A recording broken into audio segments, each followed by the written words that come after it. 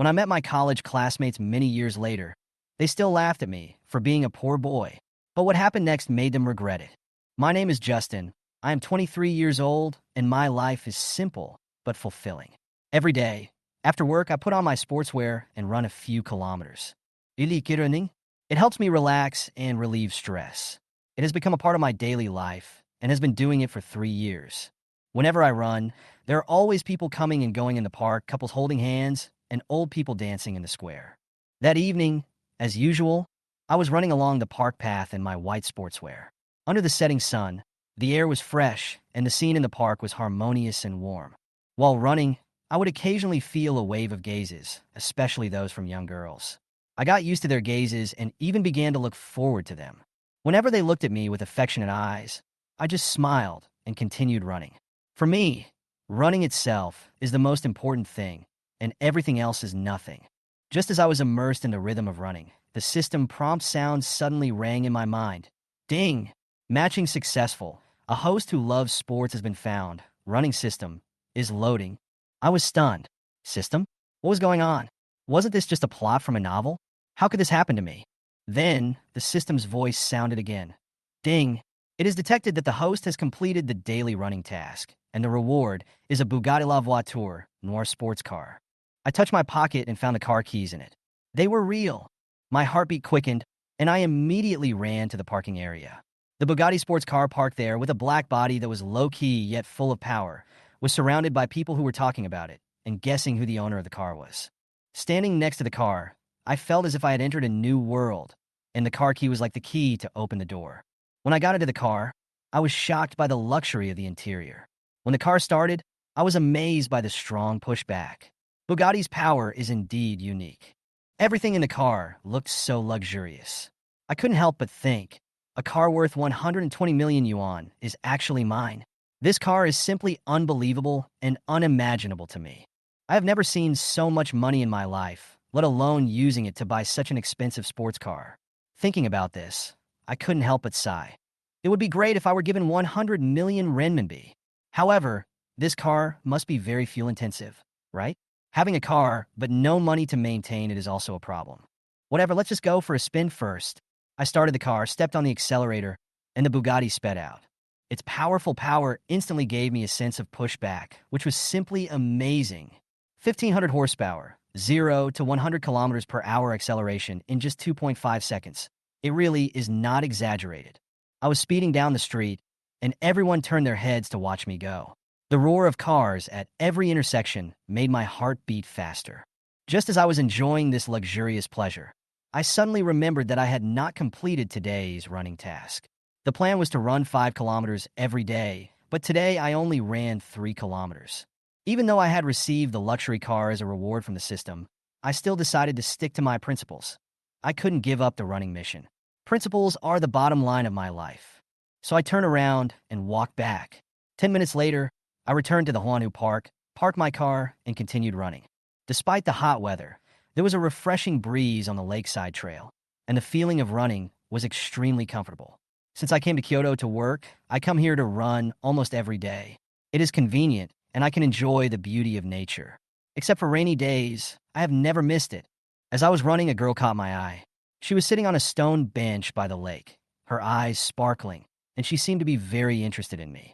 Her name was Emily, and she was a nightclub worker. Rumor has it that she was a typical gold digger. Emily saw me. She immediately showed an admiring look. Her eyes almost popped out of her head. She had obviously decided to approach me and take the initiative. Emily is obviously very interested in this handsome and elegant boy. I know clearly that I only have Penny in my heart. She is my girlfriend whom I met in college, and we have been in a very deep relationship for 3 years. No matter how many temptations there are out there, my heart has already been locked by her. I soon noticed someone was quietly following me. I turned around and saw it was a beautiful girl, Emily. She wasn't following me very stealthily, and I couldn't help but wonder, why is she following me? If she was out for a run, that wouldn't be surprising, but she was clearly wearing a skirt. No one wears a skirt for running, right? There must be something wrong. I stopped and turned to look at her. Beauty, are you running here too? Emily was a little flustered for a moment, and after stopping, she answered vaguely, Yes, I'm running too, just to exercise. She obviously didn't expect that I would notice her intention. I observed her carefully and found that she was pretty good looking, but her makeup was too thick like an internet celebrity. I guess if she smiled, the foundation on her face would fall off. Compared to Penny, she is not even a little bit inferior. I didn't believe she was really here for a run, so I decided to ask her, "Do you usually wear a skirt when running?" Emily was obviously stumped by the question and suddenly became a little nervous.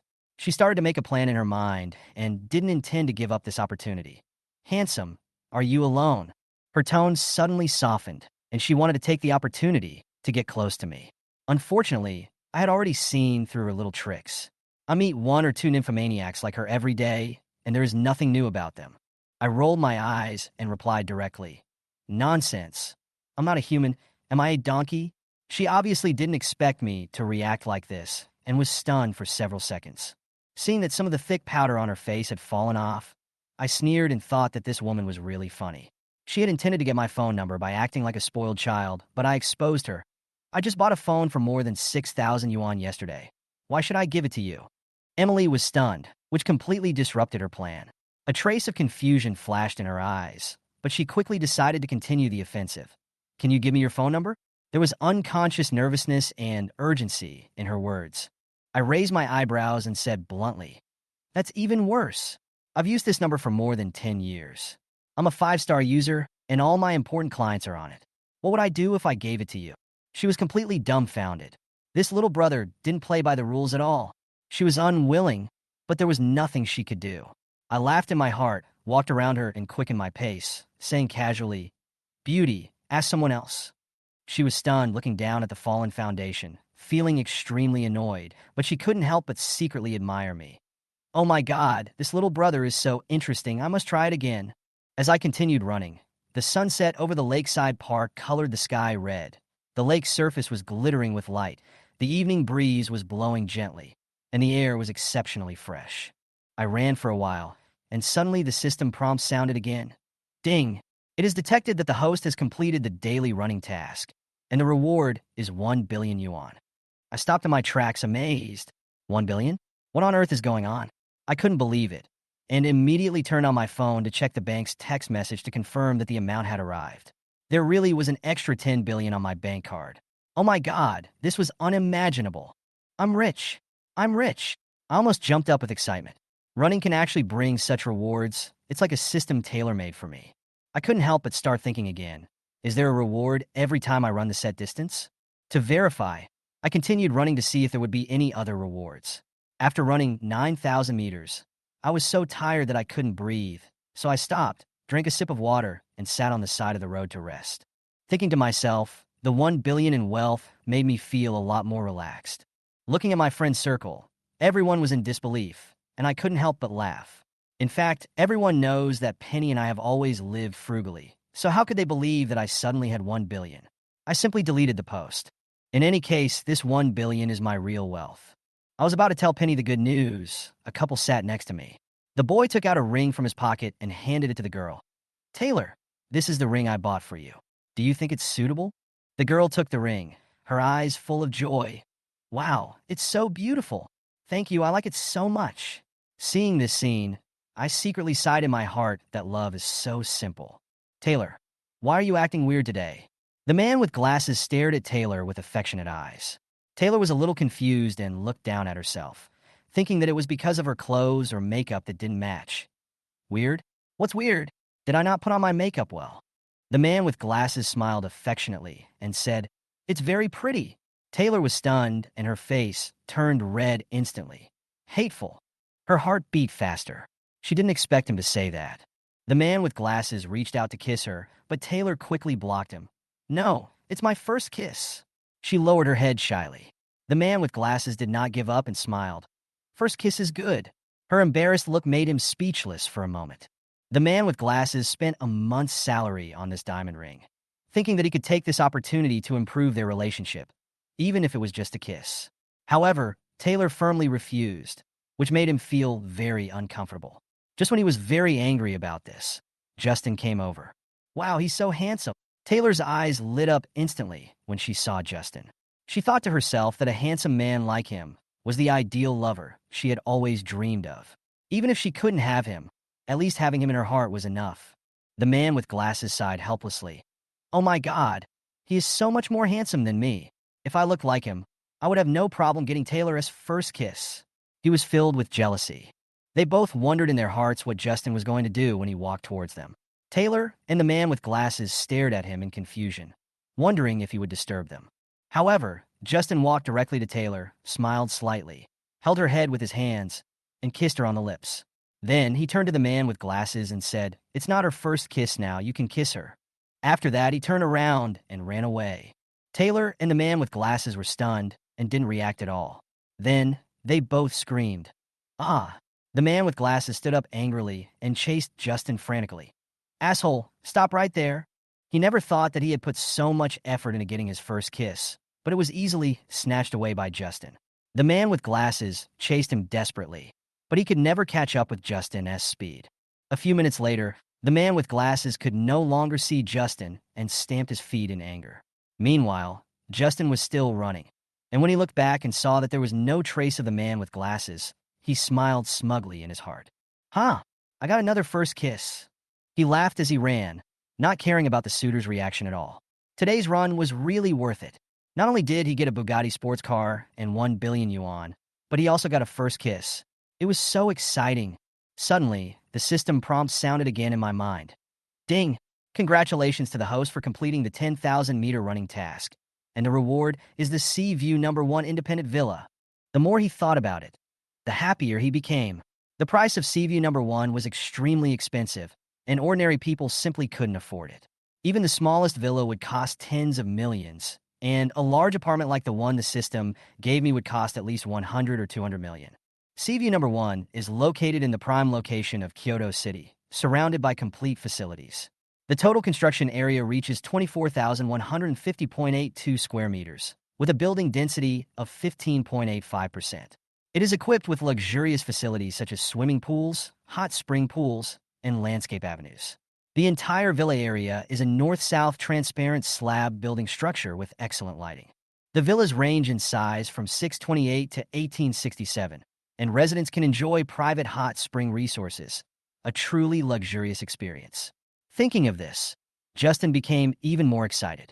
This kind of place is simply a dream home. Half an hour later, Justin drove a Bugatti supercar to the gate of Sea View #1 Villa District. When the security guard saw that the car was a luxury supercar, he immediately opened the barrier respectfully, stood up straight, took off his hat, and saluted. Sam reacted and quickly opened the barrier. Although he had never seen this car, the community stipulated that outsiders were allowed to enter. The car slowly drove in and stopped at the door of the security room. Sam thought that the owner of the car must have something to ask him, so he walked quickly to the car window. As he approached, the car window slowly rolled down, and what he saw was Justin's face. Fuck you. Sam was stunned. He never expected that the person driving the supercar was actually Justin. He was stunned for a long time before he came back to his senses.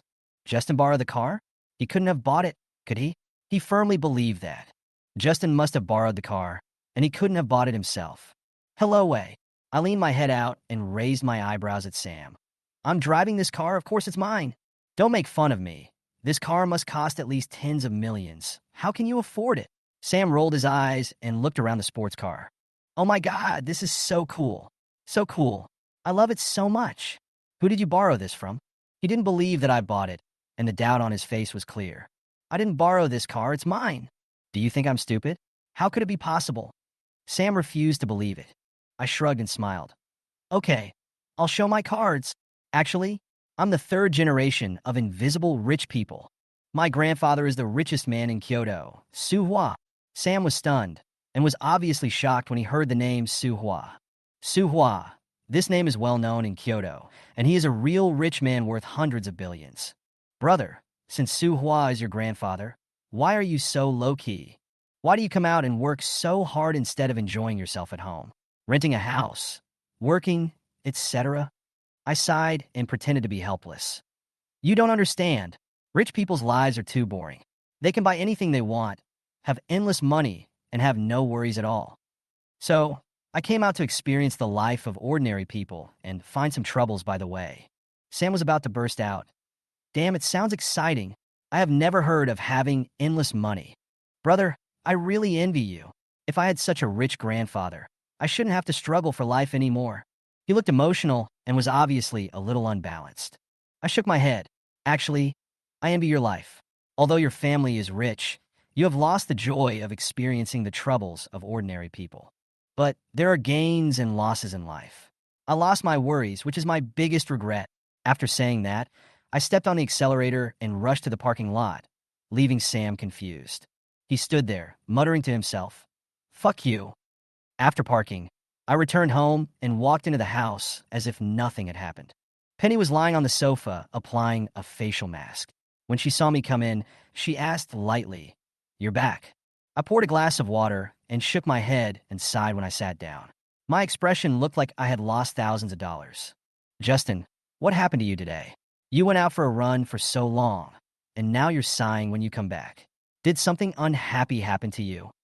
Penny looked at me suspiciously. She always thought I was sunny and cheerful, and she had never seen me so worried. "It's so annoying. I suddenly became a billionaire and have so much money that I don't know how to spend it." I scratched my head and pretended to be distressed.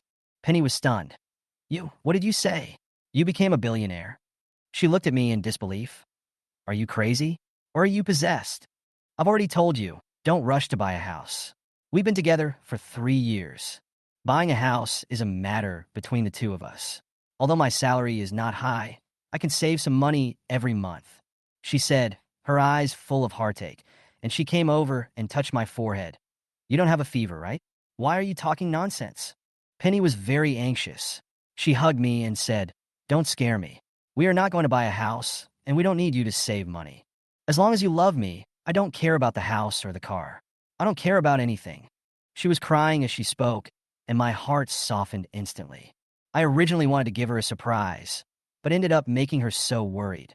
This made me realize even more how much she loved me, and made me secretly swear I would marry no one but her. "Penny, be good, don't cry. I'm not kidding you. I really am a billionaire." I took out the property certificate and car keys from my bag and put them on the table. "This is CV number one, a villa worth 220 million yuan, and a Bugatti sports car worth 120 million yuan. When she saw these, she was stunned. Her eyes widened, and her face was full of shock. She was familiar with CV number one because her boss lived there, and the one I took out was actually the most expensive independent villa. She stared at the documents with wide eyes, totally unable to believe what she saw. I took out my phone and looked at Penny with a smile on my face. "Guess 1 billion renminbi has arrived," I said casually. Penny was stunned, her eyes almost as big as bells. 1 billion? How is that possible? She couldn't believe it at all. After all, I just mentioned the villa and the sports car. Where did this come from? Her voice was trembling. I knew she was about to suspect that I had done something shady.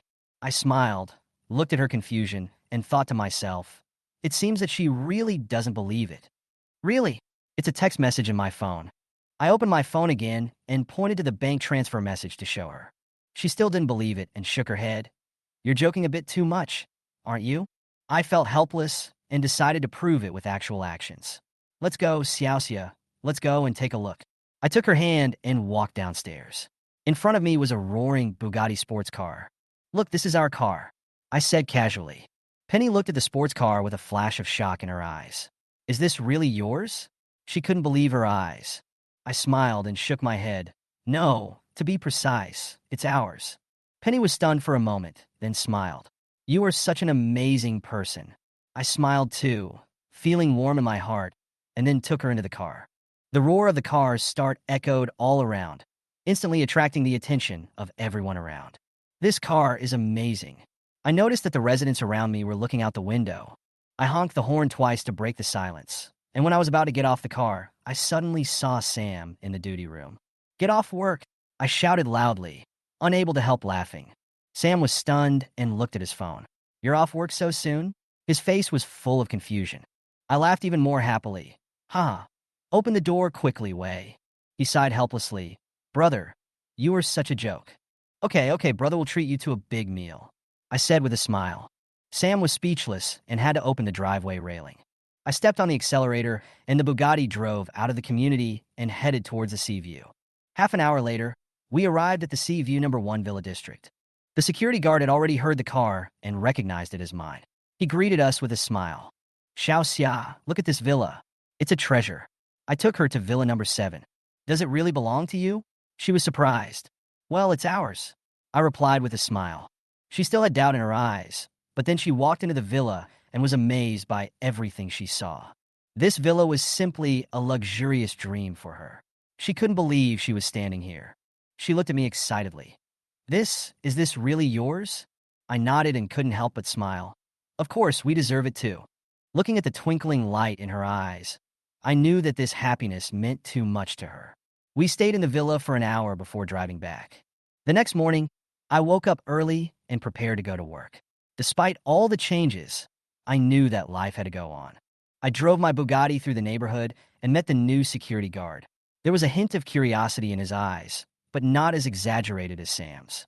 I smiled at the security guard, nodded, and stepped on the accelerator. 15 minutes later, I parked in the underground parking lot of the company building.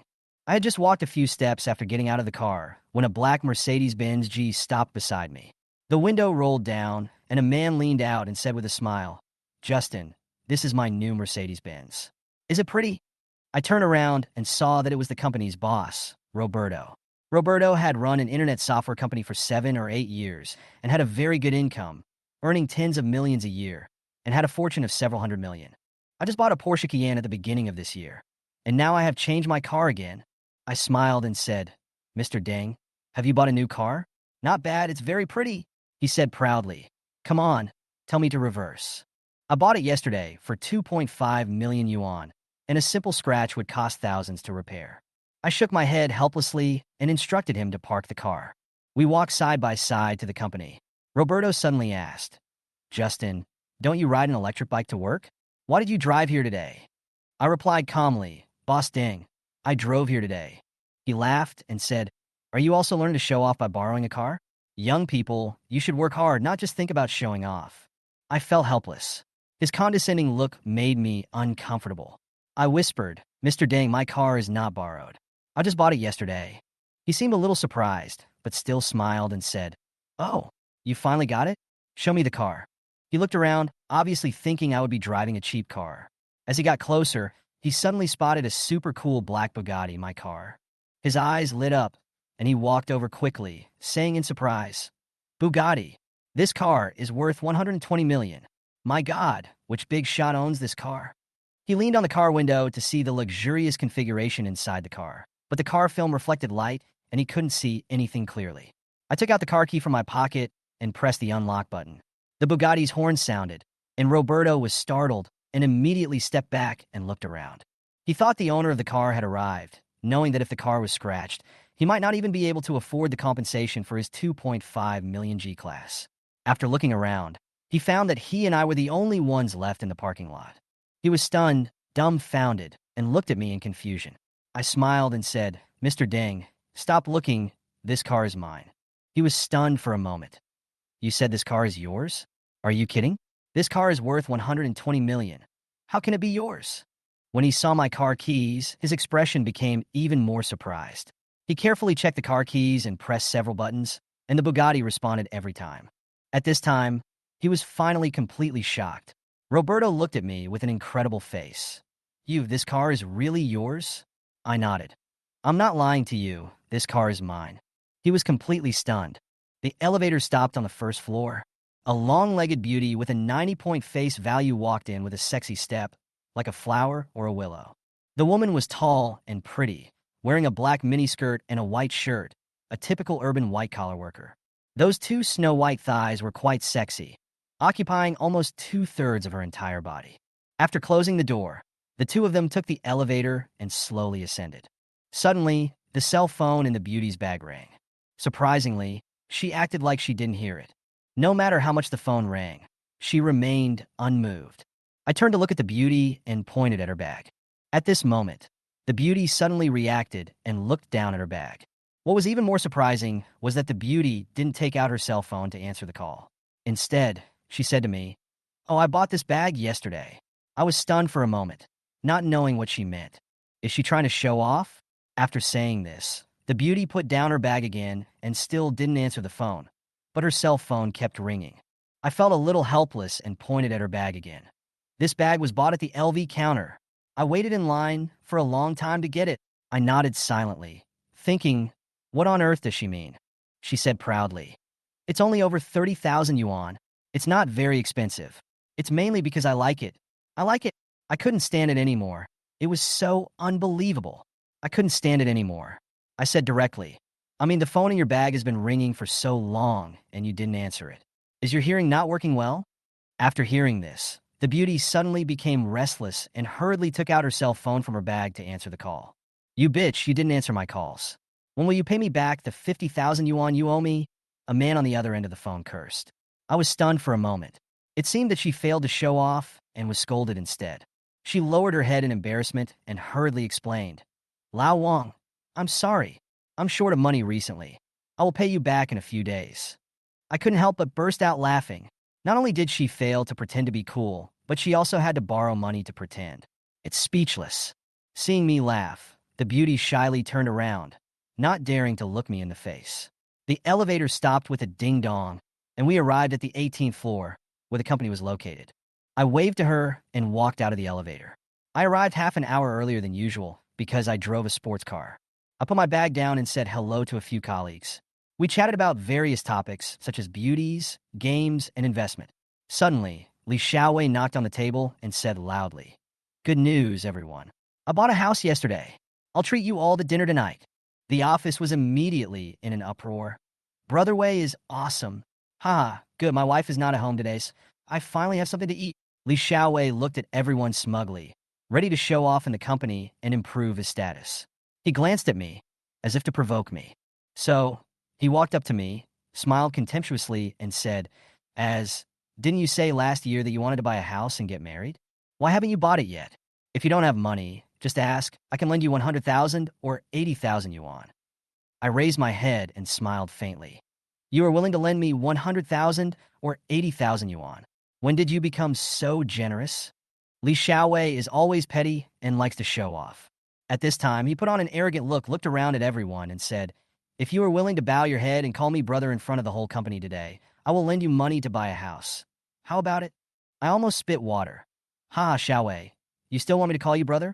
I took a sip of water and said with a smile, What's the big deal about your dad having some money? It's nothing at all. The little money your family has is nothing in my eyes. My tone became indifferent, and my temperament was no longer the same Justin as before. The 1 billion in my bank card made me no longer take these boasts seriously. Li Xiaowei was a little dissatisfied and sneered. How dare you say that? I don't think you can afford a house even if you wait another 10 or 8 years.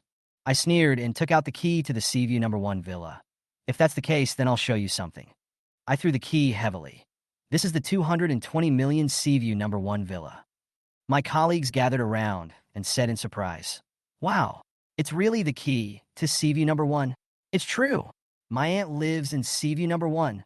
Li Xiaowei looked at the key and had nothing to say. I smiled and walked out of the office silently, not wanting to pay attention to these people anymore. I used to be always criticized by Li Xiaowei and looked down upon by my colleagues. Now no one can humiliate me anymore. A person can be poor, but he cannot be spineless. It doesn't matter if he is poor. The key is to have ambition. I thought I would feel at peace after leaving the office, but I didn't expect Li Xiaowei to follow me out and question me. I don't believe you can afford the villa at Seaview No. 1. Don't think you can cheat me just because you picked up the key to Seaview No. 1. He said, Any villa in Seaview No. 1 costs tens of millions. How can you afford a villa worth 220 million? I gasped. I really didn't understand why Li Xiaowei was so persistent. Believe it or not, I do own a villa called Seaview 1, and it's the one that costs 220 million yuan. I responded calmly, If you don't believe me, I can't help you. Believe it if you want, and forget it if you don't. He was speechless. Apparently, he was used to being flattered in the company, and he was a little uncomfortable with being suddenly slapped in the face by me. Seeing that he was silent, I breathed a sigh of relief and felt a little calmer. Just as I was about to leave, Li Xiaowei suddenly jumped out and blocked me. No, you have to prove it to me today. I must know whether what you just said is true or false.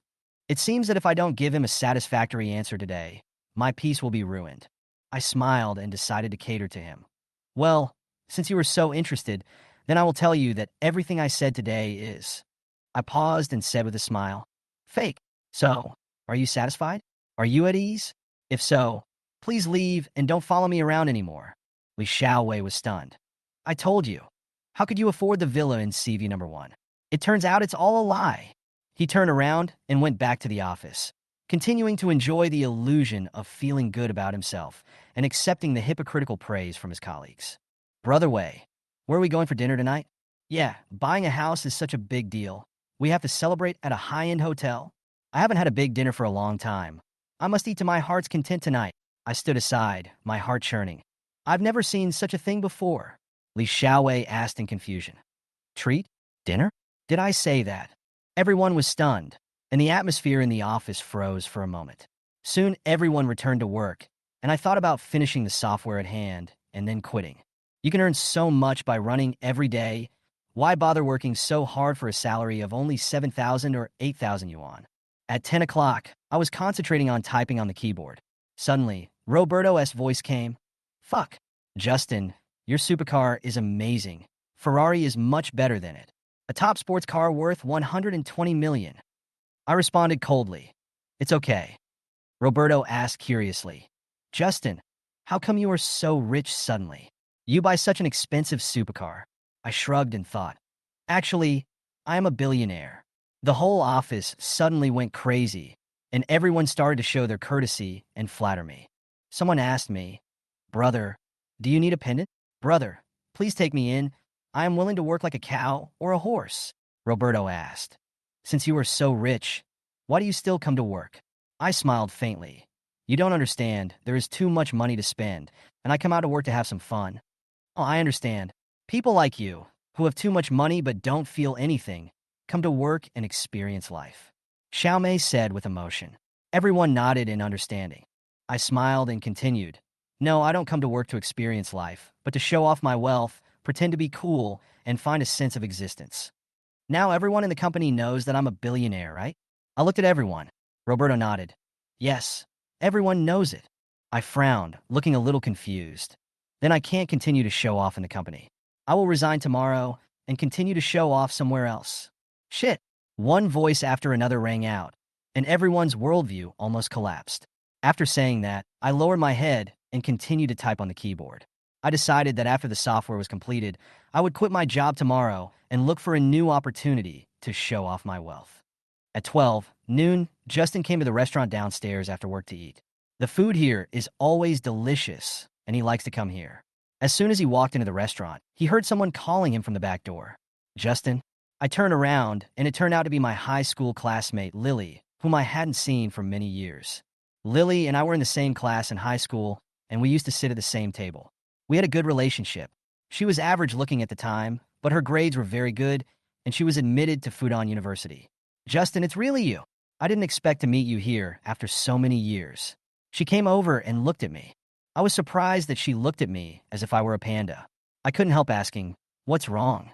She said in surprise, you've changed a lot. Your temperament is different now.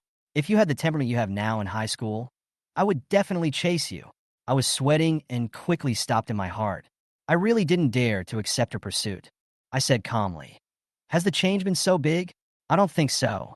She smiled and continued. There's not much change in appearance. You're still as handsome, but your temperament has improved a lot. You're really attractive to me now, and I'm starting to be moved. Me? That's enough, old classmate. I dare not accept it. I quickly made an excuse. Well, I have something else to do, so I'll leave now. After that, I turned around and prepared to leave, but she grabbed my hand and said, Oh, I know you don't like me, but can we have a meal together? I stopped and asked, Eat. She pointed to a table not far away and said, That's my best friend. She's very good. She's been single for many years and has been looking for a partner. I'll introduce her to you. I was stunned. Didn't she know that I already had a girlfriend? Although the woman was pretty, I already had a beautiful woman at home. Lily continued to pull me over. Her name is Buffy, my best friend, and also a top student at Fudan University. This is Justin, who was my high school classmate.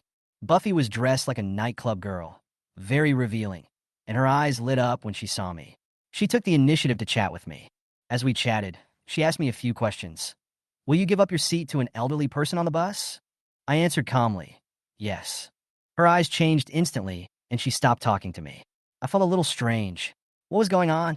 It turned out that this was her test. She thought that if I answered yes, it would prove that I didn't have a car.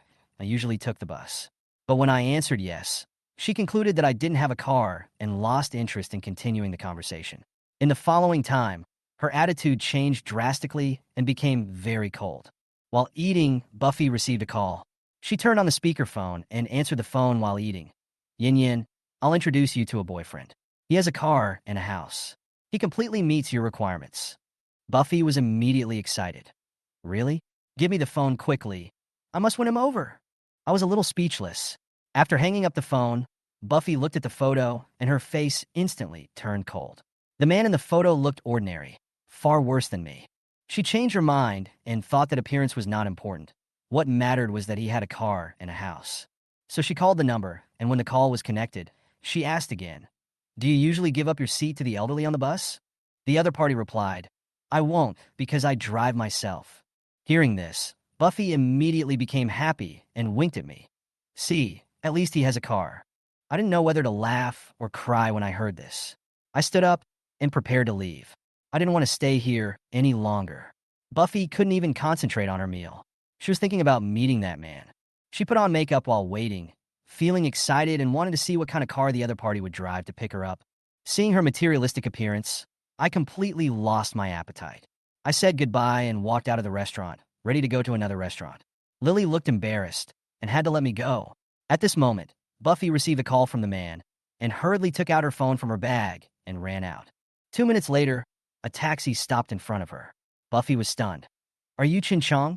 The bus driver smiled and said, "Yes, I am Chin Chong." Her face changed immediately and asked, "Didn't you drive here?" The driver smiled and said, "I just drove here, Yin Yin, get in." Buffy was stunned and turned away in a hurry. The number in her mobile phone had been blacklisted. She thought angrily, "What a lousy taxi driver." After I left, I walked to a nearby tea restaurant and had something to eat. After I was full, I went to the park across the street for a walk, thinking that taking a walk would make me more awake. Suddenly, a scream broke my thoughts. Ah! I turned around and saw a girl about 20 years old fell and sat on the ground. Her image is absolutely eye-catching, a beauty with a score of more than 90 points. She is wearing a tight t-shirt and short jeans, and her perfect figure and long legs attract everyone's attention. After approaching, I gently helped her up. "Beauty, are you okay?" She looked at me and smiled and replied, "Thank you." The young people around us also stopped and looked at us. Someone whispered, "Wow, they are a perfect match." I smiled slightly, feeling that it didn't mean much.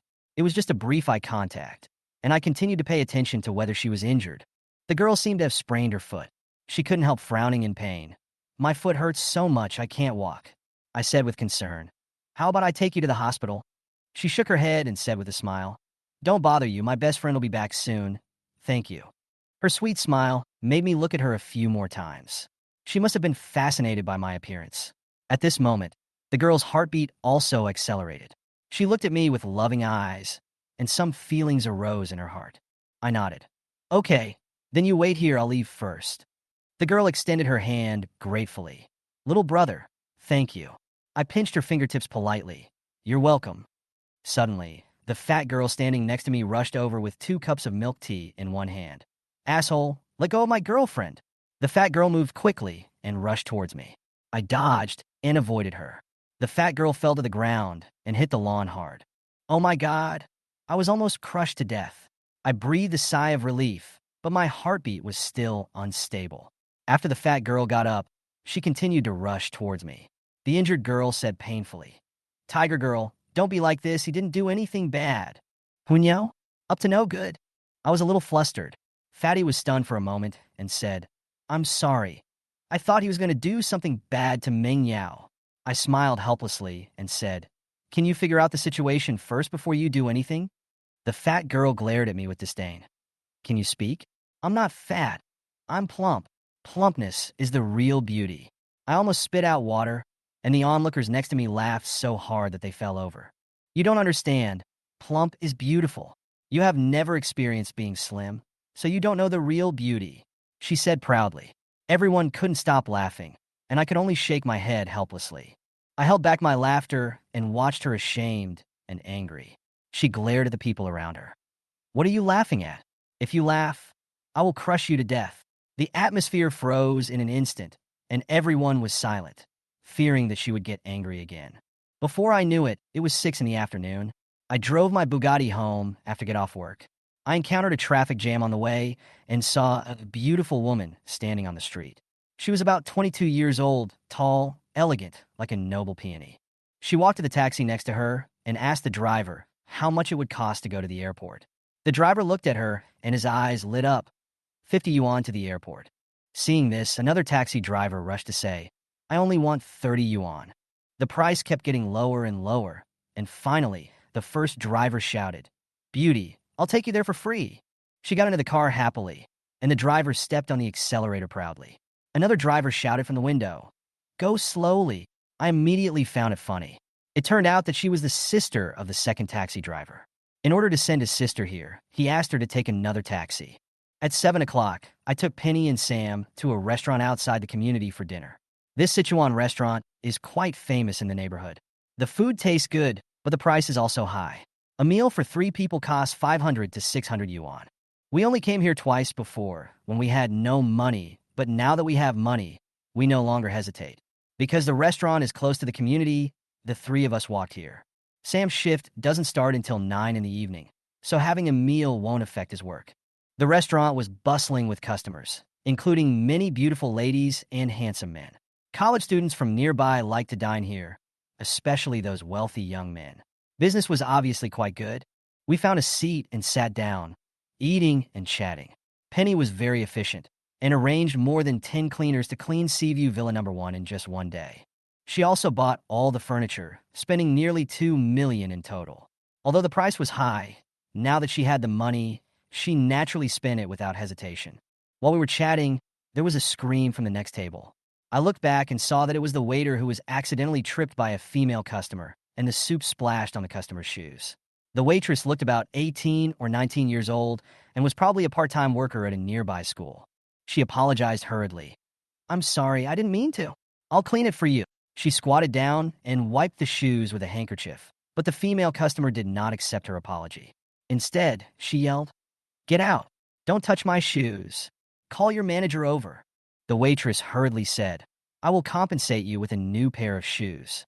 I'm really sorry, but the female customer did not accept it at all. Instead, she accused her. Do you know how expensive these shoes are? Can you afford it? She had an arrogant look on her face and looked like a typical shrew. She stood up and raised her hand to hit the waitress. At this time, I walked over and grabbed her wrist to stop her. People around cast their eyes and watched this scene. I turned to the female customer and said, Please be more polite when you speak. This girl has already apologized. Why is she still being so rude? She sneered. What does it have to do with you? She did something wrong. A waiter's job is to serve people. She is a waste. I frowned. This woman was really going too far. Just as I was about to say something else, the restaurant owner came over. The boss looked at the waitress, then turned to the female customer and said, I'm sorry, this little girl disturbed you accidentally. I apologize. As compensation, I'll give you a free bill for today. But the female customer didn't appreciate it. Instead, she yelled, The employees you hired are really useless. At this time, a middle-aged man in a black suit walked into the restaurant. Seeing him, the female customer's attitude immediately changed. Mr. Zhao, why are you here? The service here is really bad. Let's go to another place. The boss frowned and whispered, Son, why did you choose such a person? She can't do anything big. When the female customer heard the word son, she was stunned and her face turned pale instantly. Justin chuckled in his heart. This was going to be a good show. Mr. Zhao walked over to the waitress and took out a tissue to help her wipe the soup off her hands. Mr. Zhao turned to the female customer and said, I was here when you were scolding my father for being an old man. I can't let you continue to work in my company. After he finished speaking, the female customer's face became even uglier. She picked up her bag in a panic and fled the restaurant. The waitress smiled gratefully. Thank you. If it weren't for your help, I might have been beaten. Justin smiled slightly, nodded, and said nothing. For the following meal, the waiter was very enthusiastic towards their table. Not only did she change the tea in time, but she also kept delivering dishes and drinks. Justin felt a little embarrassed to bother her again. After finishing the meal, the 3 of them left the restaurant together and walked back to the community. Justin sent Penny to the gate of the community and was about to go for a run when he met a courier riding a tricycle. Penny had bought something online a few days ago, so Justin wanted to see if it was her delivery. The courier started sorting the parcels and called for delivery. "Hello, is this Mr. Yi? I have a package for you. Please come down to pick it up." The courier made a call. Mr. Yi responded on the other end of the phone. "It's not convenient for me. Please help me deliver it up. Is the package large?" "Yes, it is," the courier confirmed. Mr. Yi said anxiously, "Then please deliver it up." As soon as he hung up the phone, the courier boy could not help muttering, "People nowadays are so lazy. Do I have to indulge them if they ask me to deliver it up?" He glanced at the express and found that the packaging box was very large, like a coffee table. "Want to take advantage of me?" "No way." The courier took out his cell phone and called Mr. Yi. "The package is downstairs. Why don't you come down to pick it up? Are you trying to take advantage of me?" As a result, the other party hung up the phone. The delivery guy got angry and walked to the front of the car and took out a loudspeaker. "Mr. Yi on the 11th floor, your inflatable doll has arrived. Please come down and pick it up." He shouted several times with a loudspeaker without hesitation, feeling proud of himself as he shouted, thinking that he could show Mr. Yi how brave he was in delivering the package. Residents of the community leaned out of their windows and began to talk about it. This guy actually bought an inflatable doll. 1 minute, 2 minutes passed, but Mr. Yi still didn't come down. The courier continued to shout, and residents of the entire community gathered around, wanting to see Mr. Yi, who bought the inflatable doll. More and more people joined the crowd, secretly cursing Mr. Yi for making things difficult for the courier. Suddenly, an angry voice came from a distance. "Gosh, this is my delivery." Everyone looked back and saw that Mr. Yi was actually a man in his 60s without legs. He actually crawled downstairs. "What I bought is a wheelchair, not an inflatable doll," Mr. Yi said angrily. "You actually called my wheelchair an inflatable doll. With your attitude, I will complain to you." He gritted his teeth and walked towards the courier boy, and everyone was stunned. The courier boy apologized repeatedly and helped Mr. Yi deliver the package to his home. Justin waited for a while and found that it was not Penny's package. He sighed and thought that he had waited for another half an hour in vain. Then, Justin went to the lakeside park for a walk to digest his dinner. While he was running, the girls around him secretly watched him and were secretly moved. Justin's confidence and charm attracted more attention from the people around him. Suddenly, a woman in a pink dress and high heels caught Justin's attention. She was tall, fair-skinned, and had an outstanding temperament. Her thighs swayed slightly when she walked, making her look very charming. Her name was Nina, and she was the wife of a company CEO. Nina saw Justin. She was overjoyed and decided to catch up with him. "This little brother is so handsome. I must make him mine." She laughed in her heart, tied the chihuahua to a small tree, and hurriedly chased after him in high heels. Although she was wearing high heels, she still felt that she couldn't catch up with Justin, so she decided to take a shortcut. "Got it, take a shortcut." Nina was familiar with the surrounding road conditions and decided to take a shortcut and wait for Justin to pass by this path. Justin ran happily, full of anticipation, wondering what the system reward would be today. 2,000 meters, 2,600 meters, 2,999 meters. Finally, the 3,000-meter goal was completed. A reminder sounded on the screen. "Congratulations to the host for completing today's running task. The reward is 50% of the shares of the Royal Hotel, becoming the largest shareholder." Shares? Justin was stunned. He had never expected the system to reward shares. The Royal Hotel is a 5-star hotel in Kyoto, with luxurious facilities and huge investment. 50 of the shares are worth 500 million or 600 million yuan, and the profit dividends for consecutive years are also considerable. Justin couldn't believe it and was excited. When he was thinking about the good times in the future, suddenly, a beautiful young woman rushed into his arms. She was Nina. Nina pretended to sprain her ankle and cried out in pain. "My foot hurts so much." Justin was stunned and quickly supported her. "Beauty, are you okay?" She hugged Justin's neck, and their bodies were in close contact. Nina was proud in her heart. "Handsome boy, you must feel sorry for me, right? Please take me home. There is no one at home." She planned to use the trick of self-torture to soften Justin's heart, and then use the honey trap. However, Justin thought to himself, "She is trying to set up a trap for me." He decided to pretend to care. "Do you want me to call an ambulance for you?" Nina smiled awkwardly and said, "No need to call an ambulance. Just take me home." She continued to use physical contact to try to get a reaction from Justin. But Justin didn't feel moved at all. Instead, he thought she was trying to blackmail him. After a brief silence, Justin helped her to a stool nearby and said calmly, "You are so young and there is no one at home? Call your neighbors and ask them to pick you up." Nina's expression instantly became complicated and her heart was full of annoyance. She had always been confident and thought that Justin would be fascinated by her charm, but she didn't expect that she would be misunderstood. She stood up, tears almost falling, but she could only watch Justin leave and turned around to continue running. Just as she was about to continue pursuing Justin, two loser men walked up to her and began to tease her. "Beauty, I have wine. Do you have a story?" Nina was stunned and felt greatly insulted. "Get lost." As a result, the loser men continued to ask, "How much is it per night?" Nina felt sick and ran away angrily. As she ran, she accidentally fell and even broke her high heels. She lay on the ground and called her husband. "Honey, I sprained my ankle." However, her husband's cold voice came from the other end of the phone. "You have played this plot hundreds of times. Don't lie to me again." The phone was hung up immediately, and Nina completely collapsed. Justin continued walking and came to a convenience store. After buying a bottle of water, he saw his college classmate Wong Kai and the pretty girl next to him. Justin went up to greet him. "Wong Kai, long time no see." Wong Kai saw Justin and smiled. "Class monitor, how are you now? Why didn't you contact us after graduation?" Justin replied calmly, "I am still working as a programmer, and I plan to resign tomorrow." Wong Kai's face changed when he heard this, and he sneered. "Resign? It seems like you can't make it anymore, right? I'm the general manager of the Royal Hotel now, earning $30,000 per month, $500,000 per year. What's the point of your good grades back then? Society is the place where one can best see one's ability."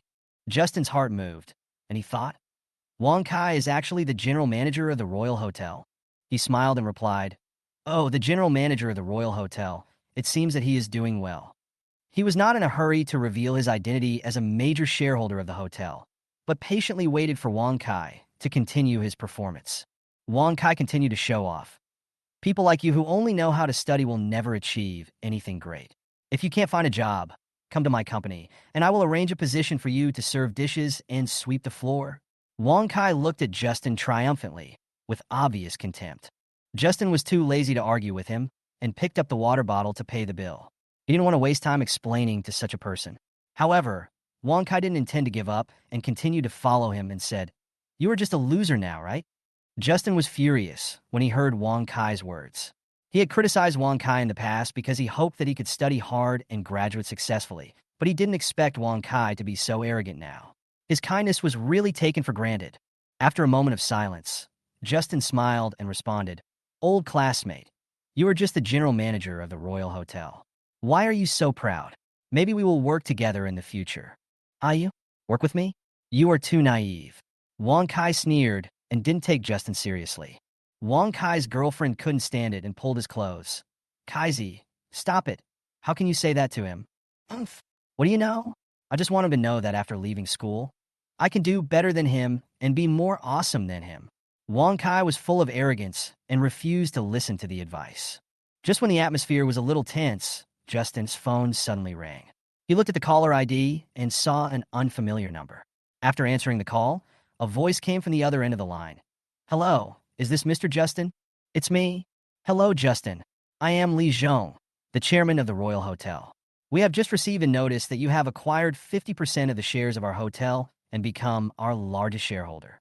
I would like to make an appointment to meet with you to discuss relevant matters. When is convenient for you?" Justin was stunned. "I acquired it?" He was a little puzzled, not knowing what was going on. He suddenly thought that this might be an arrangement of the system. "I'm busy lately. I'll contact you later." Justin replied. "Okay, Justin. I won't bother you anymore." Li Zhong responded politely and hung up the phone. Justin looked at Wong Kai and suddenly asked, "Is there a general manager named Wong Kai in the Royal Hotel?" Wong Kai smiled triumphantly, thinking, "Does Justin know anyone at the Royal Hotel? Does he want to cause trouble for me?" He said disdainfully, "I tell you, my uncle is the vice chairman of the Royal Hotel. No one dares to offend me." Justin smiled and said nothing. Li Zhong's voice sounded again. "Yes, Wong Kai is Guo Dongqing's nephew. Justin, do you know him?" "Yes." Justin responded calmly. "If I ask to fire him, you won't mind, right?" Wong Kai sneered. "Fire me? You really don't know your place.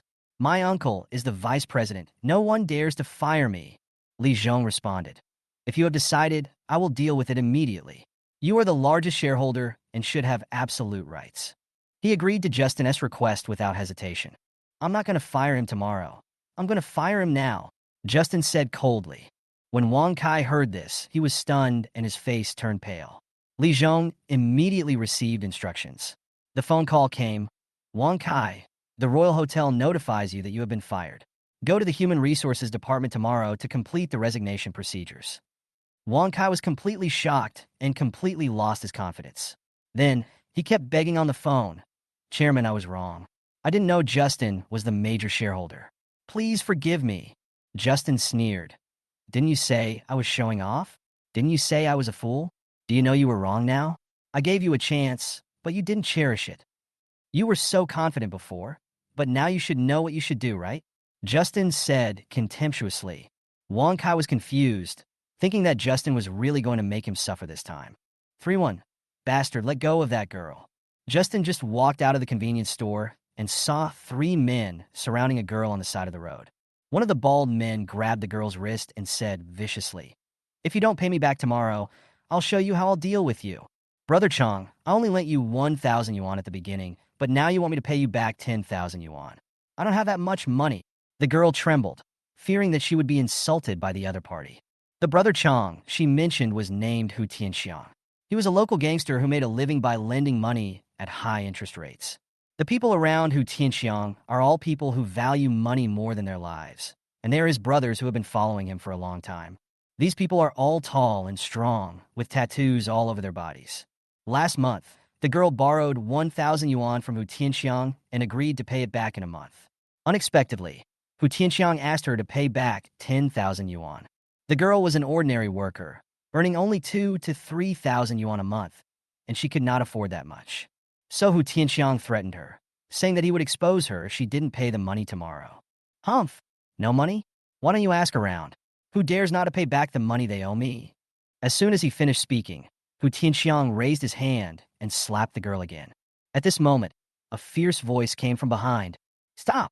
Hearing the voice, everyone looked back and saw a handsome young man suddenly appear in their eyes. He put one hand in his pocket and pointed angrily at Hu Tianxiang. This person is Justin. Since he was a child, he has always been a good young man who is brave and righteous. When encountering such a thing, he naturally would not stand idly by. Moreover, he had just heard some things from the conversation between Hu Tianxiang and the girl. This is typical loan sharking. Borrow 1,000 and pay back 10,000? This is a scam. Justin smiled calmly and said coldly, You scumbags, let him go. Scum. Hu Tianxiang narrowed his eyes and said, Hey, here comes another fearless person. Boy, if you don't want to die, get out of here. As he spoke, he took out a cigarette, lit it, and started smoking. Justin's appearance. He was furious, not knowing where this guy came from. I don't even know if it's because Hu Tianxiang's words are not effective or what. What young brat dares to bully him? What you are doing is fraud, which is illegal. If you don't let her go, I will call the police to arrest you. Justin said seriously. He had seen many loan sharks like this and thought he could scare them off with just a few words. But this time he was wrong. Hu Tianxiang clenched his fists tightly and walked towards him. You are such a fool. Wait and see how I will deal with you today. Do you know this is my territory? How dare you act so arrogant in front of me? Humph, he said as he walked towards Justin. Justin was not afraid at all and was ready to fight at any time. I think he has practiced Taekwondo for a few years, so he should be able to handle these thugs more than enough. Just when the battle was about to break out, a young man of about 18 or 19 and a man in his 40s wearing black sunglasses came to Justin. The young man yelled at Hu Tianxiang. Asshole, let go of that girl. Do you know who my big brother is? Be careful, or he will kill you. Hu Tianxiang was stunned. Who is your eldest brother? At this time, the young man turned his head and looked at the man in sunglasses. He is my big brother, Justin. He also couldn't have imagined that the legendary big brother would actually lend a hand to help. It seems that another fierce battle can be avoided. Boy, what does your big brother do? Hu Tianxiang looked at the man in sunglasses and asked the young man in confusion. The young man frowned and said, My eldest brother doesn't have a stable job, but some things are troublesome to live with, and my eldest brother is responsible for clearing these troubles. 32. Many melodramatic plots. As soon as these words were spoken, Hu Tianxiang broke into a sweat. His first reaction was, his killer. After he realized what was happening, he instantly became cowardly. Brother, I was wrong. Please don't take it personally. Hu Tianxiang said this while clasping his hands together to apologize.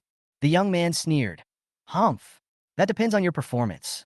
Yes, yes, yes, big brother, I'll get out of here right now.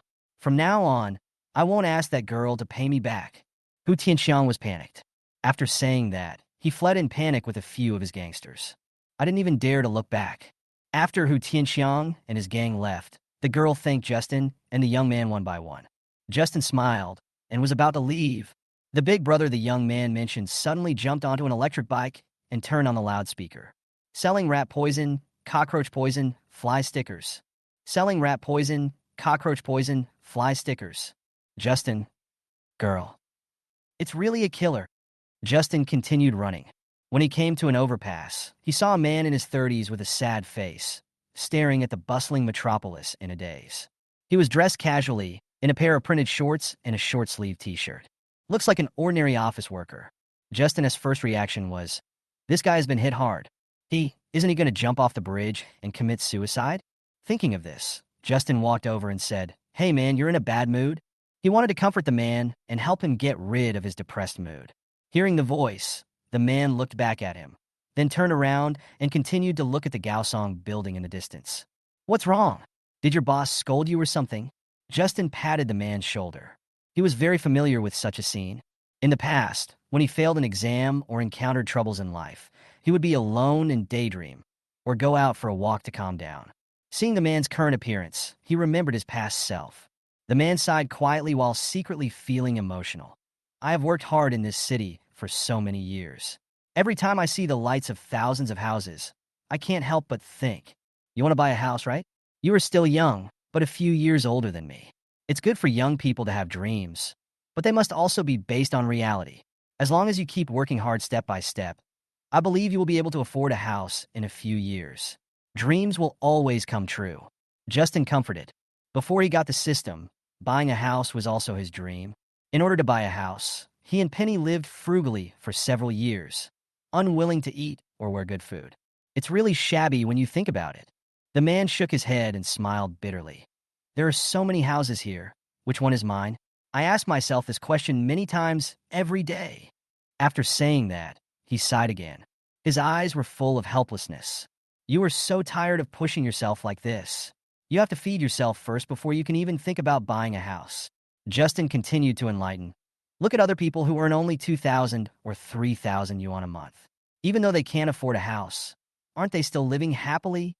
Yes, it's quite tiring. The man nodded. That's right, life is all about having a good attitude. Justin smiled slightly, expressing satisfaction with the result of his counseling the man. At this time, the man squatted down, picked up the backpack on the ground, and casually grabbed more than a dozen property certificates. Floors 6, 9, 16, and 18 of Unit A in Huayang Yinhua Community, and the 2 single-family villas next to it are mine. Floors 7, 9, 15, and 21 of Building 6 in Four Seasons Yunning Community are also mine. Well, I don't think about it anymore. There are too many houses to remember, so I come here every few months to make sure which ones are mine. After saying that, the man threw a stack of property certificates into his backpack and turned to look at Justin. Thank you for comforting me. Otherwise, I don't know how long I would have to think tonight. Goodbye. Justin. Damn it. Is this the legendary house slave? 3-3. A helicopter worth 50 million. Justin gasped. I checked the bank balance. Fortunately, 980 million is still there. Put on your phone and keep running. Ding.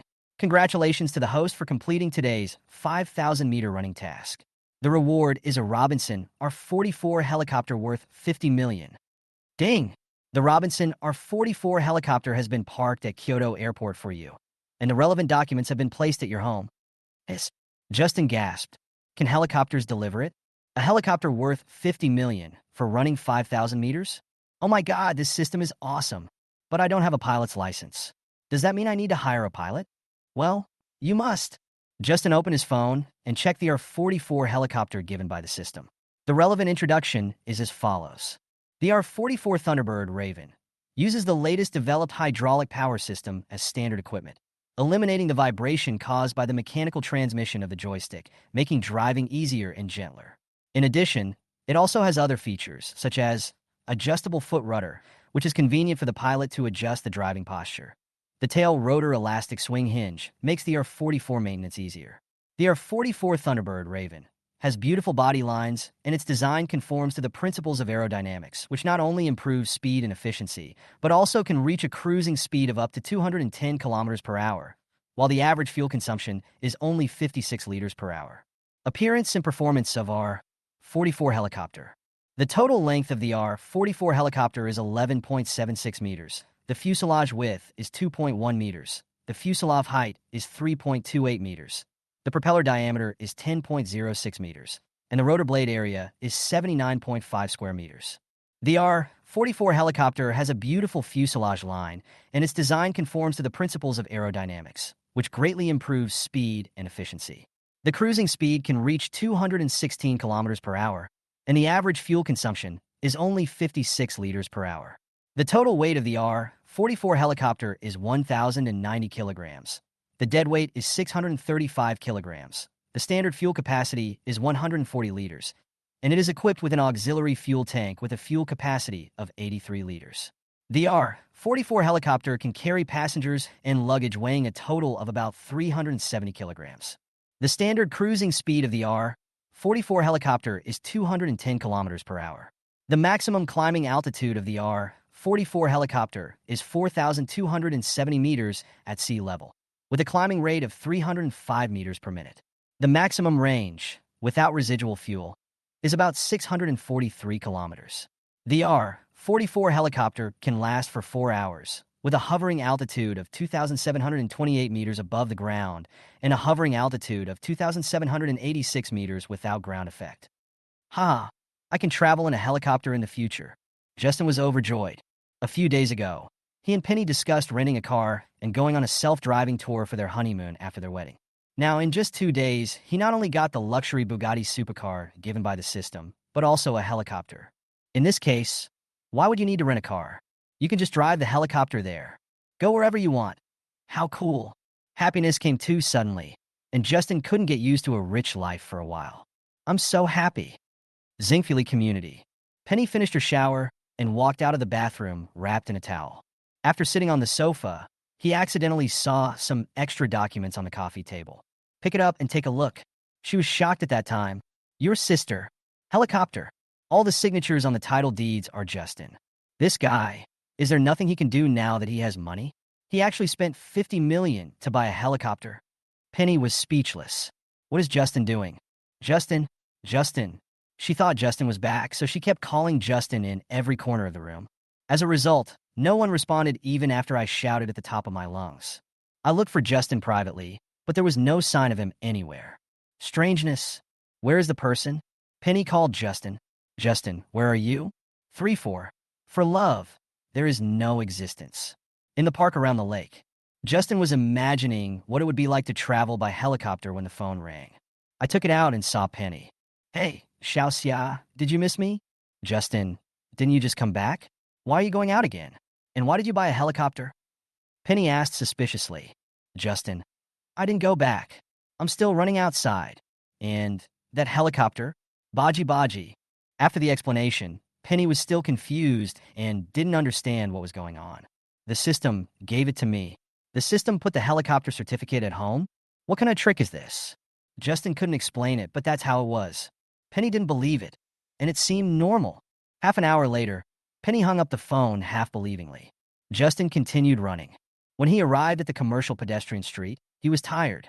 When he found a place to sit down and rest, 2 men followed a beautiful girl and came to him. The girl is very pretty and is an absolute beauty.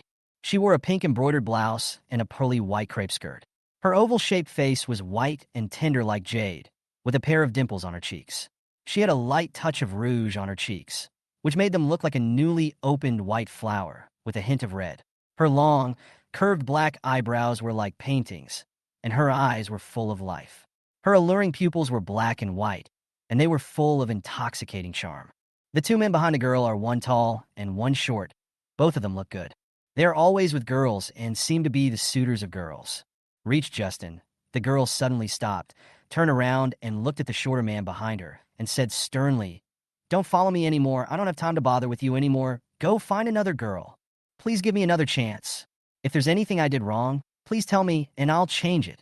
The short boy clasped his hands together, looking aggrieved. It seems that he is not very popular with beautiful women. Justin shook his head, feeling very sorry for the boy. But feelings are something that cannot be forced.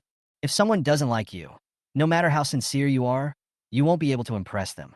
At this time, the tall boy immediately stretched out his hand to block the short boy and said with a stern face, "She told you to find another girl, so don't bother her anymore." After saying that, he turned to look at the girl, his eyes sparkling. "I am much more loyal than him. I will definitely treat you well." As soon as he finished speaking, the short boy pushed him away and said angrily, "Hey, do you understand first come, first served? It was obviously me who knew her first." Bang! The tall boy slapped the short boy to the ground, rolled up his sleeves, and said, "Humph, there is no first come, first serve in this kind of thing. It all depends on looks and strength." As he spoke, he struck a handsome pose and showed off his muscles. "How dare you hit me in public? I'm going to fight you." The short boy suddenly got up from the ground and rushed towards the tall boy with gritted teeth. Crackle! The situation got out of control, and the two men started fighting with fists and feet. Passers-by gathered around to watch, looking forward to seeing who would be the winner in the fight between two men for one woman.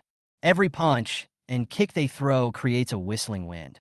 After fighting for a while, the two men moved from the main road to the small garden. Wherever he went, there were broken trees and shattered flowers. 3-5, big plot twist. Haha, there's something interesting to watch today. Fuck, is it necessary to fight for a woman? What do you know? This is true love. How many boys are there who dare to sacrifice for love? Everyone exclaimed. Justin was sweating. The beautiful woman shook her head helplessly. "Stop fighting. I have to go to work. I will think about it, and you don't have to follow me anymore." After saying that, she rolled her eyes and left the car rollover scene.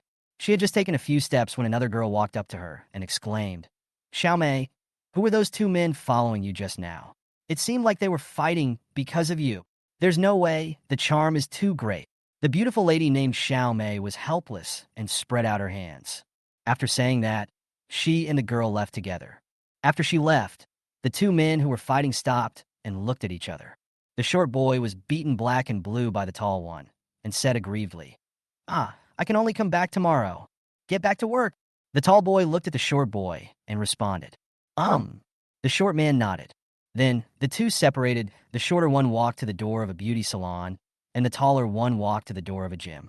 After a moment, the tall man and the short man spotted Justin. They immediately surrounded Justin. "Hey, handsome guy, would you like to apply for a card? Dude, get a perm."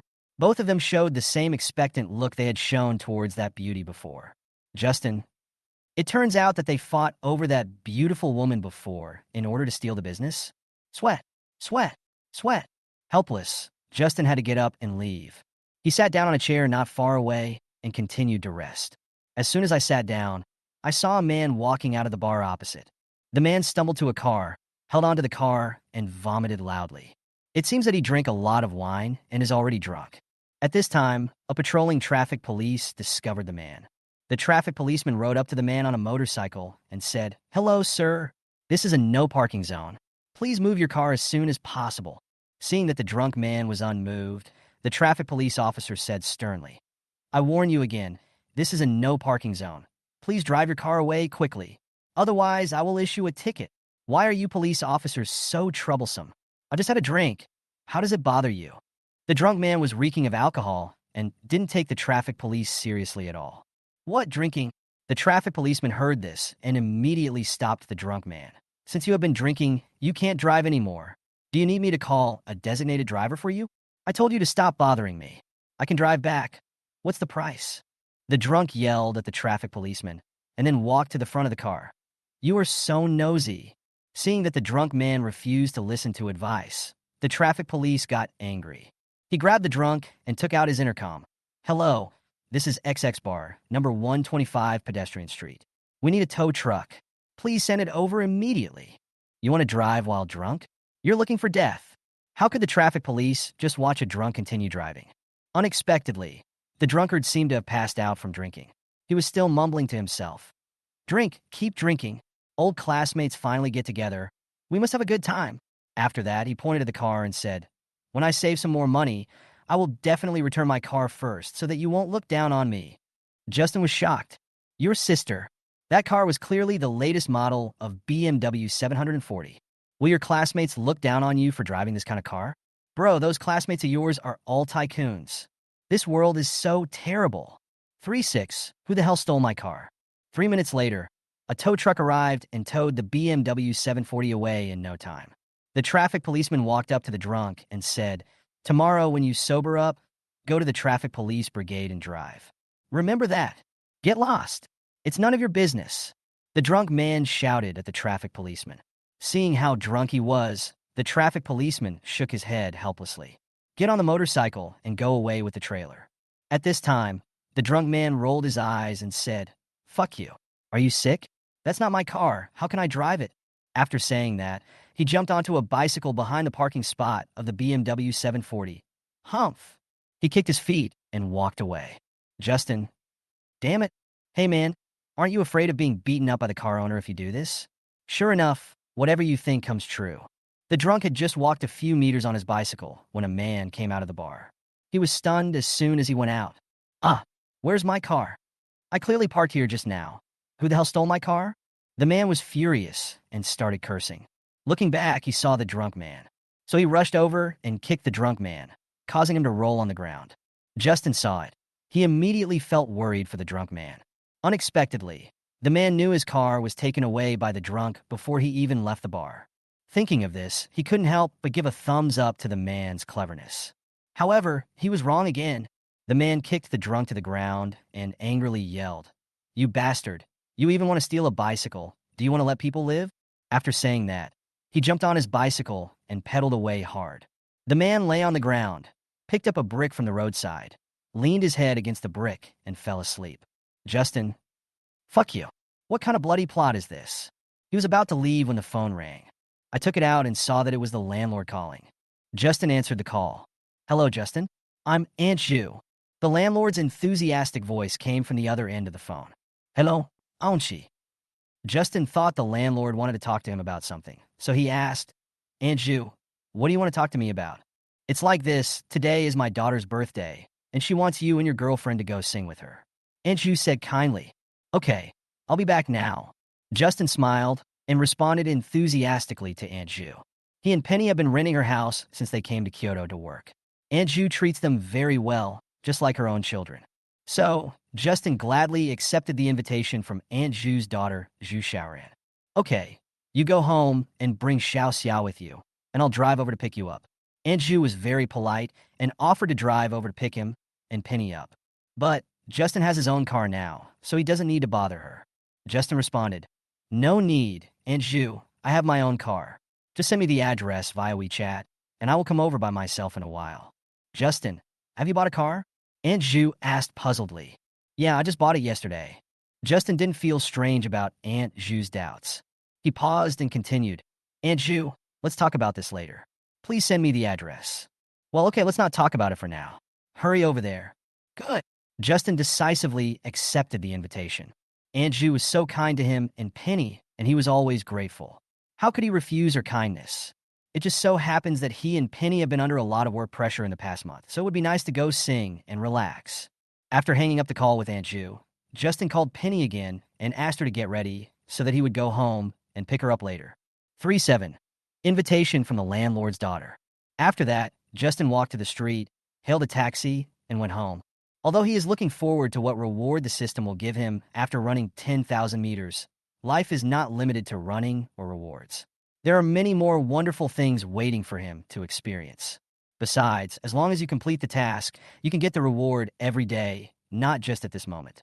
As the saying goes, you can't eat hot tofu in a hurry. He understands all these principles. 10 minutes later, Justin came home. After changing into a set of handsome and fashionable clothes, he took Penny and drove the Bugatti sports car to the address told by Aunt Zhu, Lienka KTV. Lienka KTV is a relatively famous KTV entertainment club in Kyoto. Although it is not luxurious, the consumption level is very popular and the environment is also very good. Therefore, Lienka KTV has become the first choice for young people to celebrate birthdays and sing at parties. Justin had been there several times with his colleagues before and was not unfamiliar with the place. The location of Lianka KTV is not far from his company, only about 1 kilometer away, and he is familiar with the driving route. Lianka KTV, Box 1808. In addition to Zhu Xiaoran and her boyfriend Chinbin, there were two tall girls with cool faces sitting next to them. They were both Zhu Xiaoran's best friends since childhood. Chunbin is tall and handsome. His family owns the Starry Hotel, which is built completely according to star standards and ranks among the top 10 in the Kyoto hotel industry. His assets can reach 10 figures. He is an absolute tall, rich, and handsome man. There were many girls chasing after him, and Zhu Xiaoran had to work very hard to hook up with one of them. He was always proud of it and gained a lot of face in front of his classmates and friends. Of course, you said you had called your tenant to come. Why hasn't he arrived yet? The tall and cool best friend sitting next to Zhu Xiaoran rolled her eyes. My mom said he was jogging outside and has gone back to pick up his girlfriend. She should be here soon. Zhu Xiaoran said with a smile. Could it be that he doesn't have a car, so he has to walk here? The cold and beautiful girl burst out laughing. My mother just said that she has bought a car and drove here. Zhu Xiaoran explained. Hey, Ran, what's his name and what does he do? Chinbin asked with great interest. His name is Justin. He is from Jincheng County. His family doesn't have much background. He works as a programmer in an internet company. Zhu Xiaoran had a crush on Justin before, so she knew Justin quite well and could talk about his background fluently. Although she is not a bad girl, but being with this cold and beautiful best friend, she will inevitably be infected with some competitive mentality. Besides, he didn't know about Justin's recent changes. Faced with her best friend's doubts, she seemed a little embarrassed, fearing that her best friend would look down on Justin after knowing his not-so-rich family background. Programmer? Huh? You ask a person with such little achievement to play with us?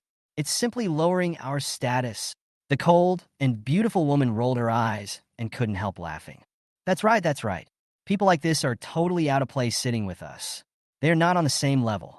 How can we have fun together? Another cold and beautiful girlfriend also echoed. Hey, I just asked him to come and celebrate my birthday with me, not to introduce you guys to someone. Why are you saying that about him? Besides, he's older. Zhu Xiaoran seemed to be hesitant to speak. She wanted to say that Justin was quite handsome, but stopped talking after seeing her boyfriend Chinbin. If I say this, I'm afraid I won't have a happy birthday tonight. Justin and Penny opened the door and heard everyone talking about him. However, he still smiled and greeted politely without taking it seriously. They saw Justin and Penny. Everyone in the private room's eyes lit up with excitement. Bewitched by the handsome Justin, Zhu Xiaoran's boyfriend Chinbin was instantly attracted by Penny's beautiful appearance. Penny entered the private room. He had been secretly looking at Penny, completely ignoring Zhu Xiaoran as if she were air. He had only seen such a beautiful girl on TV before. Never seen it in real life. Although Zhu Xiaoran was pretty, she pales in comparison to Penny. Not on the same level at all. There's no comparison. It's like a third-tier female star standing next to a first-tier celebrity, dull and dim. L. 38. Zhu Xiaoran's snobbish best friend. Ran, happy birthday. Justin and Penny walked over and presented a beautifully wrapped gift box with both hands. Inside the gift box was the birthday gift that Penny had chosen for Zhu Xiaoran, an 18K platinum diamond necklace from Formuros, valued at 18,500 yuan. Zhu Xiaoran, like Aunt Zhu, was very nice to them, so Penny was also very nice to her. Now that I have money, I am naturally more generous. I am willing to spend more than 18,000 yuan on a birthday present. Wow, there are gifts. When Zhu Xiaoran saw the gift box, she was immediately overjoyed, and a charming smile appeared on her face. Thank you. She took out the gift box, put it on the coffee table, and started chatting with Penny. The girl with a hot body and cold looks kept her eyes on the packaging box of the necklace with a look of disdain on her face. She thought, what kind of expensive gifts could Justin and Penny, loser office workers, afford? Maybe it's just some inconspicuous street goods. Are you Justin? The cold and beautiful woman looked Justin up and down with a look of disgust on her face. Justin's looks before, but when she saw that Justin was wearing common clothes that could be bought anywhere on the street and cost only a few $100s, she lost her previous admiration for him. Her clothes and shoes together cost more than 200,000 yuan. Her bag is also a limited edition of LV.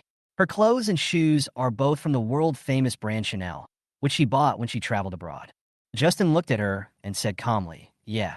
Although he didn't know this cold and beautiful girl, he could tell from the look in her eyes that she looked down on him. Therefore, he was not willing to pay attention to this cold and beautiful girl. Boy, you really have the nerve to come here? Do you know the family backgrounds of the people in the box tonight? Let me tell you, our family is rich and powerful. Losers like you who have no money and no ability should go home and have a shower and go to bed. Don't lower our status here. Who gave you the courage to sit with us? Could it be that Liang Ru? The cold and beautiful woman said contemptuously. Ting Ting, that's enough. Zhu Xiaoran glared at her, as if blaming her for being impolite. Don't worry, I'm just here to celebrate Ranran's birthday. It won't affect your so-called worth. Justin glanced at the cool and beautiful girl named Ting Ting. Justin, Ting Ting didn't mean that. Don't misunderstand. Zhu Xiaoran came to the rescue. Misunderstand? That's not what I mean. What does that mean? Justin smiled faintly and didn't care. In the past, he might have argued with Ting Ting, but now, he has strong strength and pride of his own. Why should I explain to such an arrogant girl? Zhu Xiaoran just glared at Ting Ting and didn't say much. Ting Ting sneered complacently, and seeing that her provocation was successful, she picked up the red wine on the table and started drinking. Justin silently took out his cell phone and sat next to Penny and Zhu Xiaoran to study the helicopter that the system had sent him. After playing for a while, the door of the box was pushed open from the outside. A well-dressed boy walked in and waved to the cool and beautiful girl named Ting Ting. Bai Yunfei, you are here. Ting Ting immediately jumped up from the sofa and hugged the boy. I've been waiting for you for a long time. Why did you come only now? I saw a Bugatti supercar worth 120 million in the KTV parking lot and admired it for a while.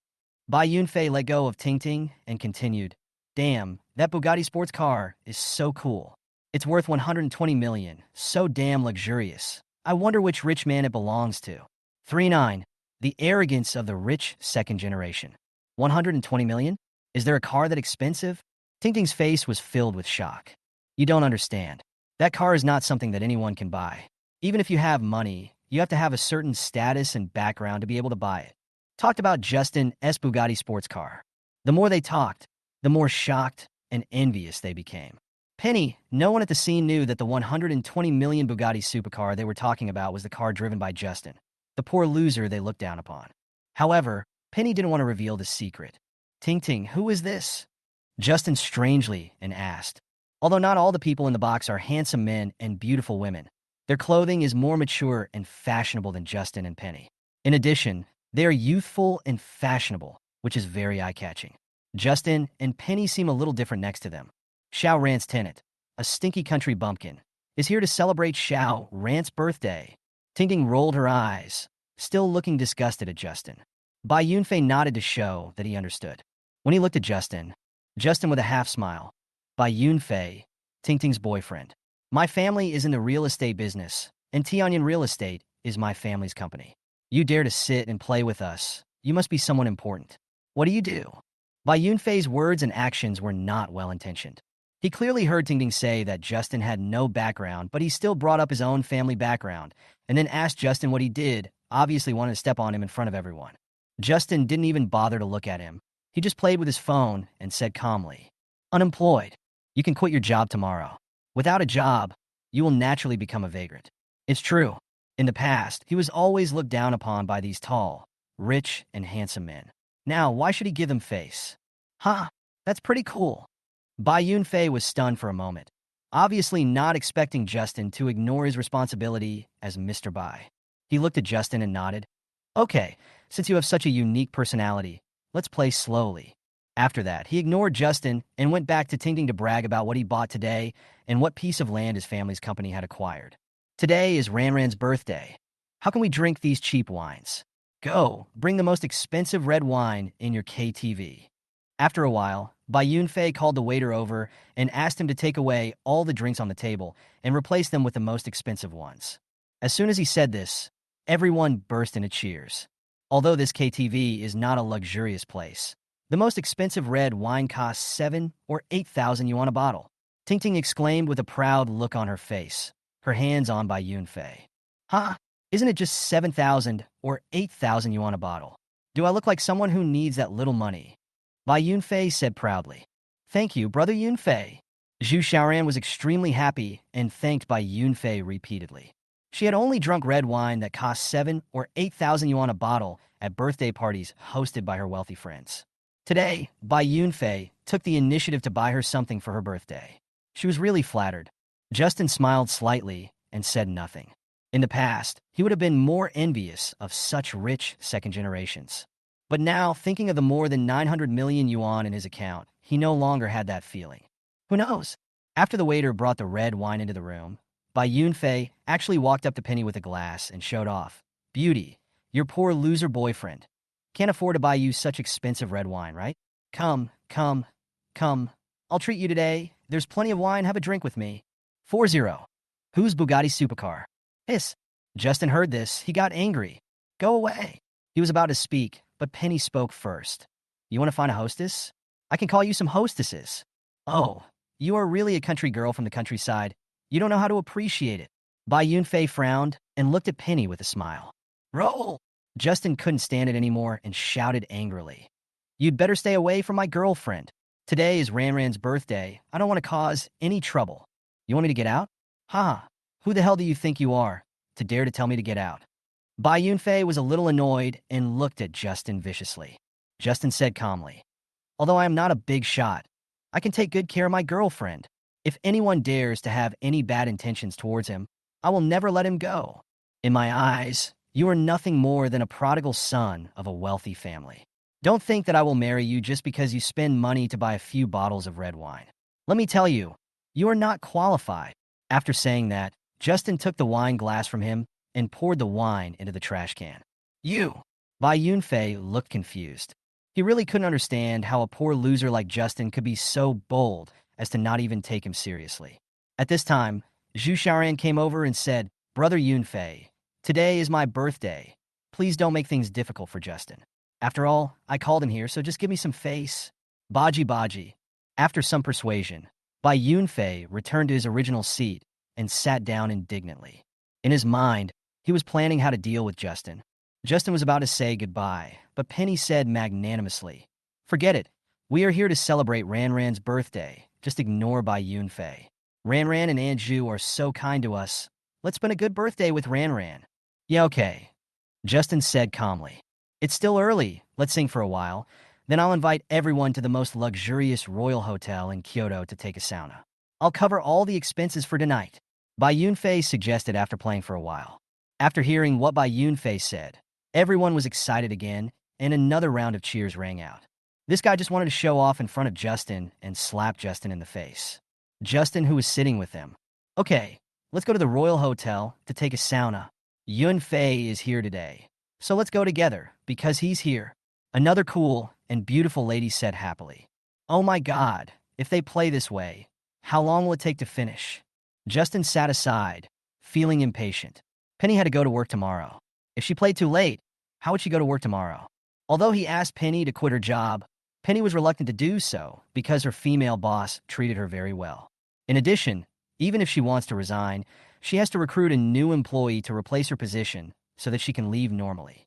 Thinking of this, Justin decided to go home with Penny to rest after singing and not go to the sauna or anything like that. Anyway, he is the largest shareholder of the Royal Hotel. Wouldn't it be better to take Penny there to have fun when she has time? While meditating, Justin's cell phone rang in his pocket. He took out his cell phone and saw the caller ID mom. The box was too noisy, so he stood up and walked out to answer the phone. Hey Xiaozhe, your dad is sick.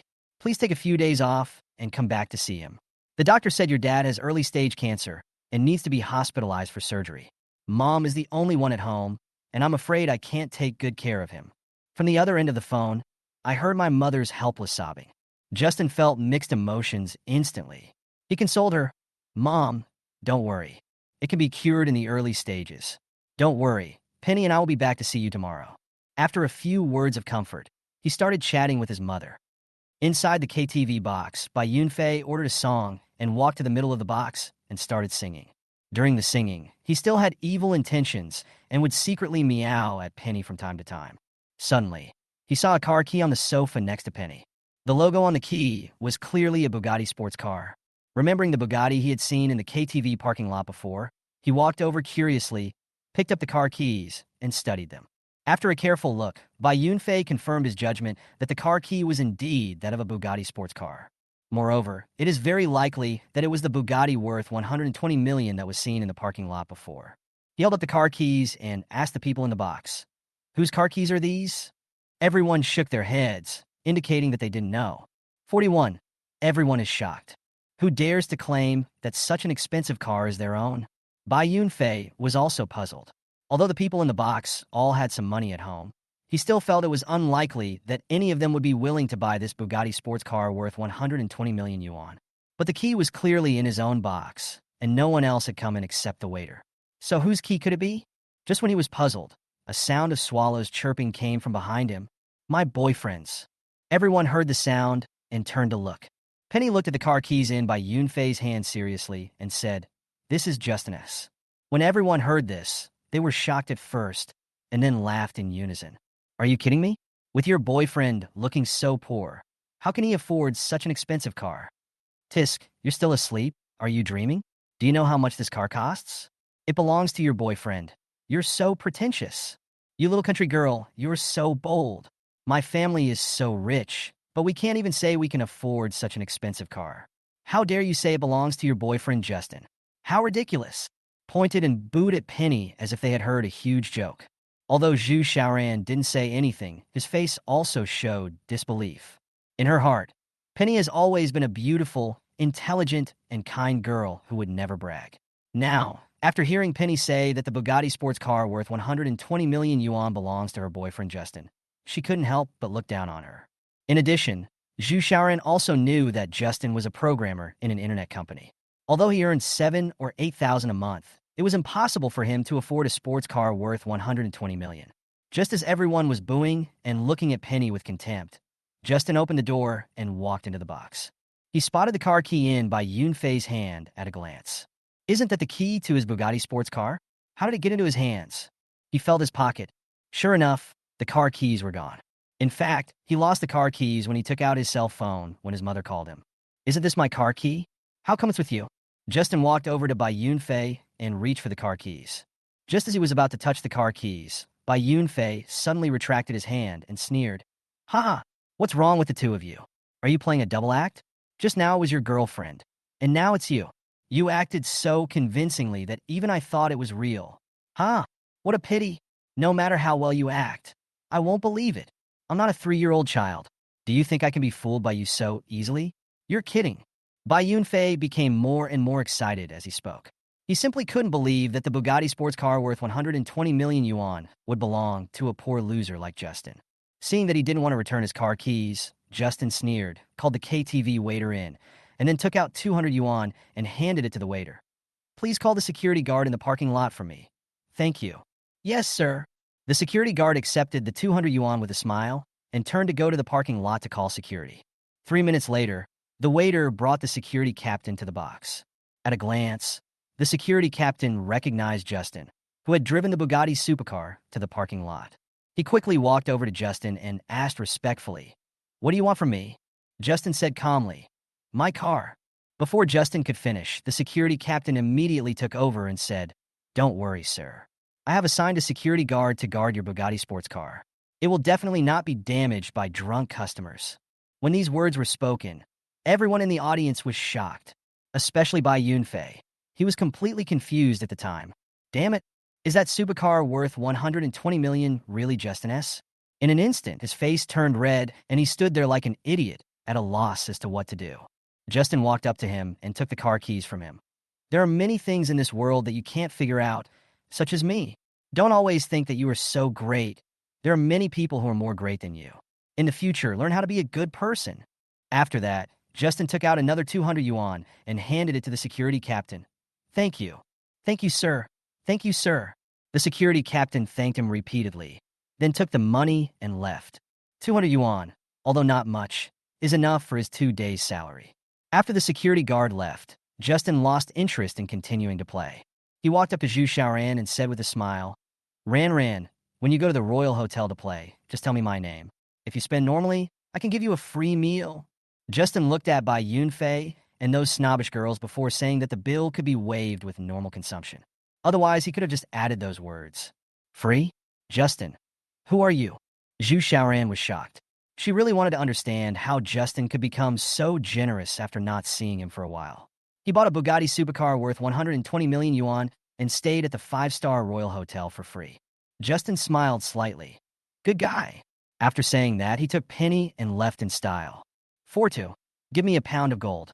Inside the box, everyone was still in a state of confusion.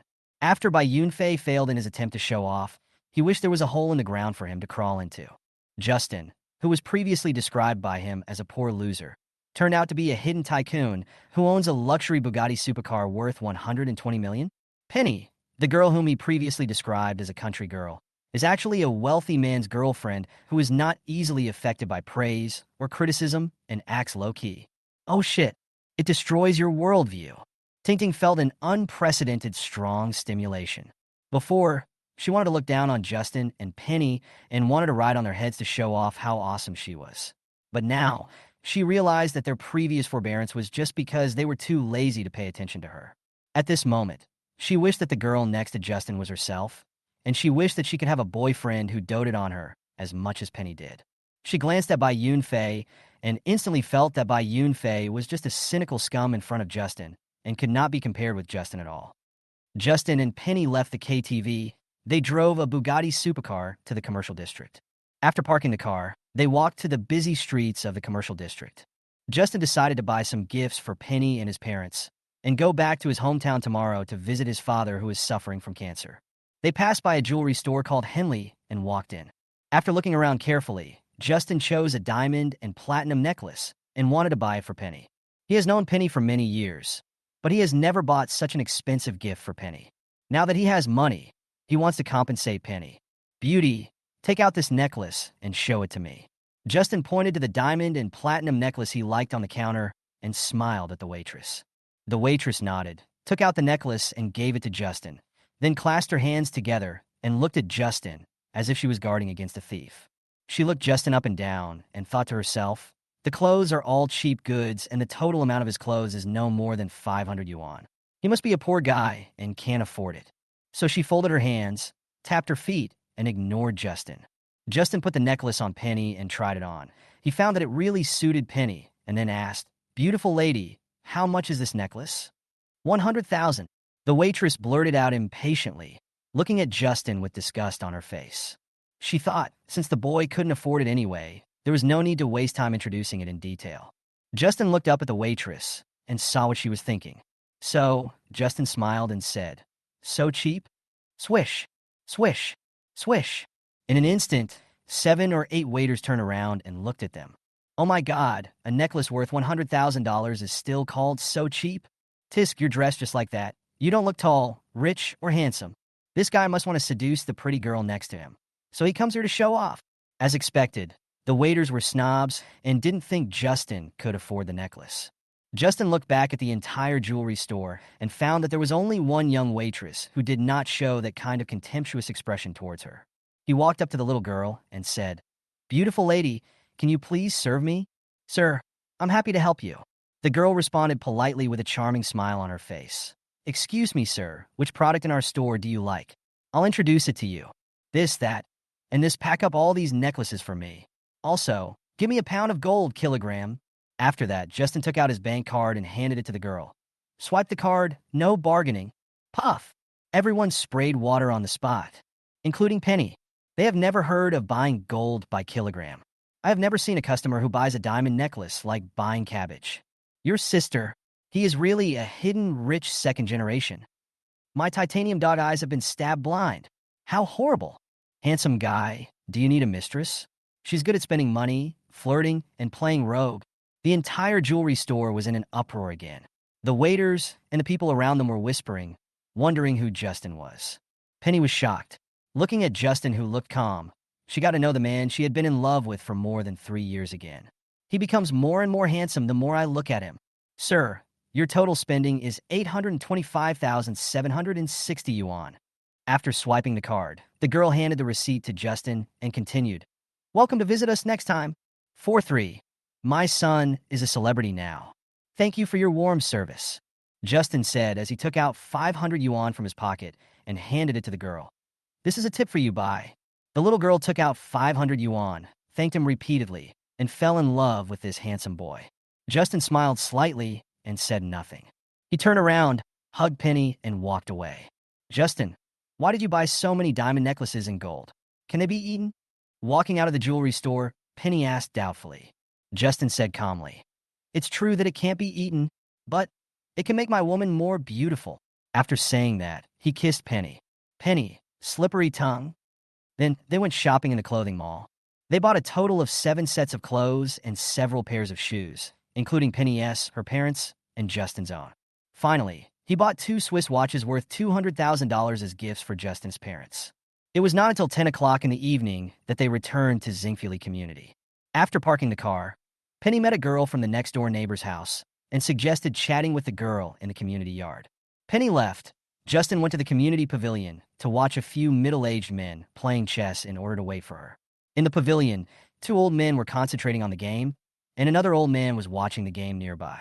One of the white-haired old men was playing chess when he rolled up his sleeves, revealing a golden mobile phone. When the old man saw it, his eyes lit up immediately, and he said enviously, Brother Quan, your watch is really beautiful. It must be worth a lot of money, right? No, this is a birthday present my son gave me. It's only about 200,000 or 300,000 yuan. When the old man named Brother Quan heard this, he immediately stopped playing chess and pointed at the famous watch on his wrist proudly. Justin took a look and found that the watch was indeed a famous Swiss watch, and it was really worth 2 or 300,000. For a moment, he also envied old man Quan. It is really a great blessing in life to have such a capable son. Wow, Brother Quan, you are so lucky. What kind of job does your son do now? The old man watching praised it and asked about it. My son is very successful now. He works as a manager in a Fortune 500 company with an annual salary of 500,000 yuan. With a year-end bonus, he can earn 700,000 to 800,000 yuan a year. Old man Quan said as he stretched out his palm and made the number 5 gesture. Wow, that's amazing. I really envy you. Having such a successful son is truly a blessing in your old age, the old man watching exclaimed. Another bald old man frowned and thought to himself, this old man Quan only knows how to show off his wealth every day. He has been showing off that watch for a year, and he is still showing off. Seeing that old man Quan was showing off his watch again, the bald man felt very unhappy. At this time, the old man Quan turned to look at the bald old man and asked, Dahai, what is your son doing now? I haven't seen him for a long time. Umph. He beat me in chess and now wants to take advantage of me in terms of face as well. This old man is really evil. Bald Dahai thought to himself. He was silent for a moment, then said arrogantly, Tisk, what's a 500,000 yuan annual salary? My son is a celebrity now, and his net worth is much higher than your son's. When these words were spoken, the other 2 old men were shocked. The old man who was watching asked first, Wow, a celebrity? Brother Hai, you are so lucky. Your son is so promising. Yes, I didn't expect your son to be so capable now. Even better than my son.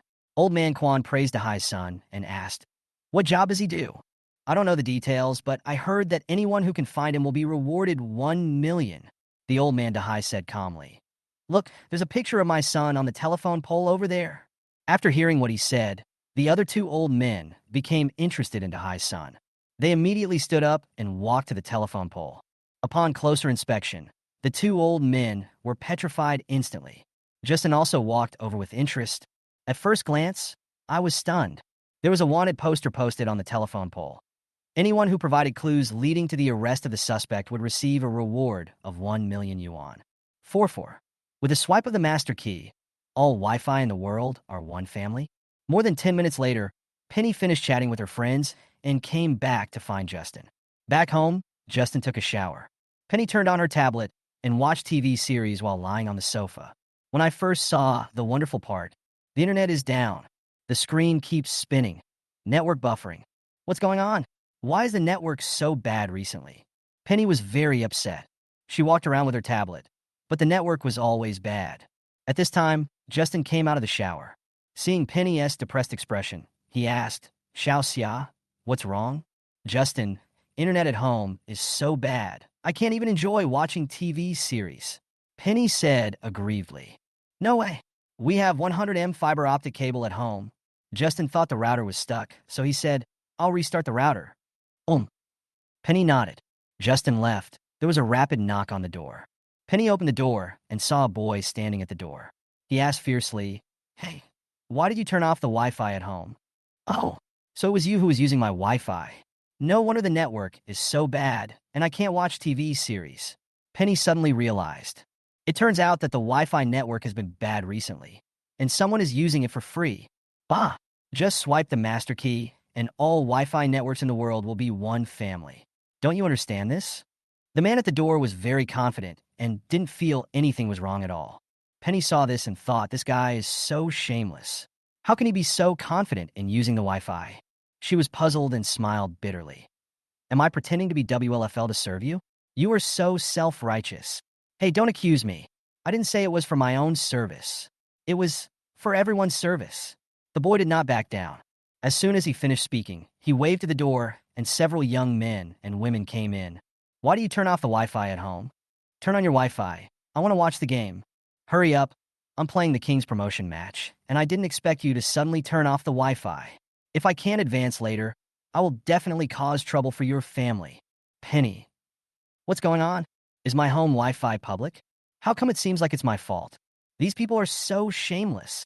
Faced with 4 or 5 men and women trying to use the Wi-Fi for free, Penny was stunned. She stood there at a loss. At this time, Justin came over and protected Penny behind him. "Xiaoxia, you go back first. Just leave this to me." "Aha!" Penny nodded and turned back to sit on the couch. After she left, Justin looked at the men and women at the door and sneered. "You guys want to use the internet for free?" "Humph! What do you mean by rubbing?" One of the boys snorted coldly and continued. "We are using it openly and honestly."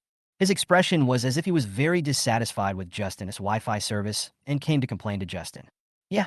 Justin smiled slightly, took out his phone, and called a classmate who sold network equipment. "Yanin, send me 4 network signal jammers." Half an hour later, classmate Yanin arrived. Justin's house has a network signal blocker installed in each of the 4 directions: east, south, west, and north. Those who were using Wi-Fi. "Bro, is it really that necessary?" Justin, I'm happy. Penny, solve? "Don't worry, no one will compete with you for internet speed in the future." Justin smiled. Penny kissed him and continued watching the drama. 45. If you win a 5 million lottery ticket, how do you divide the money? It was 10 o'clock in the evening and Justin and Penny were just getting ready for bed. At this time, I heard the couple next door quarreling. "Why did you buy lottery tickets again? You don't know how to find a job and earn money, but you just buy lottery tickets and fantasize about getting rich overnight. This life is unbearable." The female neighbor let out a terrifying roar. Even Justin, who was sleeping in his own room, could hear it clearly. The couple next door, like Justin and Penny, are also from other places who came to Kyoto to work. They arrived more than a year earlier than Justin and Penny and also rented in this community. The man's name is Guowei. He used to work in a movie theater. He resigned half a year ago because of low salary and has been idle at home ever since. The woman's name is Mei Lijiao. She works at the ticket center of a long-distance bus terminal in Kyoto. Her job is relatively stable. They got married the year before last and now have a lovely little girl. When they quarreled, even the little girl was scared and cried. The little girl let out a sharp cry that echoed throughout the floors above and below, probably waking up anyone who was asleep. "Can you please speak properly? What are you shouting about? What's wrong with me buying lottery tickets? What's wrong with me fantasizing about getting rich overnight? If I win the lottery and have money, won't I spend it on you?" Guowei's face was full of anger, and he responded to Mei Lijiao in a cold voice. After saying that, he took out the lottery ticket, opened the lottery app on his phone, and prepared to check the winning numbers to see if he had won the prize. After hearing what he said, Mei Lijiao stopped making a fuss and silently prayed in her heart that her unlucky husband could really win 5 million. That way, she wouldn't have to get up early and go to work late every day to support her family. As she thought about it, she couldn't help but feel excited. Seeing Mei Lijiao remain silent, Guowei said proudly, "If we really win the first prize, it will be a huge bonus of 5 million. We won't have to work anymore in our lifetime." He paused and continued, "Hey, Jiao Jiao, if you win 5 million, how would you like to spend it?" "Well, if I really win 5 million, then after deducting taxes, I will get about 4 million. Mei Lijiao's eyes turned, and she started to calculate. "Yeah, about the same." Guowei nodded. Mei Lijiao scratched her head and fantasized. "Then we keep 3 million for ourselves and give 1 million to our relatives." Sure, Guo Wei agreed and said with a smile. Then how do you want to divide it? Let's put it this way. My parents get 700,000, my sister gets 150,000, my cousin gets 100,000, and your parents get 50,000. Mei Lijiao took the lottery ticket from Guo Wei and calculated. When she said that, Guo Wei was stunned. I counted on my fingers 1 million is gone, just like that? He said impatiently. Why do my parents only get 50,000, while your parents get 700,000? Don't we usually take care of your parents? Don't we have to pay for their illness? You must give more to my parents. Mei Li Jiao became excited and started arguing at the top of her voice. Guo Wei frowned. You mean I don't have to take care of your parents if they are sick? How can you treat them differently? How can you do this? After saying that, he stood up impatiently and walked to a chair nearby and sat down. Turning his head, he didn't even bother to look at my Ligio. Then was it not easy for my parents to give birth to me and raise me to this age? Shouldn't I give them more money? My Ligio screamed. After saying that, she turned her head away impatiently. Guo Wei got even angrier when he heard this and shouted. So what you mean is that it was easy for my parents to give birth to me and raise me. So you only give them 50,000 yuan? And your sister and your cousin, why can they get a share of the money and get more than my parents? Do they deserve it? As he was talking, Guo Wei became furious and stood up and pointed at Mei Li Jiao. Mei Li Jiao stood up and shouted at Guo Wei. Why don't you give them a share? They are my relatives. They have to share the money. You're the only one with relatives, right? I don't have a younger brother. I don't have many aunts and uncles. Then why don't you share some with them? Guo Wei walked up to Mei Li Jiao, glared at her, and started arguing with her. He became more and more out of breath as he spoke, and even his breathing became rapid. Mei Li Jiao spat on the ground. Your brother, do you think he has any future? If I give him the money, he will squander it all. And your cousin, his character is not good either. After saying that, she turned her back to Guo Wei, her face full of resentment. You talk as if your cousin is a very good person. She says bad things about me behind my back every day and even tries to get us to divorce. And your sister always comes to our place empty-handed and doesn't bring anything with her. She stays here for weeks at a time and eats and drinks for free every day. Did I say anything? Guo Wei slammed the table, burning with anger. Mei Li Jiao was furious when she saw this. I don't care, they have to share the money today. If they don't, we'll get divorced. Leave me. Let's leave me. Do you think I'm afraid of you? Guo Wei said unwillingly. You still dare to divorce me? Mei Li Jiao frowned, grabbed the lighter on the table, and lit the lottery ticket. Okay, I'll let you leave. Burn it, burn it. Do you think it's such an easy lottery to win? I bought it for more than 10 years and never won a prize of more than 100 yuan. Just burn it. Who's afraid of who? Guo Wei said with spit flying everywhere and his eyes wide open like cow eyes. After saying that, he grabbed the phone on the table and prepared to go back to his room to sleep. Looking closely, the lottery software shows that the winning numbers for this period are 1, 7, 8, 11, 23, 32, and 15. Holy crap! I won! First prize! Guo Wei jumped up with excitement. Suddenly, he was confused. My lottery ticket was burned by my wife. Bai Liao. Her face turned pale, and her scalp went numb instantly. Divide it. Give your mother hundreds of thousands. What share will you get? Guo Wei's eyes almost popped out. Mei Li Jiao's eyes turned and said, Fortunately, I burned it. $5 million was enough to show me who you really are. You still want to give it to your brother or brother? No way. After that, the two looked at each other, and then they both said at the same time, Boo boo boo. I have bought lottery tickets for more than 10 years and finally won the first prize, but it's gone just like that. Ah! Guo Wei's heart was broken. He knelt on the ground and held the burnt lottery ticket in his hands. Mei Li Jiao said in despair, My 3 million, my mother's 700,000, sob.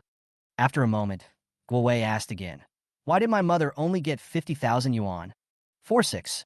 Borrowing money from an old friend.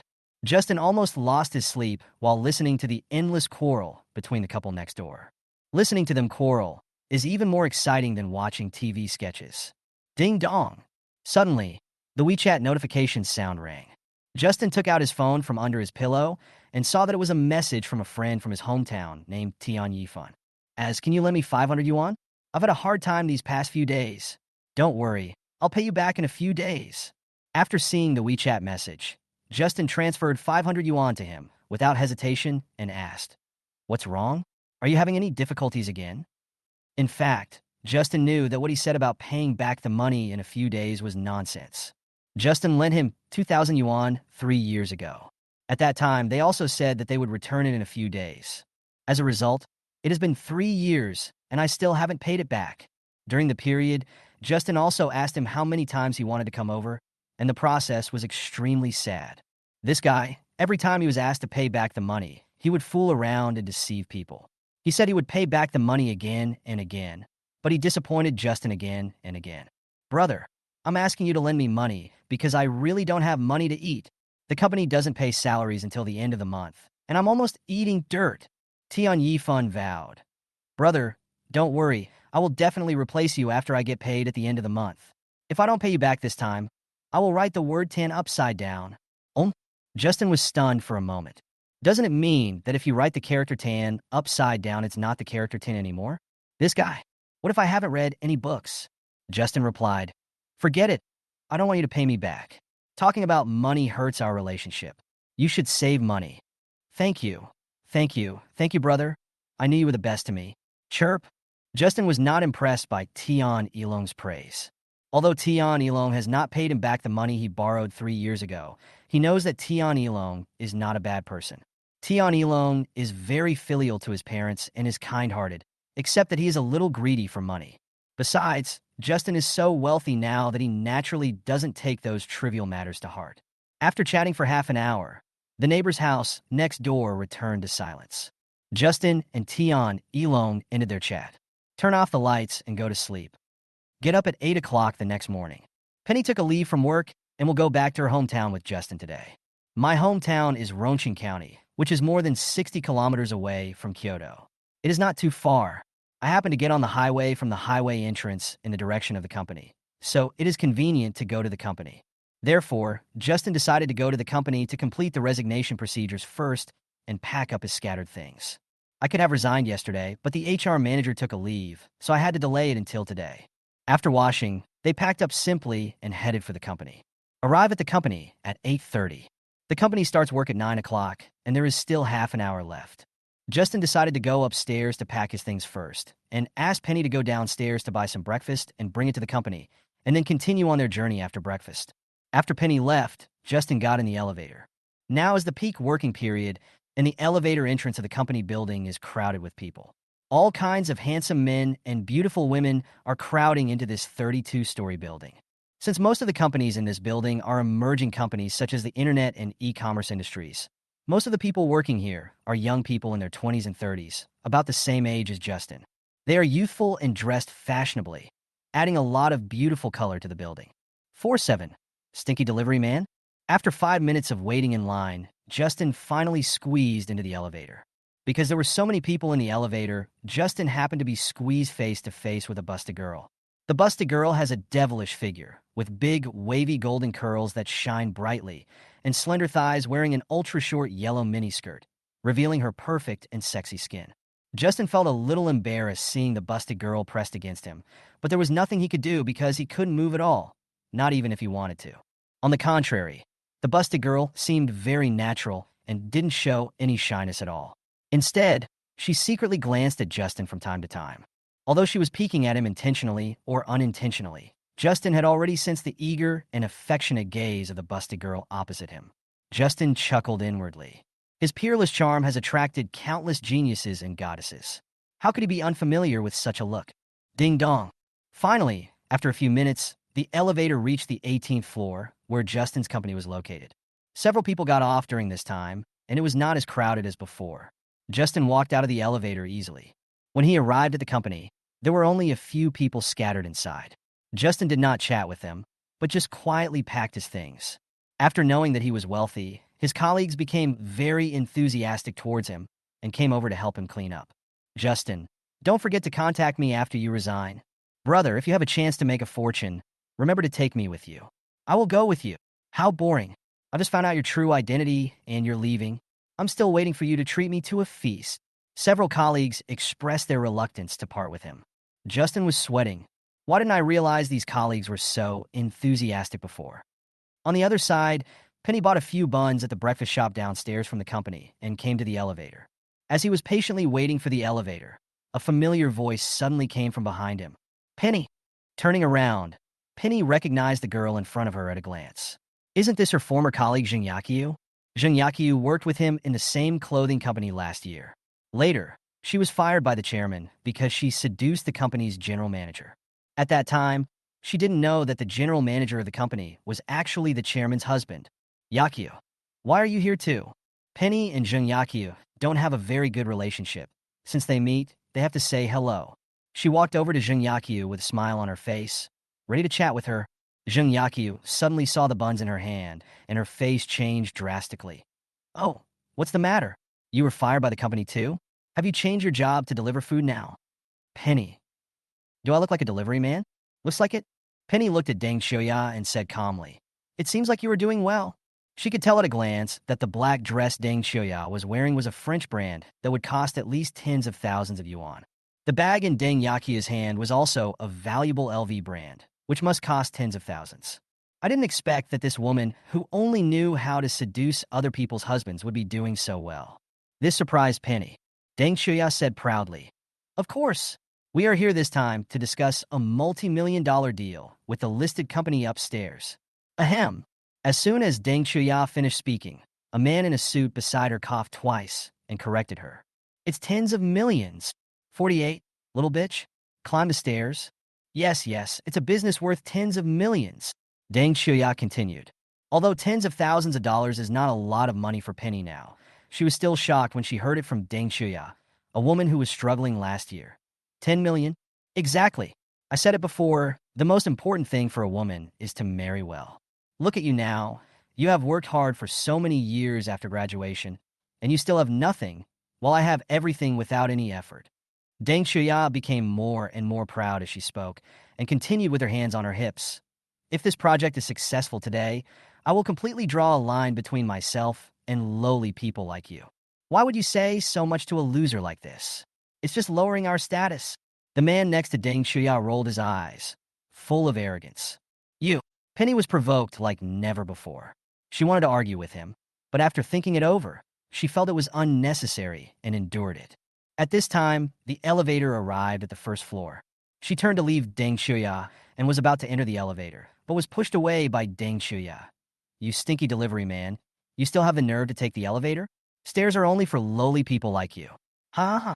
After saying that, Deng Xiuya and the man walked into the elevator and pressed the switch. Penny fell. The delicate skin on her arm was broken, and a trace of bright red blood flowed out. She endured the pain and got up from the ground. I dusted off the corners of my clothes and took the next elevator to Justin S. Company. On the 18th floor, the elevator stopped steadily. Penny walked into Justin's company, and coincidentally, she saw Deng Xiuya at first sight. Deng Xiuya and the man were sitting on the sofa in the company, with their legs crossed, as if waiting for someone. Penny's first thought was, are they here just to discuss business at Justin's company? Justin chatting with his colleagues. Walk straight over. Come to Justin. Justin, have breakfast. Justin turned around and saw Penny's broken hand. He quickly took Penny's hand to check the wound and said distressfully, Xiaoxia, what happened to you? It's okay. I just bumped into the wall by accident. As she spoke, Penny glanced at Deng Xiuya and the man, not wanting to reveal the truth. Although she was very upset, she was afraid that Justin would get into a fight with the other party out of impulse, which would have a bad impact on the company. She was even more afraid that Justin would not be able to beat the other man, because the man had a strong build and a sturdy build. Who would have thought? When Deng Xiuya turned back inadvertently, she found Penny. She frowned, stood up, and walked to Penny. Ha! I didn't expect that you, a little bitch, can climb stairs so fast. You actually climbed to the 18th floor so quickly. I admire you. Little bitch, climb stairs. Justin regrets. What on earth happened? He looked at Penny and asked in surprise, Xiao, what's going on? Who is she? Penny was stunned. I didn't expect that Deng Xiuya would really linger around. I still run into her when I come to Justin S. Company. What's more annoying is that I don't want to bother with her anymore, but she just won't stop. Penny sighed helplessly. She was my former colleague. Justin looked at Deng Xiuya. Although this woman wears world-famous brands, one look at her will give people the feeling of a vixen. She was wearing an unusually strong perfume, like those of the prostitutes on the street. Hey, this is your loser boyfriend? I didn't expect he's also a poor worker, a loser. Deng Xiuya glanced at Justin and spoke unhappily. Let me tell you, we are here today to discuss big business with the chairman of your company. Workers like you will never be able to earn as much as we can in a single business deal. From what you said, the injuries on my girlfriend's body should be your work, right? Justin had long since figured out that Penny was lying about getting hurt by bumping into a wall. Now, after hearing Deng Shuya's aggressive words, he immediately concluded that Penny was injured because of her. Deng Shuya rolled her eyes and said proudly, I did it, so what? 4-9, stop talking nonsense and serve with your mouth. Bang! Before she could finish, Justin slapped Deng Shuya in the face. I love my woman so much. How dare you hit her?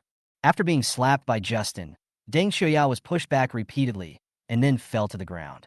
She covered her face and yelled, Husband, come quickly, this boy hit me. Oh, oh, oh. Hearing the sound, the man sitting on the sofa playing with his mobile phone raised his head. When he saw his wife being beaten, he got angry, clenched his fists, and stood up. You stinky loser, you have asterisk king dare to hit my wife. I'm going to kill you today. As he said that, he rushed towards Justin. In an instant, 20 or 30 colleagues from the company rushed forward and blocked Justin behind them. When the man saw this, he was stunned for a moment. With so many people standing up for Justin, I'm afraid they won't be able to teach this kid a lesson. He gritted his teeth and roared, Boy, don't think you'll be all right just because so many people are helping you. I'm telling you, when your chairman comes, I'll make him fire you immediately. Huh? Fire me? Okay, I'll wait. Justin laughed when he heard it. He originally came here to go through the resignation procedures, but this guy actually said that he wanted the chairman to fire him? Wow. The more I listen, the more I want to laugh. Deng Shuya realized that she couldn't take revenge after being beaten, so she had to get up from the ground, thinking that she would ask the company chairman Roberto to find Justin and fire Justin. Only in this way can she relieve the anger in her heart. She sat on the sofa, looking dusty and hopeful that Roberto would come soon. Justin found some medical alcohol and cotton swabs and simply treated Penny's wounds, then decided to go back to his hometown hospital to see a doctor. After all this commotion, Justin and Penny lost their appetite for breakfast. They chatted with their colleagues in the company, and to express their gratitude, Justin agreed to treat everyone to a meal in a few days. Hubby, the chairman is coming soon. You must make him fire the brat who just hit me. Deng Shuya played with the man's hand and said with a wronged look on her face, This is the first time I've been bullied like this since I was a child. Oh. Baby, don't worry. I will definitely seek justice for you today. The man patted his chest with a solemn promise, as if he would not get away without punishing Justin. I don't know how he understands the word fairness. It was obvious that they were the ones who bullied others first, but now they still act like they are righteous. The two were thinking about how to teach Justin a lesson. Roberto came to the company with a briefcase. Boss Deng, you're finally here. We've been waiting for you for over an hour. As soon as the man saw Roberto, he immediately greeted him respectfully. They have been in the company for less than half an hour, but they insist on saying they have been here for more than an hour. More than an hour? So early. Roberto narrowed his eyes, obviously not believing what the man said. The man nodded, looking like an old, cunning man. Boss Deng, my proposal a few days ago. If you think it's okay, then shall we sign the contract today? Yeah, no problem. Roberto nodded. Let's go to my office to talk. After he finished speaking, he just turned around to enter the office and saw Justin and Penny sitting in the office area not far away. Huh? Justin? Roberto stopped. Deng Shuya laughed secretly in her heart. This time, that kid was finished. She pretended to be pitiful and said aggrievedly, Boss Deng, that boy just hit me. You have to help me vent my anger. Just hit him. Before Deng Shuya could finish her words, Roberto walked towards Justin. Deng Shuya was delighted when she saw it. I didn't expect Roberto to be so powerful. He rushed to help me when he heard that I was beaten. Now we have something fun? But I don't know. Roberto is too lazy to pay attention to her. Just when she was expecting Justin to be taught a lesson, Roberto came to Justin and said, Justin, are you really leaving? I want to borrow your sports car to have some fun. 5-0. A rat crossing the street. Everyone shouts and beats it. After hearing this, Deng Shuya and the man were stunned. Damn it, Justin? Roberto family, who was worth hundreds of millions, call that kid Justin? Moreover, his attitude was so respectful. He even lent that kid a sports car. What is going on? As early as after Justin said that his grandfather was Su Hua, the richest man in Kyoto, Roberto, a boss worth hundreds of millions, no longer took himself seriously. What kind of person is Su Hua? Not only is he worth hundreds of billions, but his network of connections across the country is also unmatched by ordinary people. As a man worth only a few hundred million, he naturally hopes to be recognized by the Su family. That would be of great help to his career development. Justin smiled slightly. Well, I really have to go. My dad is sick. I have to go back. Your father is ill? What's wrong with him? It's cancer, but luckily it was discovered early, so it's fine after an operation. That's good, that's good. Roberto turned his eyes and saw Penny and smiled. Hey, is this your girlfriend? She's so beautiful. As he said that, he stretched out his hand and shook hands with Penny. Hello, my name is Roberto. Hi, my name is Penny. Penny nodded and extended her hand generously. After introducing each other, Roberto started chatting with Justin and Penny. Deng Shuya and the man were completely ignored by Roberto and were left aside. Miss Ya, what happened to your hand? After a while, Roberto saw Penny's injured hand and asked, No, I was just beaten by that woman. Justin looked at Deng Shuya and continued, I heard that she wants to negotiate a big deal worth tens of millions with you. What? She hit me? Roberto frowned slightly, with an incredible look in his eyes. What a bullshit business worth tens of millions. She just wants me to invest 1 million in her husband's company. She really can brag. Justin, your sister. I just believe what she said. Listening to Justin and Penny's story of what had just happened, Roberto slapped his head. I didn't expect them to be such people. He rolled his eyes at Deng Xiuya, who was not far away. I will not invest a penny in their company anymore if they are so rude and unreasonable and have no morals. If you hadn't told me their true colors today, I'm afraid my 1 million would have gone down the drain. As soon as he finished speaking, Deng Xiuya and the man came over with a smile. Mr. Deng, why don't we sign the contract first? They saw that Justin was not an ordinary person, so they decided to let Roberto sign the contract, take the money, and leave. But they thought too much. You still want to sign a contract now? No way. Roberto sneered and took the contract from the man. Apologize to Miss Xia now, immediately, right now. Apologize to her? The man looked confused. It would be so embarrassing for him to apologize to Penny in front of hundreds of people in the company. But he changed his mind and realized that judging from the situation, if he didn't apologize as he asked, the contract might not be signed. So he whispered very reluctantly, I'm sorry. Speak louder. I can't hear you even though I'm sitting in front of you. Didn't you have breakfast? Roberto stauti dangredi.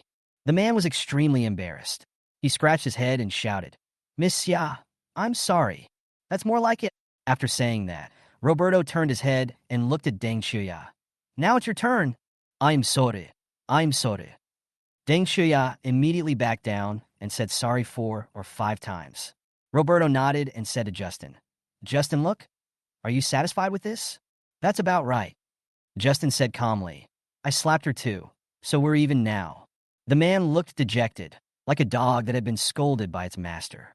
He was so arrogant before and wanted to deal with Justin, but now he dares not even breathe and even has to lower his voice when he breathes. Mr. Deng, please take a look at our contract. Deng Shuya plucked up her courage and spoke hesitantly. Contract? What contract? Roberto spoke. He crumpled up the contract and threw it into the trash can. Wait until you learn how to respect others before you come to talk business with me. I, Roberto, have been in the business world for many years, and what I hate most is people like you who don't know how to respect each other and have no moral bottom line. As he said that, he stood up and walked to the man, sneered, and then leaned close to the man's ear and said, If you have a wife like this, you will never be able to make your business bigger and stronger in your life. Mon? Deng Shuya. Damn it, this time I'm so embarrassed. After a moment of shock, the two men came to their senses and fled in panic like a rat crossing the street. 5-1 Learn to respect others. Then others will respect you. It's what they deserve. They should learn how to behave like human beings. Ha! That woman will definitely be divorced by that man. Mr. Deng is really awesome. He is worthy of being my business idol. In the office area, colleagues were whispering about Deng Shuya and the man. This kind of large-scale, pretentious, and face-slapping scene is really rare to see. After a while, the human resources manager came to the company. Justin quickly completed the resignation procedures, said goodbye to his colleagues, and left. Arriving at the parking lot, Justin and Penny just stepped out of the elevator and saw Deng Shuya and her husband arguing. Today's business is ruined, and it's all because of you. Why did you have to act so pretentious in front of Miss Ya? Why did you push her down? Now that we can't get the investment, our company will just have to wait for bankruptcy. Deng Shuya's husband roared into the camera and seemed to have reached the critical point of anger. Deng Shuya said aggrievedly, "How do I know that her boyfriend is so high-ranking? Even Roberto treats him with respect. If I knew, how could I possibly provoke her? I have discovered that my business has been getting worse and worse since I married you. You are a jinx, more likely to cause trouble than help." The man said viciously, "This life is over. Let's get a divorce." "What? Divorce? You want to divorce me for such a small thing? I'm going to fight you today." As soon as Deng Shuya finished speaking, she slapped the man in the face. And then, the situation got out of control. Justin sneered. "You will suffer the consequences if you do evil." After saying that, he put his arm around Penny, walked to the car, opened the door, and got in. "Drop! Drop!" When he drove out, he found Deng Shuya and the man fighting on the driveway of the parking lot, and Justin honked the horn. Hearing the sound, the two stopped fighting and looked up. "Oh shit! This sports car is so cool. Which rich man does this belong to?" After being stunned for a moment, the two of them got up from the ground and made way. Their eyes were fixed on the sports car, wanting to see who was driving this awesome Bugatti supercar. The next second, the car window slowly rolled down. "Damn, why is it him? Who is this guy? How can he drive such a luxurious sports car?" Justin sneered. "If you want others to respect you, first of all, you have to learn to respect others." After saying that, he stepped on the accelerator. Deng Shuya and the man stood there in a daze. "My 1 million. Ah, ah, ah." The man was furious and slapped Deng Shuya in the face again, followed by another brutal fight. At 10:30, Justin and Penny returned to their hometown, Rongqing County. Without any stopping, they went straight to the county hospital. After parking the car in the hospital parking lot, Justin called his mother and went to the ward his mother indicated. As soon as he entered the hospital lobby, Justin saw his second uncle and second aunt sitting on stools not far away. He walked over with a smile on his face, ready to say hello. However, the next second, he was shocked because he heard his uncle and aunt talking about some topics. "Hanyun, my brother has cancer now, and the surgery will cost 5 or 600,000 yuan. My sister-in-law will definitely lend us money when we meet later, and you can just say you don't have money then. Do you hear me?" The second uncle frowned and said to the second aunt, "Okay, don't worry. We can't borrow this kind of money. If we borrow it, we don't know when it will be returned to us." Second aunt nodded repeatedly, indicating her agreement. Let's go up." After saying that, they stood up from their stools. When they turned around, they saw Justin standing in front of them. In an instant, the faces of the second uncle and second aunt turned pale and red. They looked at each other, at a loss. "Hey, Xiaozhou, when did you come?" After his uncle recovered, he grabbed Justin's hand and said hypocritically, "Your aunt and I are discussing buying some fruit for your dad." Justin was heartbroken to hear these two closest people say those words. Shattered in an instant, he endured the pain in his heart, smiled faintly, and greeted, "Uncle, Aunt, I just arrived. Come on, I'll go up with you." The second uncle took Justin and turned to the second aunt and said, "Han Yun, you go buy some fruit. Xiaozhe and I will go up first." "Well, go ahead, I'll be there in a minute." After second aunt finished speaking, she turned around and walked away. Justin had heard what she had just said to her uncle. As she walked, she patted her chest to comfort herself. I hope he didn't hear it. He definitely didn't hear it. Justin pushed away his uncle's hand and turned back to Penny. "Let's go." Seeing Penny, the second uncle's eyes lit up and he said with a smile, "Xiaozhe, she is your girlfriend? This girl is so beautiful." Justin nodded and said to Penny, "He is my second uncle." "Hello, uncle." Penny greeted politely. In the following time, the second uncle kept asking Justin how he was doing in Kyoto, how his work was going, and how much he was paid, in an attempt to cover up the previous awkward situation. His heart was in turmoil, and he felt that Justin had heard what he said to second aunt before, but he silently comforted himself that Justin didn't hear it. He looks like a guilty thief. In Justin's heart, his parents were very good to his second uncle's family and bought a lot of food and clothes for their two children. I didn't expect to get such a reward in the end. Seeing his own brother being hospitalized with cancer, the second uncle could actually say such evil words to the second aunt. This really surprised Justin. I never expected this. 5-2. Money is not a problem. Soon, the three of them arrived at the 8th floor of the inpatient department. Walking into the ward, the pungent smell of disinfectant hit me in the face. On the bed, my pale-faced father lay sideways. A needle was inserted into his hand, and the medicine was dripping into his body. My mother looked haggard. She was lying beside the bed and guarding me. Her face was full of helplessness and panic. Dad, Mom. Justin, who used to be strong and fearless, lose his voice instantly and cried out with a trembling throat. His heart had already melted. Hearing his voice, my mother suddenly raised her head and looked at him, saying excitedly, Xiaojia, you are finally back. She saw Justin. Her helpless heart felt a little more spiritually supported, and her heavy mood relaxed a little. Mom, how is my dad's condition? What did the doctor say? Even though he hadn't seen his parents for many days, Justin didn't exchange too many pleasantries and went straight to the topic of his father's illness. My mother sighed and continued, I just checked your father last night. The doctor said that fortunately it was discovered in time. It is still in the early stages and can be cured through surgery. But the surgery is very expensive, plus the cost of chemotherapy later. It will cost almost $500,000. Our family really can't afford it. After saying that, my mother lowered her head with sad tears in her eyes. 500,000 is a considerable sum of money for an ordinary family like Justin's. My parents are farmers. As they're quite old, they can only do some small business to make a living. How could they have so much money? Especially after Justin finished college a few years ago. His sister Sulin was admitted to college, and the family had no savings at all.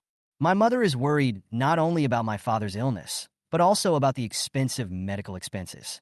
Mom, don't worry about the money. As long as my dad's illness can be cured, money is not a problem. Justin walked to his mother, took her hand, and continued, You gave birth to me, raised me, taught me how to be a man, sent me to school, and gave so much for me. Don't worry, I will repay you well in the future. I will pay for my dad's surgery, so you don't have to worry. You pay? That's 500,000, not 50,000. How can you afford that much money? When my mother heard this, she was shocked. She thought Justin heard 500,000 as 50,000. When he was confused, Justin nodded. Yes, I will pay. As long as my dad's illness can be cured, let alone 500,000. Even 5 million is no problem. Xiaoji, what did you say? 5 million is no problem? Huh? I see you were still asleep. The second uncle standing by seemed to have heard a huge joke. Although he knew that Justin found a good job after graduating from university, his salary was only 7 or 8,000 a month, but he could brazenly say that 5 million would not be a problem. Justin, he can definitely explain his current identity, but he was too lazy to explain to people like his second uncle, let alone pay attention to him. Talking to such a person is such a waste of breath. Snort. Seeing Justin didn't say anything, the second uncle snorted coldly and walked out of the ward impatiently. He completely suspected that Justin had a problem with his brain and was too lazy to listen to Justin's nonsense. After watching him leave, Penny chatted with Justin as parents and told them about Justin's recent changes. For the two elders who have more conservative ideas, hearing these things was even more confusing and they couldn't understand them at all. What golden fingers, what running system? Aren't those ideas only found in science fiction movies? However, when they saw the expensive things Justin bought for them, they still appreciated Justin's change.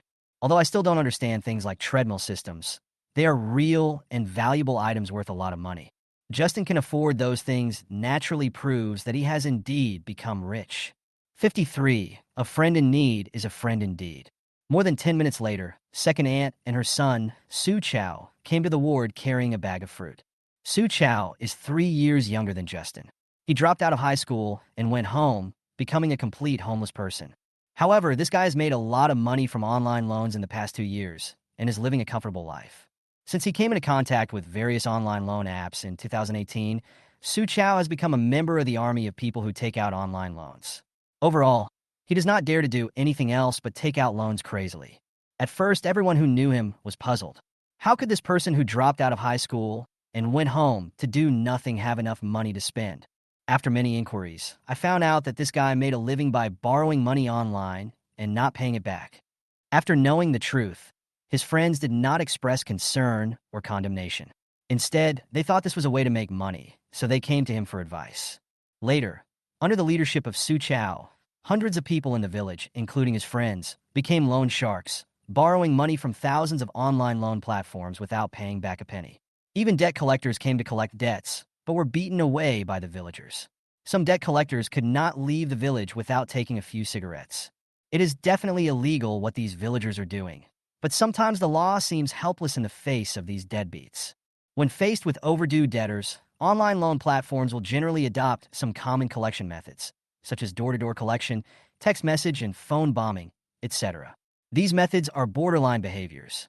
For those who are determined not to repay the money, they are completely ineffective, especially for those who have taken out online loans. Friends and relatives have a weak legal awareness and do not think that owing money is against the law or morality. They even compete with each other to see who has borrowed more money and who has used more platforms. In such an atmosphere, online loan collection methods have no effect on them at all, and they even join hands to resist the collection of online loan platforms. The reason why online loan platforms are hated is because of the above-mentioned collection methods. Borrowers often repay the loan voluntarily under pressure when faced with these collection methods. However, when collection is ineffective, some online loan platforms have run out of tricks and choose to give up and let the matter go. Many people would ask, why don't they file a lawsuit in court? Because the online store platforms chosen by these villagers are mostly usurious, with interest far exceeding the 36% red line stipulated in the judicial interpretation of private lending. So in order to avoid their own risks, some online loan platforms will not choose to file a lawsuit in court. Some online loan platforms may choose to settle the issue through litigation, but the law is the minimum morality. After winning the lawsuit, even if the enforcement phase is entered, it is impossible to enforce the money from these deadbeats.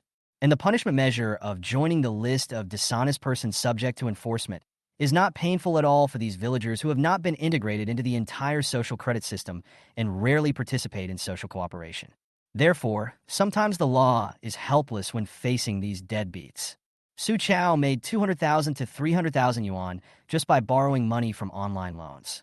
I heard that he recently opened a small company selling secondhand houses. Seeing Justin, Su Chao's face was full of pride. He thought to himself, Justin studied very hard for so many years, and now he is still working for others, whereas he himself did not put in any effort, and yet he has enough money to start his own business. He felt very proud of himself. He wanted to take this opportunity to show off in front of Justin and boost his own prestige. Brother, are you back? Justin with a smile, his eyes showing contempt and arrogance. Justin could naturally guess what he meant and uttered a word lightly. I'm totally too lazy to pay attention to him. Seeing Justin like this, Su Chao became even more proud. Even though he was in the ward, he took out a cigarette and lit it without hesitation. My uncle is so sick. Why are you still pretending to be noble? I know your family is short of money for uncle's surgery. I also have some spare money.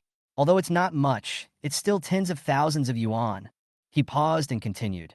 As long as your family agrees to give me the land left by Grandpa, I will lend money to treat my uncle's illness. What do you think? Think about it carefully.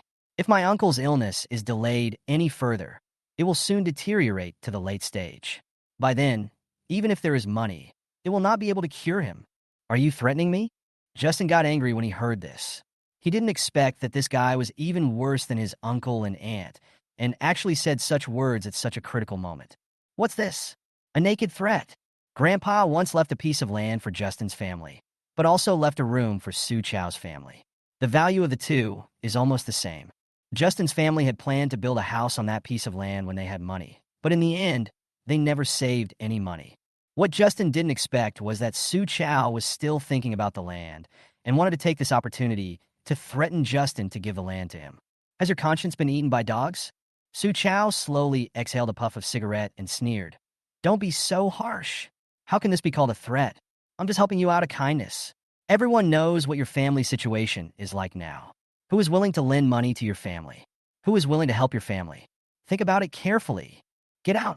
Get out of here. Justin couldn't stand it anymore, and he shouted, For Grandpa's sake, I won't bother with you today. If you dare to do this again in the future, don't blame me for being rude to you. Huh? So cool? Well, let's just wait and see. Su Chao sneered and threw the cigarette but on the ground and stomped it out. In the future, don't say that I didn't lend money to your father for treatment. After saying that, he ran out. Seeing this, second aunt also chased after him. Inside the ward, everyone was stunned and no one spoke. The atmosphere became dead silent for a while. Penny's nose was crooked with shock. She really couldn't imagine that there were such cruel relatives in the world.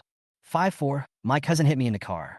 Accompanied by his mother, Justin found the hospital and made an appointment with a chief physician at Kyoto Provincial First Hospital. He was transferred to the Provincial First Hospital in the evening and had surgery the next day.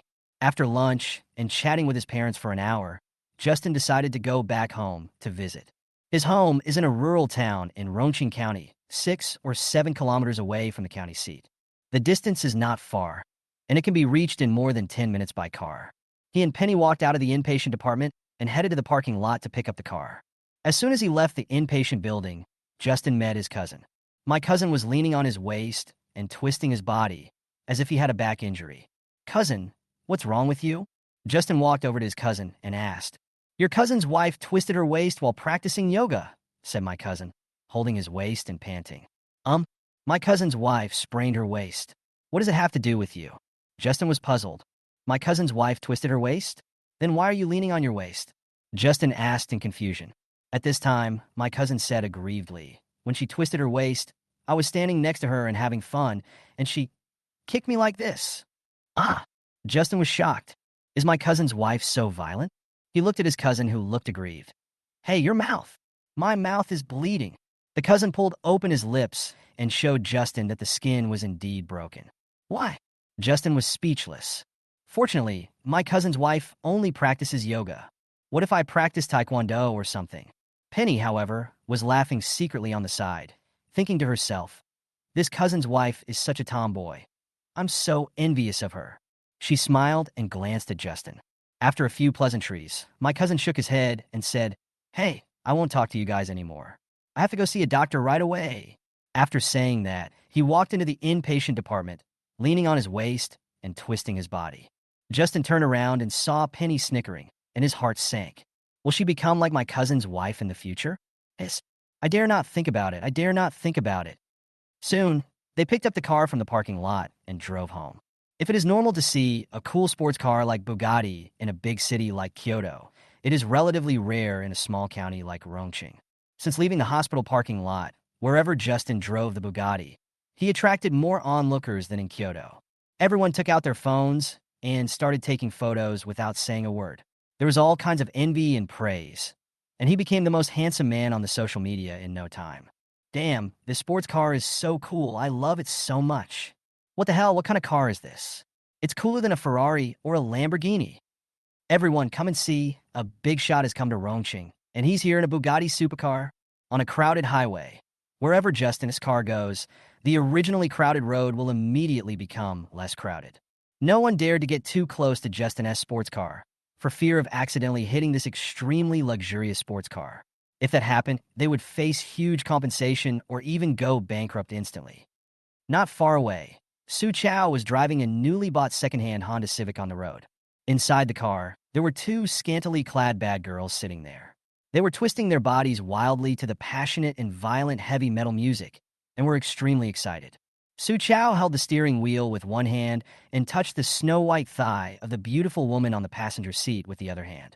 He enjoyed the driving pleasure while feeling the beautiful woman's smooth skin. Bang! While I was daydreaming, I bumped into a car in front of me that was waiting at the traffic light. When Su Chao looked carefully, his young heart instantly fell into a bottomless abyss. Oh shit! Bugatti! Sports car! Finished! Although he didn't know much about cars, when he saw that the car in front was a Bugatti supercar, he naturally understood that the car must be worth at least hundreds of millions. With such a collision, the repair cost would probably be at least hundreds of thousands. Hundreds of thousands, what does this mean? It means he is about to face bankruptcy. Thinking of this, he was so scared that he broke out in a sweat. Staring at the supercar in front of him, Su Chao sat in the car, at a loss as to what to do. The two beauties in the car knew they were in big trouble. So without any hesitation, they got out of the car and ran into the alley, trembling in fear. What is a true friend, and what is true love? At critical moments, you can always see people's hearts clearly. Now, the Scottish Premier League seems to have understood this truth. At this moment, the car door in front opened, and a figure he was very familiar with got out of the car. "So, Justin? Is this car his?" "Huh, it's him, so why should I be afraid of him?" Seeing Justin clearly, Su Chao felt at ease. He pulled the handbrake and got out of the car calmly. "Brother, it turned out to be you? That's great. I was really scared just now. If I hit someone else, I would definitely have to pay a lot of money. I didn't expect it to be you, so I won't be anxious anymore." Su Chao smiled frivolously. thinking that everything would be fine as long as he was Justin. Who would have thought? 55. When the sky is crazy, it will rain. When people are crazy, they will suffer disasters. Brother? Are you calling me? Justin sneered and shook his head. Sorry, I don't have a brother like you. My car is worth 120 million yuan. What I say doesn't count. Let's wait for the insurance company to assess the damage. After saying that, Justin called the traffic police and the insurance company one after another, and then looked at the place where he was hit by Su Chao. There were no major problems, but the rear bumper was deformed and a piece of paint the size of a bowl had fallen off. But even so, it will cost a lot of money to repair it, which will be enough to make Su Chao very sad. 120 million? When Su Chao heard this number, his legs went limp. A car worth millions of dollars would cost tens of thousands of dollars for a random collision, and this 120 million, he didn't even dare to think about it.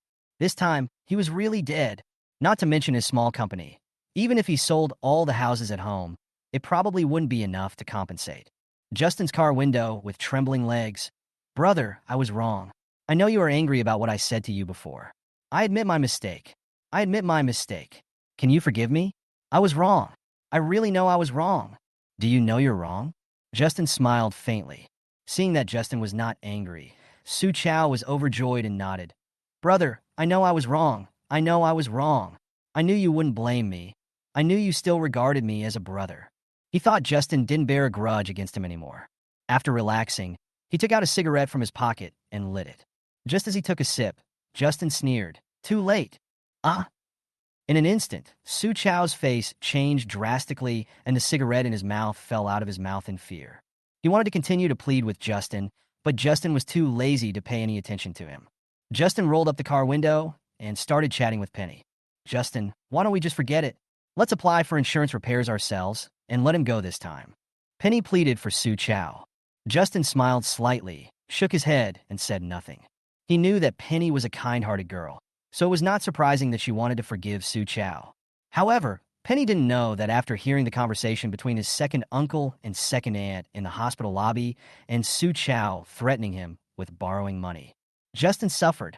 The pain that comes from the deepest part of your heart can never be erased in your lifetime. Forgive him? Impossible. If it was a stranger, Justin would not pursue responsibility or ask for compensation. But since this person is Su Chao, there is absolutely no room for mercy. When the sky is crazy, it will rain. When people are crazy, there will be disaster. This time, he wants to teach the Scottish Super League a good lesson. He also wants to let Su Chao taste how painful it is to be ruthless. More than 10 minutes later, the traffic police and the insurance company both arrived. Seeing Justin's Bugatti supercar, the people at the insurance company were surprised. 120 million, damn. I have never seen such an expensive car in my life, but today I have the honor to deal with this traffic accident.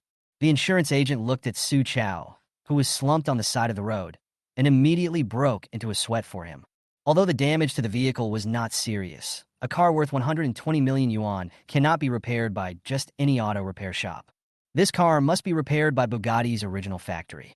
Moreover, after inspection, it was found that the rear bumper was severely deformed and could not be repaired at all. It had to be replaced with the original one. Combined with other damaged parts, the total cost was about 2 million. The traffic police and the insurance company both determined that Su Chao was fully responsible for the rear-end collision. Moreover, Su Chao's car was a newly purchased second-hand car, and the vehicle insurance service had expired. In the end, Su Chao transferred 50,000 yuan to Justin on the spot and signed a compensation agreement, stipulating that compensation would be paid in monthly installments of 20,000 yuan in the future. Justin naturally knew that the Scottish Super League could not afford to pay so much money, so he agreed to this method of compensation. However, he did not expect the Scottish Premier League to really fulfill the agreement. He just wanted to teach him a lesson. Now that his goal has been achieved, he is too lazy to dwell on it anymore. After hastily signing a few words, he set off again, heading home.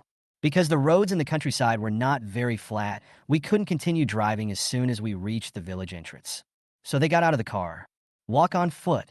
5-6. The power of cuteness. In summer, the sun is scorching the earth. There is a small river behind Justin's house.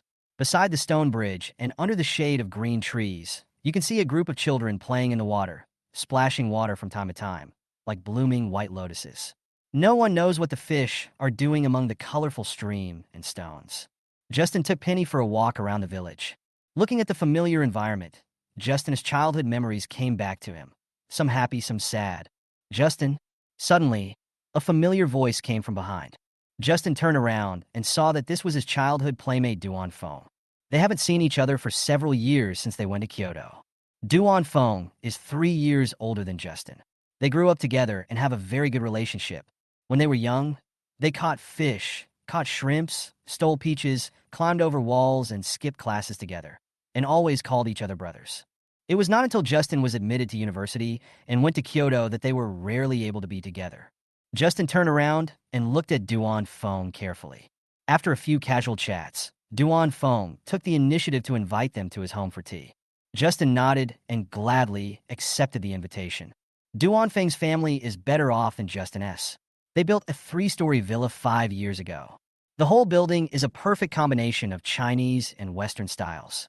The basic charm of Chinese style and the architectural symbols and details of Western style complement each other. It is not only aesthetically pleasing, but also makes the living comfortable and close to nature. The external space layout has the feeling of being enclosed by a Chinese-style house, which reflects the advantages of being small and exquisite as a whole. In rural areas, few families can afford to build this kind of house because the cost is much higher than that of ordinary self-built houses. As soon as he entered the door, Justin saw Duan Feng's 5-year-old daughter, Duan Yuhan. Duan Yuhan was very cute.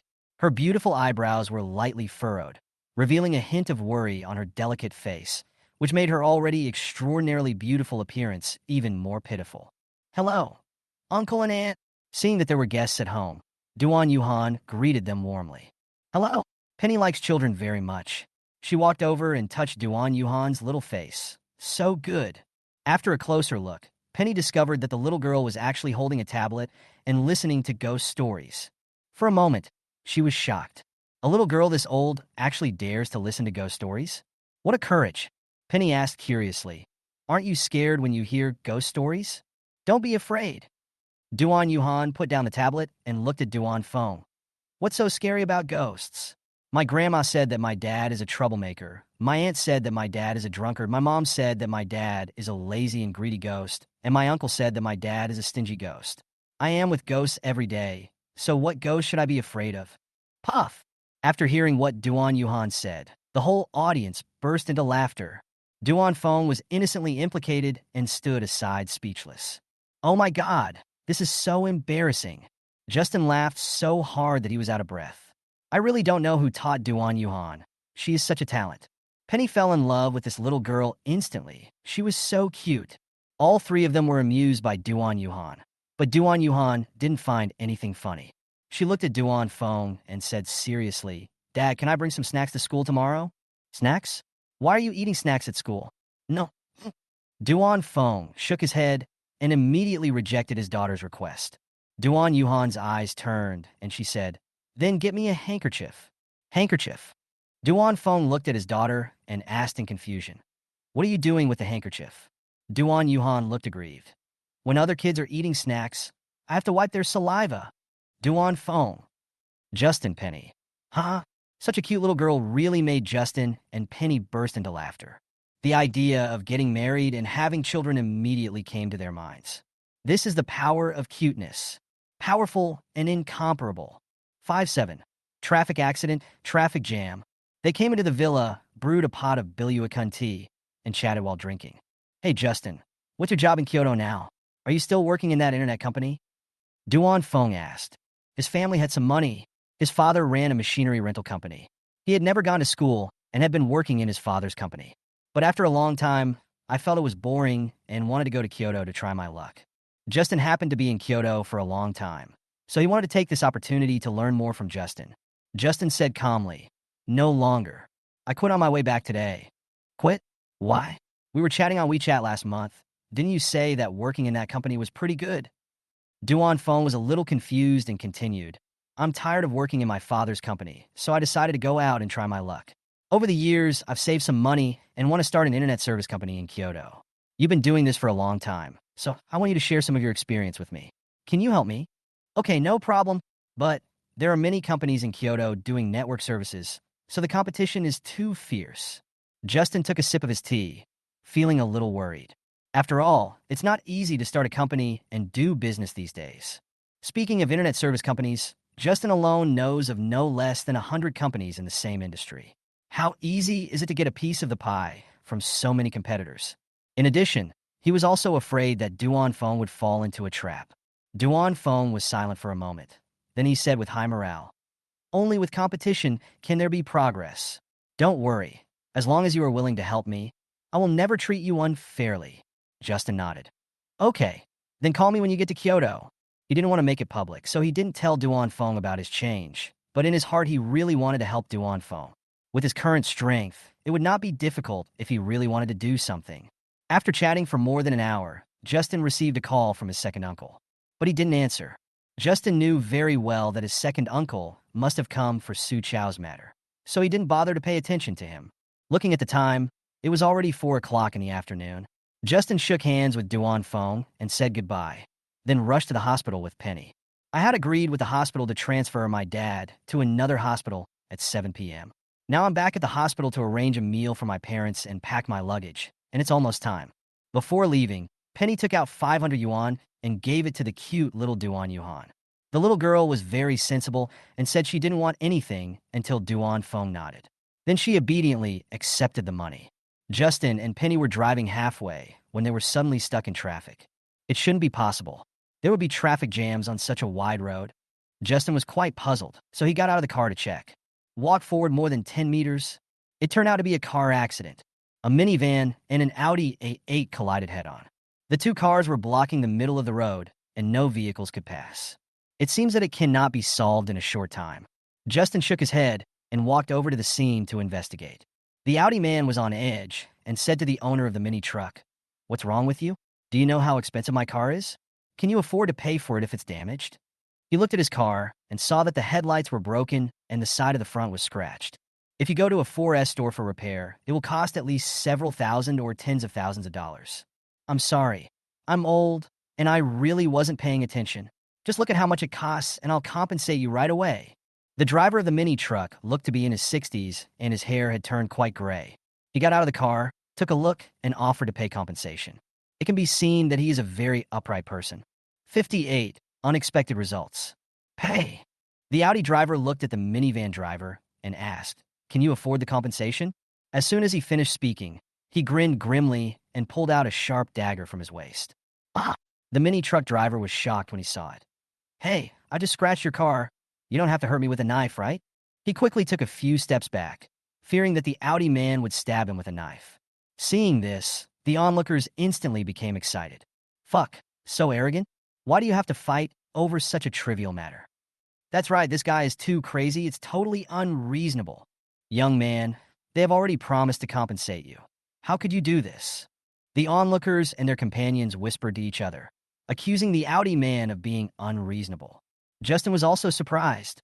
Without saying a word, he stepped forward to stop the Audi driver to prevent anyone from getting killed. However, just as he took 2 steps forward, he saw the Audi driver suddenly turn around and walk to the front of the minicar. Then, the Audi man stabbed the dagger into a wooden board in the car, and with a strong force, he cut a big hole in the board and said with a smile, "Okay, now we are even." After saying that, he put away the dagger and turned back to the Audi. Seeing this, the onlookers gave the Audi driver a thumbs up and became excited again. "So that's how it is? You scared me just now." "Ah, that's interesting. I like and support the Audi driver. I didn't expect he was such a nice guy, and he actually used this method to forgive the minivan driver." Justin. The Audi man sat back in the car and thought to himself, it's not easy for him to work outside at such an old age. I think what I'm doing is also a good deed. Justin was stunned for a moment and silently gave a thumbs up to the Audi driver. It seems that there are more good people in this world. At this time, several men in black suits came to the driver of the van. After the truck driver said something to one of the men, a hint of anger suddenly appeared on the man's previously calm face. He turned and walked to the Audi. He knocked violently on the car window. The Audi driver lowered the window and asked, "What's going on?" "I heard from this uncle that he just scratched your car, and then you scratched his things with a knife?" the man asked. The Audi driver thought the man was here to praise him, so he waved his hand and said, "It's okay. It's not easy for the uncle either. He doesn't have to pay for my car. After saying this, he gave another humble smile. Who would have thought? Pay, the man said viciously. I'm telling you, this uncle is carrying a rare item carved from thousand-year-old redwood by a world-famous artist. It's worth tens of millions. You decide what to pay. As he spoke, he held up the certificate of authentication for his plaque. Ah! When the Audi driver saw it, he was instantly petrified into a statue. That plaque is really carved from thousand-year-old mahogany. Oh shit. Instead of being a good person, he fell into a trap. You're dead now. Onlookers. Justin Sweat. Sweat. Everyone had praised the Audi driver's behavior before, but unexpectedly. But it turned out like this. It's worth tens of millions, so doesn't that mean you have to pay a lot of money? It was really a case of carelessness that led to the loss of Jingzhou. Several men in suits who arrived later walked to the front of the pickup truck and turned the piece of wood over. Immediately, an exquisite plaque engraved with two dragons playing with a pearl was revealed. Justin took a closer look and found that the pattern on the plaque was magnificent, and the carving craftsmanship was very exquisite. It really did not look like an ordinary handicraft. The person who can carve such an exquisite plaque is definitely not an ordinary person. It is really a rare item of great value. Fortunately, the man only scratched the back of the plaque and did not affect the beauty of the pattern on the front. Otherwise, the Audi driver is really going to be in big trouble. In the end, the Audi man paid the other party 10,000 yuan to repair the scratches on the plaque. After the matter was resolved, the Audi man drove away with an innocent look on his face. The traffic gradually dispersed, and the road returned to normal traffic. 59. Teach you how to be a good person. At 5 o'clock, Justin and Penny returned to the county hospital. As soon as I arrived at the ward door, I saw my second uncle and his family were all in the ward. Uncle, please talk to my brother and tell him not to ask me to pay compensation. I really know I was wrong. Su Chao said to Justin's father with a worried look on his face. Yes, brother, your Justin is so successful now. Tell him not to bother with Xiao Chao. How can our family afford 2 million in compensation? The second uncle also echoed. Justin's parents one after another, and all their previous arrogance was thrown to the ground. Only second aunt remained silent, sitting alone in the corner, silently thinking about something. It doesn't look any better. Cough. Justin fake coughed a few times and walked straight to his mother. Mom, we're back. He didn't even bother to look at the three people from his second uncle's family, completely treating them as if they were air. Mom looked at Su Chao, then turned to Justin and said, Xiaozhe, I know everything about you, and Xiao Chao, just forgive him. It's not easy for him. Don't make it difficult for him.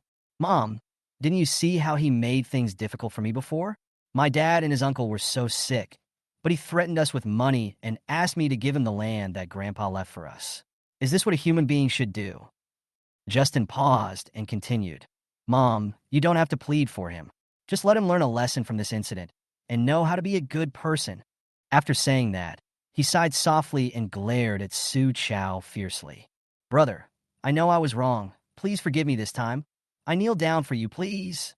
As soon as he finished speaking, Su Chao knelt on the ground with a plop, hugged Justin's thigh and begged. Brother, as long as you forgive me, I am willing to take out all my money to treat my uncle, even if I have to sell the company. Oh, do you mean what you said? Justin sneered. He didn't really want to force Su Chao into a desperate situation. He just wanted to see if this guy was serious. After all, Su Chao is still his cousin, and it would not be good to make things too awkward. Su Chao nodded repeatedly. Really, brother, I keep my word. If I tell even a single lie, God will punish me with lightning. Very good, Justin said calmly. Since you are so sincere, I won't make things difficult for you. How about this? As long as you agree to one condition of mine, I will forgive you. What conditions? You tell me. As long as you are willing to forgive me, let alone one condition, I will agree even if it is 100. Su Chao said firmly. I'll give you 1 month to pay back all the money you borrowed from various online loan platforms. Justin frowned slightly and continued. Our Su family has always been trustworthy. Not paying back the money owed is not our style. We can't afford to lose face.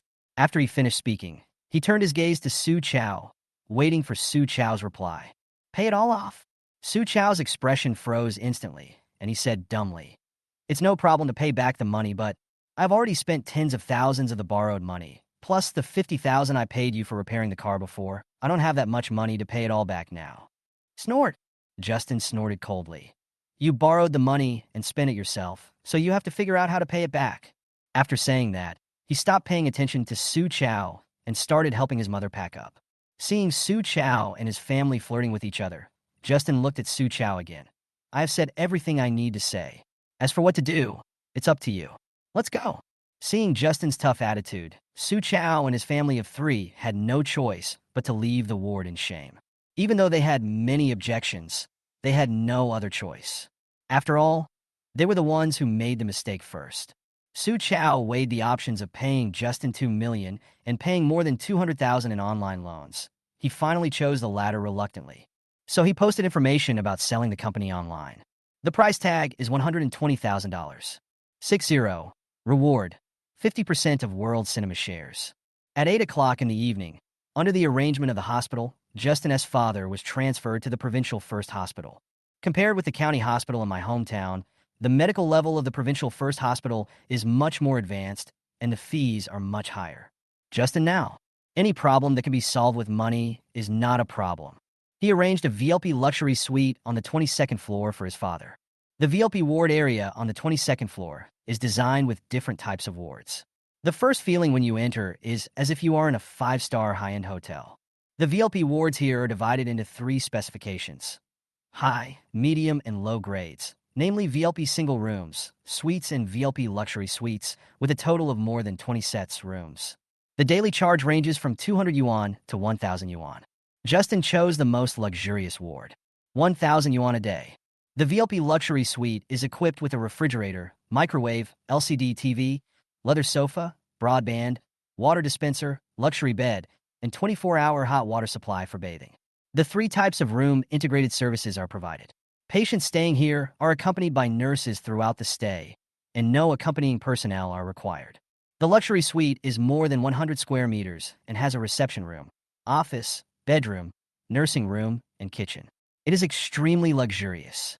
After making arrangements for his father, Justin walked out of the hospital alone and went to a nearby square to run. The things that happened when he returned to his hometown made him feel very unhappy. Running allows him to release his inner anger. At night, the neon lights on the streets are colorful and continue to shine brightly, adding vitality to the beautiful and rich city of Kyoto. Justin gritted his teeth and ran all the way until... Ding! Congratulations to the host for completing today's 3,000-meter running task. You will be rewarded with 50% of Century Cinema shares. Ding! Warm reminder. The equity transfer contract and related documents have been placed at your home. Hearing the system prompt, Justin was stunned for a moment, then, keep running. Even though he received generous rewards from the system, Justin didn't care about it. Now, his mind was filled with scenes of his second uncle's family's ruthless betrayal. Whenever he thought of this, he felt as if his heart was being cut by a knife. How can one describe the pain of being betrayed by one's loved ones? Help! When he ran to a secluded river, Justin vaguely heard a cry for help. What's going on? He stopped and ran towards a grove by the river at a very fast speed. Looking closely, I saw a man in his 30s wearing a denim suit covering a girl's mouth with both hands. The girl looked to be about 21 or 22 years old. She was wearing a black dress and had a fashionable bag on her shoulder. Her legs kept struggling, trying to break free from the man's restraints. Stop! Justin yelled, picked up a stick, and pointed it at the man.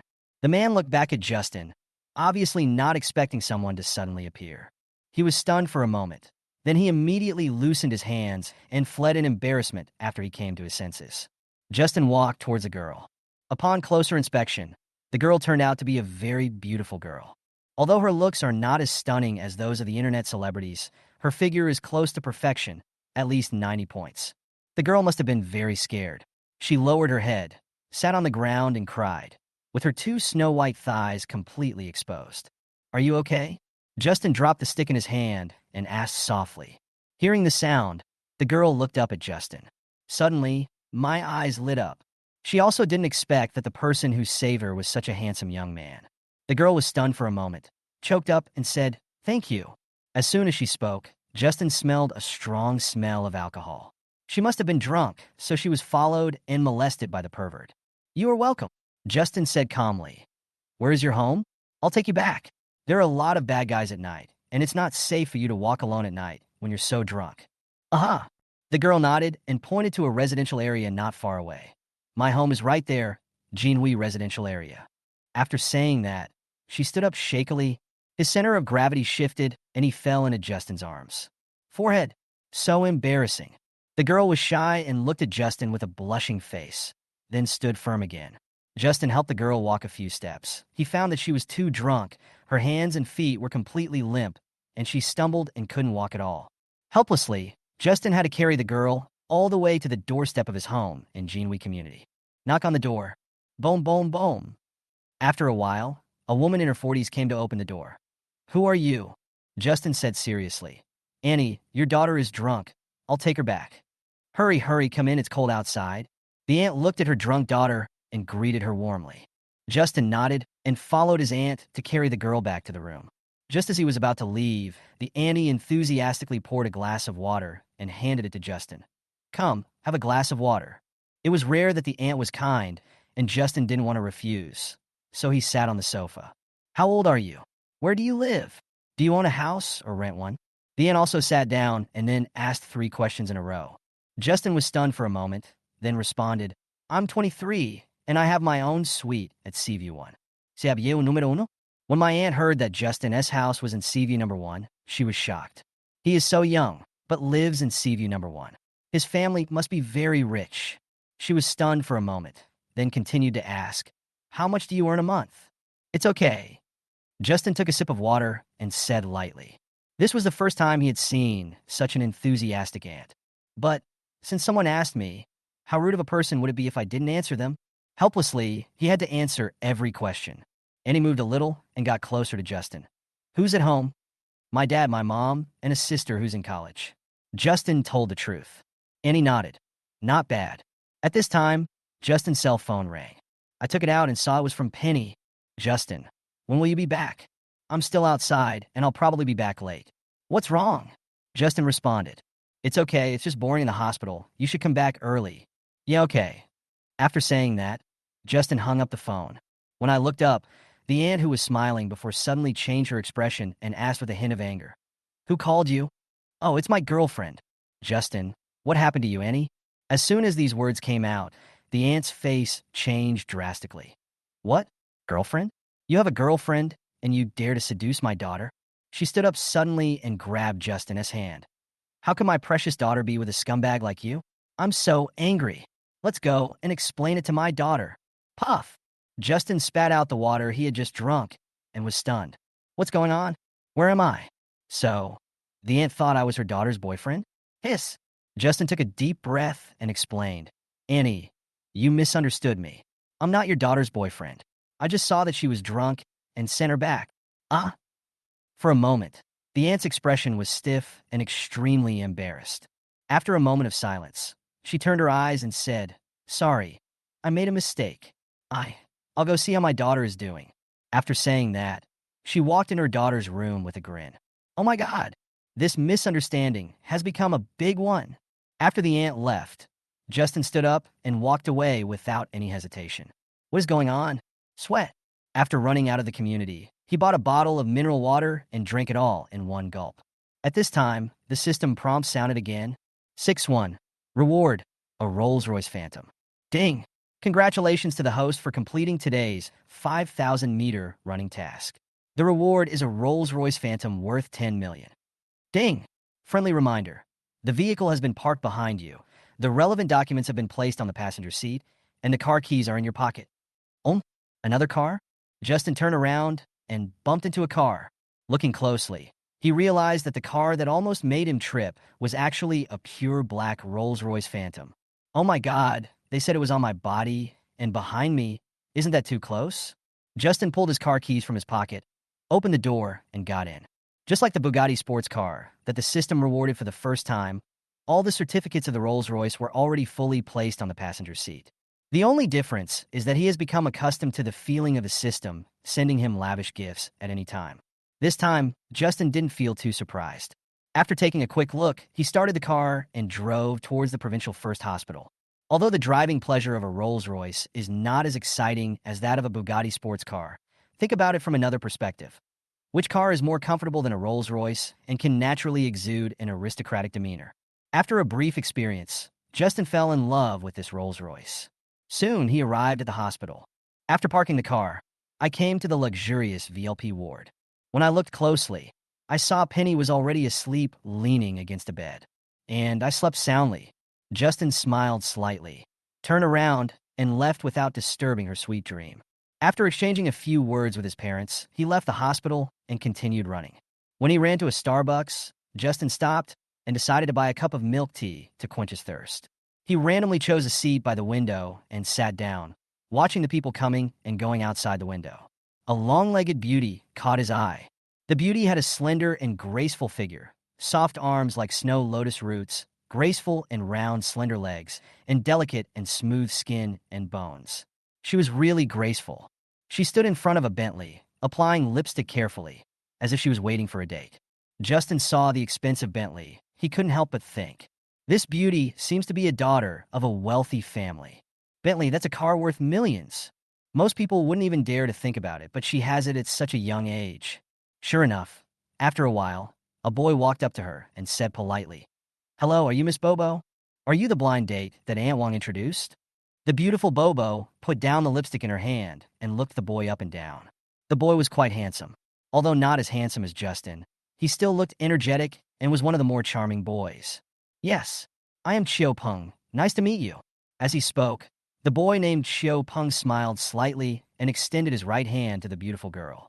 When Bobo took a closer look, he found that the boy in front of him was wearing a delivery work suit, and he became unhappy. She didn't shake hands with the boy, but frowned and said, why did Aunt Wong introduce a food delivery man to me? Look at what you're wearing. It's worth no more than $100, right? I know without even thinking that you're a poor bastard." After saying that, she glared at the boy with contempt, her face full of disgust. "I'm sorry. I wanted to appear more approachable, so I came out wearing this." Chiu Peng scratched his head and gave a forced smile. "My friends all said that I look handsome in this outfit." Faced with Bobo's disregard, he did not show any anger, but kept smiling. 6'2", low-key local tyrant. TSK. You have nothing to do with being handsome. Besides, can being handsome be eaten? After saying that, the beautiful Bobo turned around impatiently and began to admire the Bentley next to her. Justin took a closer look and found that the beautiful woman's eyes were full of admiration when looking at the Bentley. Could it be that Bentley isn't hers? Then you might as well get to know my inner self. Chiu Peng paused and continued, "I think I am quite humorous and charismatic." As soon as these words came out, the beautiful girl was disgusted and covered her mouth with her hands. "Stop talking. I'm going to vomit. You look like a polio patient. How can you be charming?" After that, she turned around and pointed her index finger at Chiu Peng. "Let me tell you bluntly, what I value is the economic strength, whether it can let me live a good life. Do you understand? You stinky delivery man. Even if I don't have money, it doesn't mean that I can't let you live a good life. How can you judge whether your life is good or not by money?" Chiu Peng spread his hands and defended. "Stop talking nonsense. We are not suitable. You toad, don't even think about hitting on me." The beautiful girl Bobo folded her hands and didn't even look at the boy. In her heart, she doesn't care whether a man is handsome or not, or how much education he has. "What I care about is the man's money." Seeing that the boy Chiu Peng has such a good attitude, Justin admires him very much. If it were Justin, he would have told this woman to get lost long ago. Why would he bother talking to her for so long?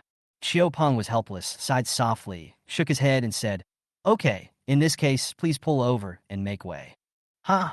This road belongs to you. You just let me go, so I'll give way." "Why?" The beautiful Bobo rolled her eyes and sneered. As soon as she finished speaking, she saw the boy Chiu Peng took out a car key from his pocket and pressed the unlock button. Toot! The lights of the Bentley next to the beautiful Bobo began to flash. In an instant, Bobo was petrified on the spot. "Oh my God! This Bentley is his?" Chiu Peng walked around the beautiful Bobo and went straight to the trunk of the Bentley. He opened the car, took off the takeaway clothes, and then took out an Armani brand suit to put on, and said lightly, "If I don't wear something worse, people like you won't show your greedy side." After saying that, get in the car, ignite, and start. Step on the accelerator. Beauty Bobo. "Hey, please think about it again. If it really doesn't work out, I could be your mistress, hey?" Justin. "Awesome, my brother. It seems that I should learn from others and be a low-key person." Watching the boy Chiu Peng driving away in his Bentley, The beautiful girl Bobo suddenly felt like she had missed out on hundreds of millions. This is the result of looking down on others. After drinking the milk tea, Justin started running again. After walking out of Starbucks and passing by the beautiful Bobo who was standing there in a daze, he sneered. I had just run a few hundred meters when my cell phone rang again. I took it out and saw that it was my former colleague, Yang Junxian. Justin, my parents are coming to Kyoto to see me tomorrow. You have to help me. Yang Junxian's urgent voice came from the other end of the phone. Junxian, what's wrong with you? Don't be anxious. Tell me slowly if you have something to say. Justin comforted. Yang Junxian continued. 3 years ago, I wanted to start my own business. To help me realize my dream, my parents gave me 300,000 yuan that they had saved for retirement. They said that since I wanted to start a business, they would support me. However, I took the money to Kyoto and was ready to start my own business on the first day when I was swindled by a scammer. As he spoke, Yang Junxian choked up a few times and continued. My family has always been very poor, and my parents have been working away from home all year round. I wanted to make some money through my own investment, but I didn't expect. I was still cheated. My parents are in poor health, and I'm afraid that if they knew my current situation, they would be anxious and something unexpected would happen. So I told them that I have successfully started a business, now run a big company, live in a big house, and have a luxury car. Because of this lie, I didn't dare go home for 3 years, just for fear that this lie would be exposed. But I didn't expect that they are already on their way and will arrive tomorrow. Oh, so what do you want to do? After hearing what Yang Junxian said, Justin was also worried for him. 300,000 is a considerable sum of money for an ordinary family. What's more, it's the retirement money for our elderly parents. Yang Junxian was silent for a moment, then said worriedly, Aren't you on good terms with Mr. Dang Roberto? He even lent you his car. I want you to talk to him. Tomorrow is the weekend, and the company is closed. Can he lend me the company? And your car? Borrow a company? What is this operation? Justin became more and more confused as he listened, and asked in confusion. Then what? As long as Mr. Deng lends me the company and you lend me the car, I can lie to my parents and tell them all belong to me. This way, I won't have to worry about anything happening to them. Don't worry, as long as I trick them into going there tomorrow, I will send my parents back home and it won't delay the company's normal work on Monday, Yang Junxian explained. Justin was shocked. Unexpectedly, Yang Junxian, who is usually honest, has such a big imagination. I admire you. But then again, this method sounds like it might be feasible. It's just for one day, so what's the harm in helping out? Finally, Justin agreed to Yang Junxian's request and successfully lent the company to Roberto. Next, it depends on how Yang Junxian acts tomorrow. Perfect? Or is it a mistake? We'll know tomorrow. 6-3. Award of 30% of Tianlong Group's shares. After helping Yang Junxian deal with the matter, Justin started running again. After resting for a while, my physical strength has recovered and I feel full of strength. In just over 20 minutes, he ran 5 kilometers. At the same time, the system prompt sounded again. Ding!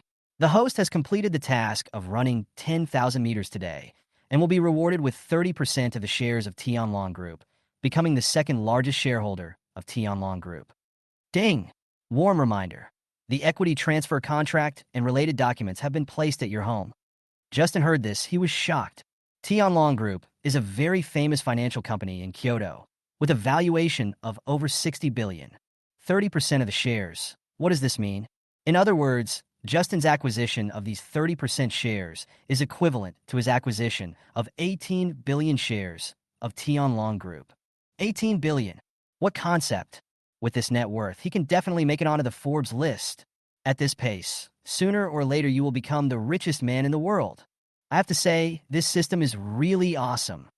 10 minutes later, Justin arrived at the gate of Provincial First Hospital. I'm a little hungry. Coincidentally, there's a popular barbecue restaurant at the door. I called my mom and asked her about it. No one wants to eat? Justin entered the grill, ordered something, and sat down. Next to him sat a young beauty dressed in fashionable clothes. She lowered her head and sipped her milk tea, seeming to be thinking about something that was difficult to solve.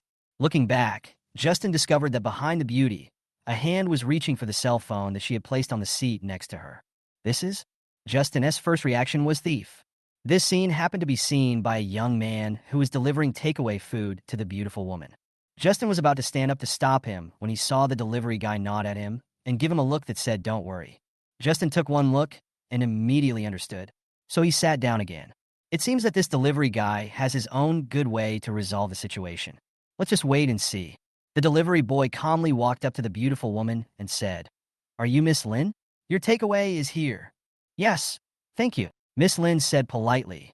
After she finished speaking, she turned around and was about to leave, but was stopped by the delivery boy. "Ms. Lin, what's the last digit of your cell phone number?" 7788. Miss Lin regretted. "What's wrong?" "No, this is not your takeaway." As he said that, the guy outside snatched the takeaway from Miss Lin's hand. Miss Lin was stunned for a moment, and then she was puzzled again. "How is it possible? This is the takeaway I ordered. I have a record of the order." "Then show me." The delivery guy smiled. Justin Smart, he deliberately used this method to remind Miss Lin that her cell phone had been stolen. Justin nodded and gave the delivery guy a thumbs up in his heart. Double-click 666. Miss Lin was helpless, shook her head, and turned around to get her cell phone. "Take a closer look. Hey, where's my phone?" Only then did she realize that her cell phone was lost. She hurriedly looked through the backpack around her waist and touched each pocket. "That's not right. I clearly put it on the seat just now." "You look innocent, but I didn't expect you to be the kind of person who pretends to claim the takeaway food," said the delivery guy. When Miss Lin heard this, she became anxious. She felt she was being wronged and hurriedly explained. "What nonsense are you talking about? This is what I ordered. I'd better ask the Real Miss Lin to pick up the takeaway." As he spoke, the delivery guy took out his cell phone and called Miss Lin. The next second, the phone rang. 6-4, capturing a thief. Hearing the sound, Miss Lin turned around and saw that the cell phone ringing was actually coming from the man sitting behind her. She narrowed her eyes and looked at the man. "Oh, it turned out that you stole my phone." Miss Lin suddenly understood and immediately understood the delivery boy's good intentions. However, as a girl, she did not dare to go up to the man and ask for his cell phone. The man was stunned for a moment. Then he came to his senses and shouted angrily, "Who stole your phone? This is my phone. Does it mean that my phone ringtone is the same as yours? Does that mean this phone is yours?" Still dare to quibble? Justin couldn't stand it anymore. He smiled slightly and walked to the man. "Are you Miss Lin? I can't tell. Did you go to Country Tea?" As soon as these words were spoken, the real Miss Lin was immediately amused. She really admired the delivery guy's wit. Of course, there is also Justin's bravery. Unexpectedly, the man still argued. "This is my nickname. Is it not okay?" "Can," the delivery boy said calmly. "Then please sign for the takeaway, Miss Lin. Cash on delivery. 500 yuan. Thank you." 500. The man was shocked. He had only a little over 200 yuan on him. What to do? At this time, the delivery guy rolled his eyes and said, "Yes, 500. Unlock the payment quickly. I'm still waiting to deliver the next order." After the delivery guy said this, the man was stunned. He tried to unlock Miss Lin's phone several times, and the result was naturally, "Wrong password. Wrong password." He knew he couldn't continue performing, so, angry, the man was very annoyed because the duck that was about to be in his mouth flew away again. He clenched his fists and glared at the delivery boy fiercely. He obviously didn't expect that the nosy Qinyao Jin would show up halfway. Seeing that the man was about to attack, Justin stepped in front of him and said coldly, "What? Are you desperate and want to hit someone?" Yes. Facing two meddlesome people at the same time, the man finally lost. "Throw away your phone. Escape in panic." Justin picked up the phone that the man had dropped on the seat, then walked over to Miss Lin and smiled. "Be careful next time, Miss Lin." "Thank you. Thank you." Miss Lin bowed deeply to Justin and the delivery boy. Her heart had already been deeply moved. "I didn't expect that after my cell phone was stolen, I would meet two brave young men at the same time. Moreover, they are all very handsome." Delivery boy, "Remember to give me a 5-star rating." After saying that, he turned and left. Ms. Lin, "If a good review can have 100 stars, I will definitely not give you only 99 stars. Justin, "Meow, meow, meow." After a while, Ms. Lin finished her meal, thanked Justin again, and left the barbecue restaurant. Justin continued eating, thinking about his father's surgery tomorrow and his former colleague Yang Junxian. Of these two things, naturally, his father's surgery made him more worried. After all, this was his first time to perform such a major operation, and the patient was his father. "Boss, check out." More than 10 minutes later, Justin finished his meal and prepared to pay the bill and leave. "Boss, the lady just now has already paid the bill for you." "Oh, Miss Lin is not bad." Justin smiled and went home.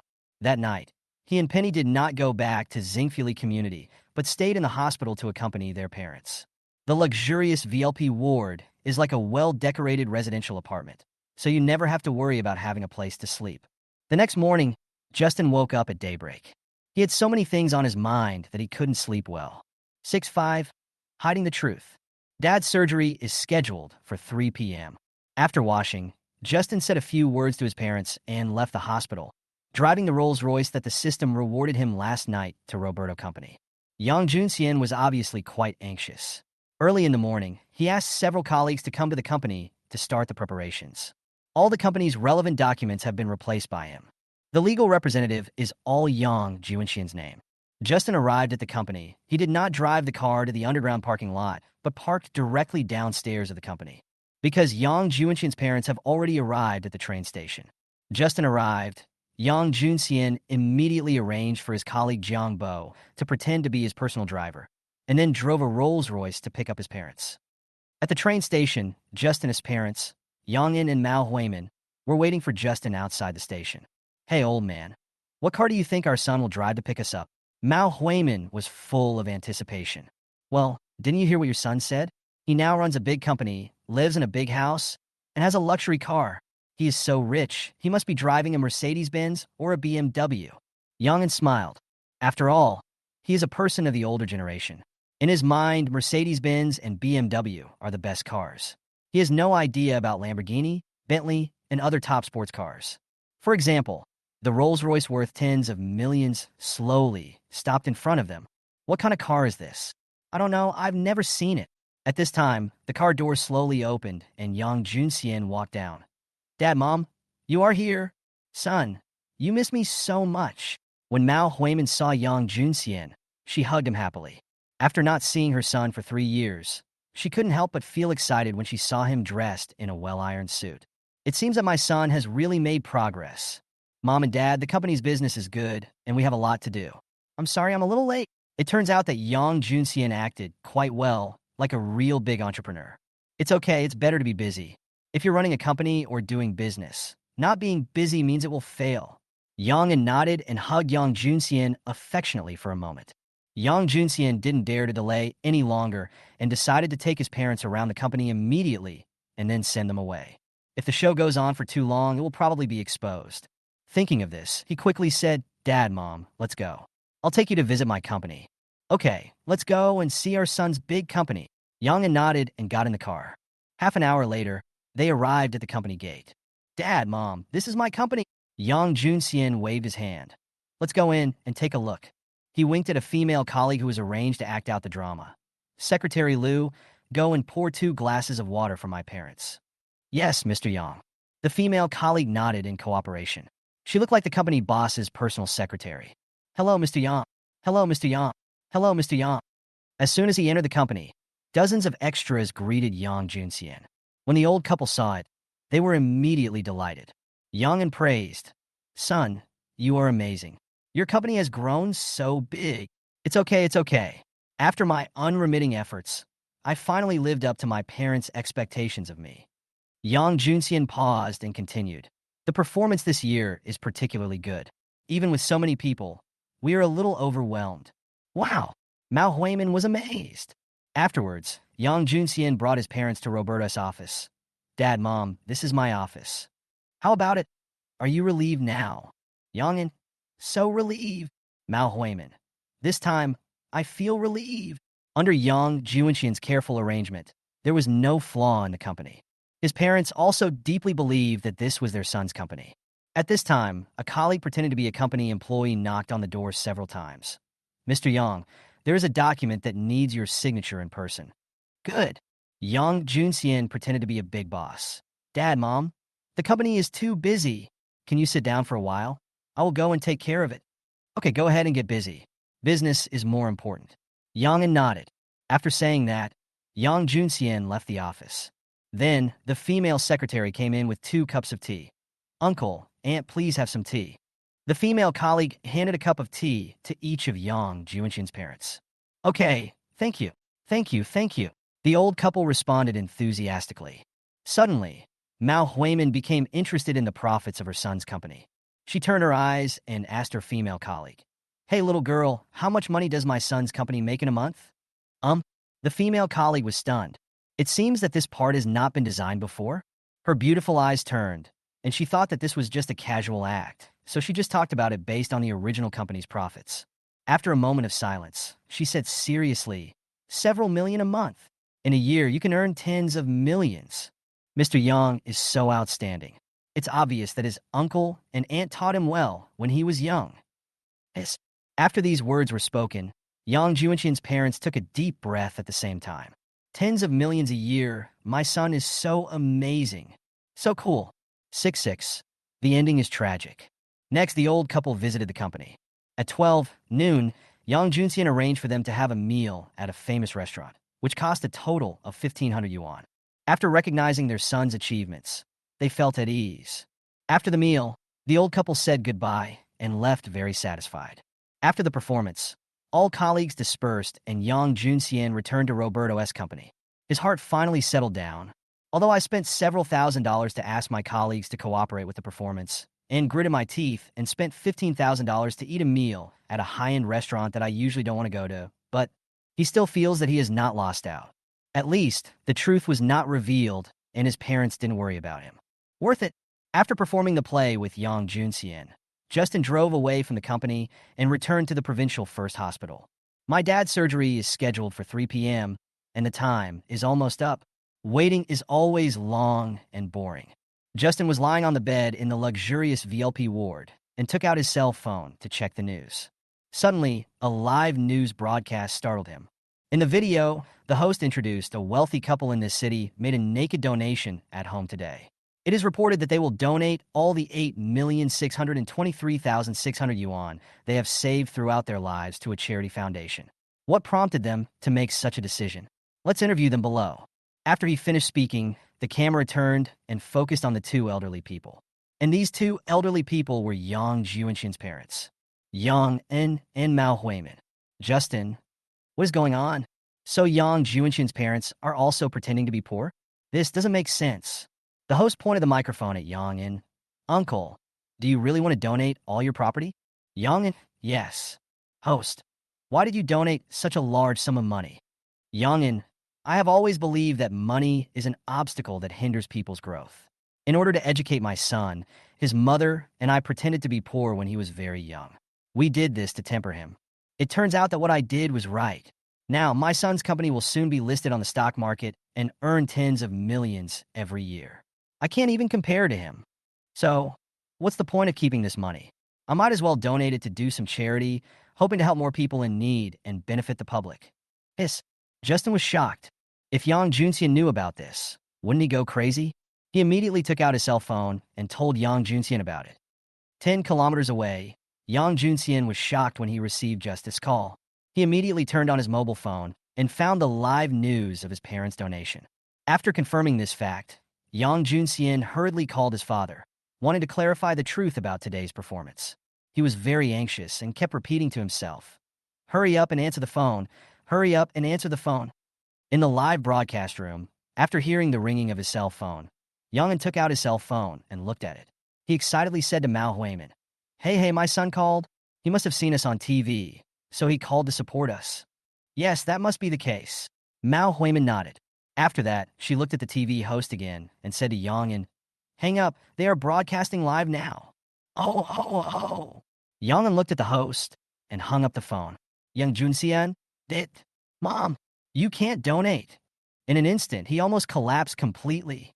Unexpectedly, in order to hide the fact that he lost 300,000 yuan in his business venture from his parents, he staged such a drama, but his parents, who had been hiding their wealth and pretending to be poor, chose to donate all their money without hesitation. 8.62 million. He had never dared to imagine so much money in his life. Now, my generous parents are going to donate all the money. The strength is really disappointing. Oh my God.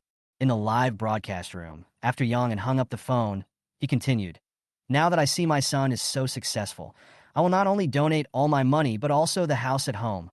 From now on, my son will support us." Host. The two elders are so high-minded. Yang Junxian in front of the screen. I hope you can understand their good intentions. Next, Let us witness this naked donation together. After that, the charity staff came to Yang and Mao Huimin with a donation agreement and said, "Please sign here." Yang took the pen and began to sign. Yang Junxian, who was watching the live broadcast, said, "Dad, Mom, you can't sign. You can't sign." He felt like the sky was falling, as if someone was strangling him by the throat, and even breathing became very difficult. In the live broadcast room, Yang In and Mao Huimin signed their names in a very casual manner. Yang Junxian, huh? He called his dad again. Yang In, who had just finished signing, answered the phone and heard Yang Junxian's heart-wrenching cry. Yang In smiled and put the phone close to Mao Huimin's ear. "Listen, my son is so moved that he is crying, huh?" As soon as these words were spoken, Yang Junxian suddenly felt like he had no desire to live. He yelled frantically into the phone, "I fainted from crying in the toilet. I'm so heartbroken." Justin, the wife, is too dizzy. This father and son are both better at acting than the other. Yang Junxian acted for a few hours, but Yang acted for a lifetime. In the end, not only did they donate money, they even donated houses. What should I do next? 6-7. A ruthless man was slapped in the face. Time flies, and it is already 3 o'clock in the afternoon. Justin S. father was pushed into the cold operating room by the nurse. Justin, Penny, and Justin S. mother were waiting anxiously outside the door. Everyone prayed silently, hoping that the operation would be successful. 1 hour, 2 hours, 3 hours passed, and the door of the operating room was still not opened. After waiting for several hours, everyone couldn't sit still, including Justin. He stood up and walked to the window at the top of the stairs to get some fresh air.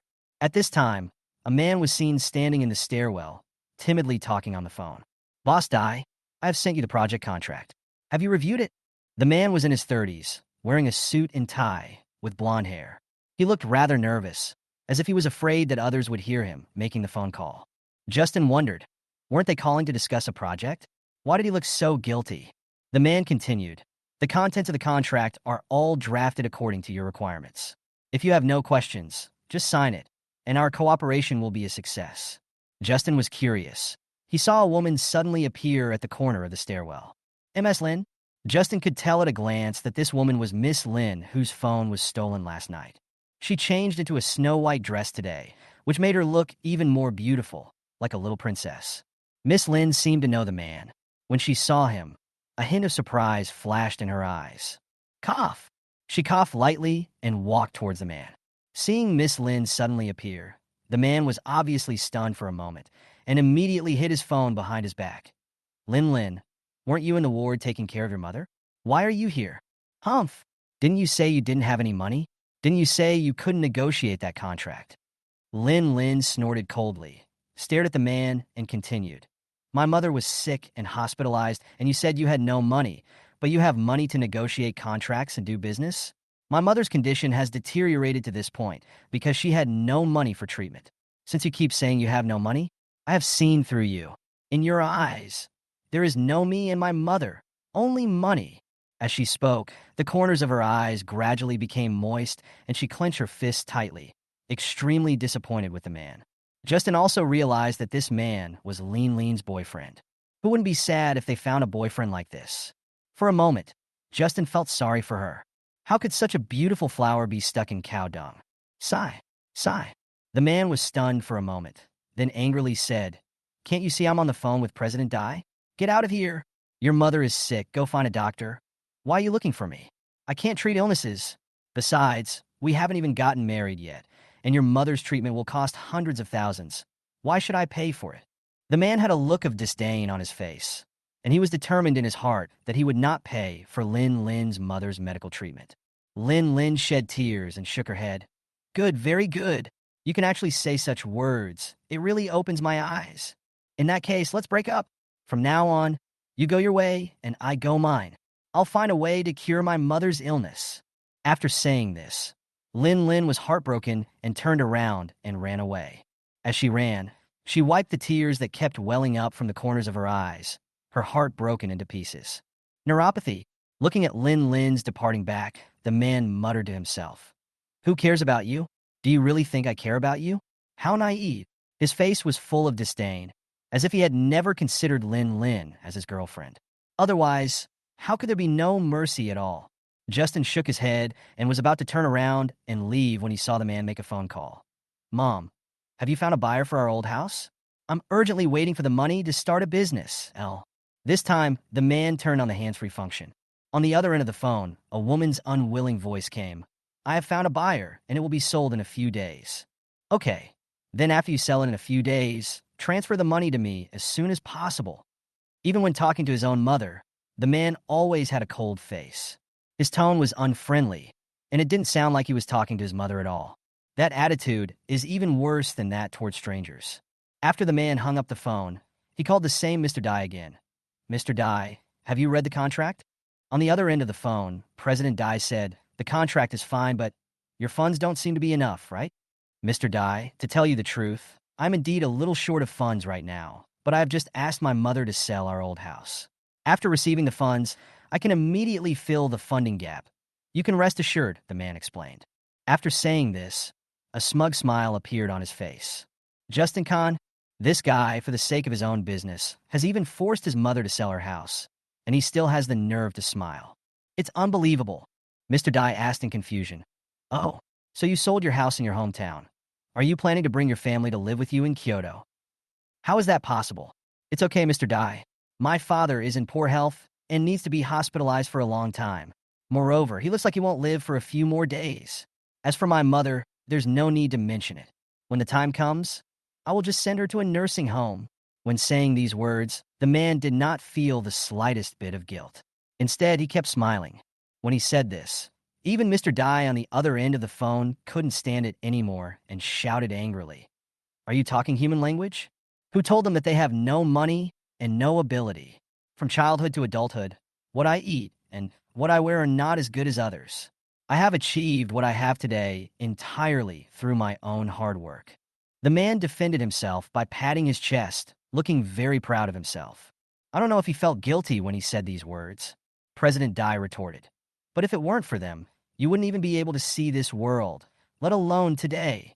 Li Ping, a man has to play many roles in his life, and being a son is the best role to play, but also the least qualified, because what you give to your parents will never be as much as what they give to you. They don't owe you anything, but you will never be able to repay what you owe them in your lifetime. I will not sign this contract with you. Justin, standing nearby, could hear through the phone that Mr. Dai's indignant voice was full of righteousness. After seeing the true face of a person like Xiang Liping, I guess no one will want to do business with him anymore. Li Ping was also anxious and said in a panic, Boss Dai, this contract is beneficial to both of us, you. Before he could finish, President Dai interrupted him and said, if you are not filial to your own parents, even if you succeed, you are still a joke. People like you are not worthy of doing business with me. After saying that, he hung up the phone. Liping. Justin, you deserve it. As the saying goes, filial piety comes first among all virtues. Even if you can be filial to your parents who gave birth to you and raised you. As for other people, how could he treat it with sincerity? Thinking of the girl Lin Lin, Justin really softened his heart. He walked down the stairs, wanted to find Lin Lin and help her. After searching for a while, Justin saw Lin Lin. In a ward downstairs, Lin Lin was lying on a bed crying. On the bed, there was a middle-aged woman in her 40s who looked very similar to Lin Lin. She should be Lin Lin's mother. Justin pretended to see Lin Lin as he passed by and walked into the ward. This floor belongs to the general ward area. There are 4 beds in the ward, and each bed has an inpatient lying on it. Ms. Lin, why is it you? What a coincidence. Justin walked over to Lin Lin and patted her shoulders gently. Lin Lin raised her head and wiped the tears from her cheeks. You are, oh, I remember now. You are the little brother who helped me get my phone back last night. Yes, that's me. Justin nodded and started chatting with Lin Lin. He did not mention what had just happened, for fear of reopening Lin Lin's scars. Such a young girl. Not only did her mother have a serious illness and no money for surgery, but she was also betrayed by her ruthless boyfriend. I don't know how much of a blow she has suffered, and it is not easy for her to bear everything alone. Why are you here? Lin Lin asked puzzledly. Justin with her 2 big watery eyes, as if she wanted to see through Justin. Justin was fascinated by her for a moment and said calmly, my dad also lives in this hospital, just 1 floor above. I was bored and came out for a walk, and I saw you by accident. Oh, so that's how it is? Thank you so much for what happened last night. Otherwise, I would have really lost my phone. My mother is sick and in the hospital now, and all the money in the family has been used up. If the phone is lost again, I won't be able to afford a new one. Lin scratched her head and stretched out her hand to Justin. My name is Tina. What's yours? Justin. Justin smiled and shook hands with Tina. Afterwards, the two started chatting again, and the main topic revolved around the illness of both parents. Justin learned from the chat that Tina is 21 years old. Her father accidentally fell from a high building while working on a construction site and was not rescued. Although she was admitted to university, she had to give up her studies because her family could not afford the expensive tuition and became an ordinary working girl. The man she just quarreled with was her boyfriend, who she had been dating for more than a year. When she talked about that man, she was obviously quite angry. She bit her lips hard a few times, then shook her head and didn't continue talking. They exchanged cell phones and agreed to meet again someday. Justin quietly stuffed a bank card with a balance of 200,000 yuan under Tina's mother's pillow, then turned and left. Although he was not familiar with Tina, Justin still sympathized with her situation. The 21-year-old girl had lost her father many years ago, and Justin couldn't bear to see her lose her only mother. He softened his heart. 68. The fate of worshipping foreign things. At 7 o'clock, the door of the operating room was slowly pushed open from the inside. In an instant, everyone stood up at once. Justin asked first, Doctor, how was my dad's surgery? The operation was successful. Don't worry. The attending physician smiled and nodded. That's great. Thank you, doctor. You've worked so hard. You're welcome. This is what we should do at this time. Justin and his mother hugged each other affectionately, tears about to flow. The laughter and joy broke the silent atmosphere and relieved everyone's uneasy hearts. After waiting for more than 4 hours, I was in agony, but now I finally got the long-awaited result. Everyone breathed a sigh of relief and relaxed. After the operation is successful, my father only needs to stay in the hospital for a few more days and receive regular chemotherapy. It won't take long for him to recover. Justin took out a few red envelopes that he had prepared in advance from his pocket and gave one to each doctor and nurse. Originally, hospitals are not allowed to accept gifts or red envelopes from patients' families, but rules are always made to be broken. At first, all the doctors strongly refused and said they would not accept me no matter what. But when their hands touched the red envelope, damn it, it's so thick, it should be quite a lot, right? In the end, the doctors couldn't resist the temptation and accepted Justin's red envelopes one by one. Each of these red envelopes contains 2,600 yuan in cash. Although the money is not much, it is a token of Justin's thoughtfulness. At 8 o'clock, after Justin arranged for his father, he took Penny to a French restaurant outside the hospital for dinner. The luxurious VIP ward has professional nurses to take care of the patients, so they don't have to worry at all. In the restaurant, they were eating when they saw a stylishly dressed woman calling the waiter and said in fluent English, Waiter, hello, lady. What can I do for you? The waiter greeted us warmly, with a professional smile on his face. The woman continued in English, I need a steak, a portion of spaghetti. Well, the waiter was stunned. Where is this? Where am I? What is she talking about? After a moment of silence, the waiter said awkwardly, Excuse me, ma'am, I don't understand. Can you speak Chinese? I am used to staying abroad, not used to speaking Chinese. The woman paused and continued in a mixture of English and Mandarin. I come here to eat Western food, so it's normal for me to speak English. As she spoke, she glared at the waiter with contempt. Embarrassing. The waiter was very embarrassed. I'm sorry, ma'am, Before she could finish, the woman took over and said viciously, Shut up, call your manager over. I want to complain. The waiter had no idea what she was saying and just stood there bewildered. Am I still the same me? Seeing that the waiter was unmoved, the woman accused him arrogantly. A waiter in a Western restaurant can't speak English. Are you qualified to be a waiter? How did your manager recruit you? After saying that, she pushed the waiter away. Waiter! Justin couldn't bear to watch it any longer. He suppressed his laughter, stood up, and walked to the woman. You can't say that, lady. Is there any problem? The woman looked up at Justin and snorted. Justin was speechless. Do we have to speak English when eating Western food? After that, he said in standard Changsha dialect. So according to you, if you just want to eat stinky tofu, you have to speak Changsha dialect? After hearing what Justin said, the waiter laughed, but the woman was confused. What language is this? The situation became awkward. What? What are you talking about? The woman was confused and had no idea what Justin was saying. Justin smiled and said in Chongqing dialect, So when we eat hot pot, do I have to speak Chongqing dialect to you? He paused and continued. Why? When we eat dumplings, do I have to speak northeastern dialect to you? When you go to a pet store, do you have to imitate the sounds of animals? As soon as these words were spoken, the entire restaurant was in an uproar. Ha, you failed to show off and got slapped in the face, right? Good job, handsome. Teach this foreign-worshipping guy a lesson. If this kind of person was born in the war years, he would definitely be a traitor and a traitor to his country. When the woman heard this, her face changed drastically, and she became anxious. She glanced at the customers in the restaurant who were pointing at her and looked at Justin impatiently. This is a Western restaurant, not some street food. Please be civilized. This is a French restaurant, but it's not your turn to speak English. Justin rolled his eyes at the woman. The woman was not convinced. She rolled her eyes and said arrogantly, "What's wrong with me speaking English? This is a French restaurant. So why don't you speak a few words of French?" Seeing the woman was confused, Justin laughed coldly. "No, you can't? Imbecile! Fool!" The woman completely collapsed. She didn't understand what Justin said at all. She said angrily, "You make me so mad."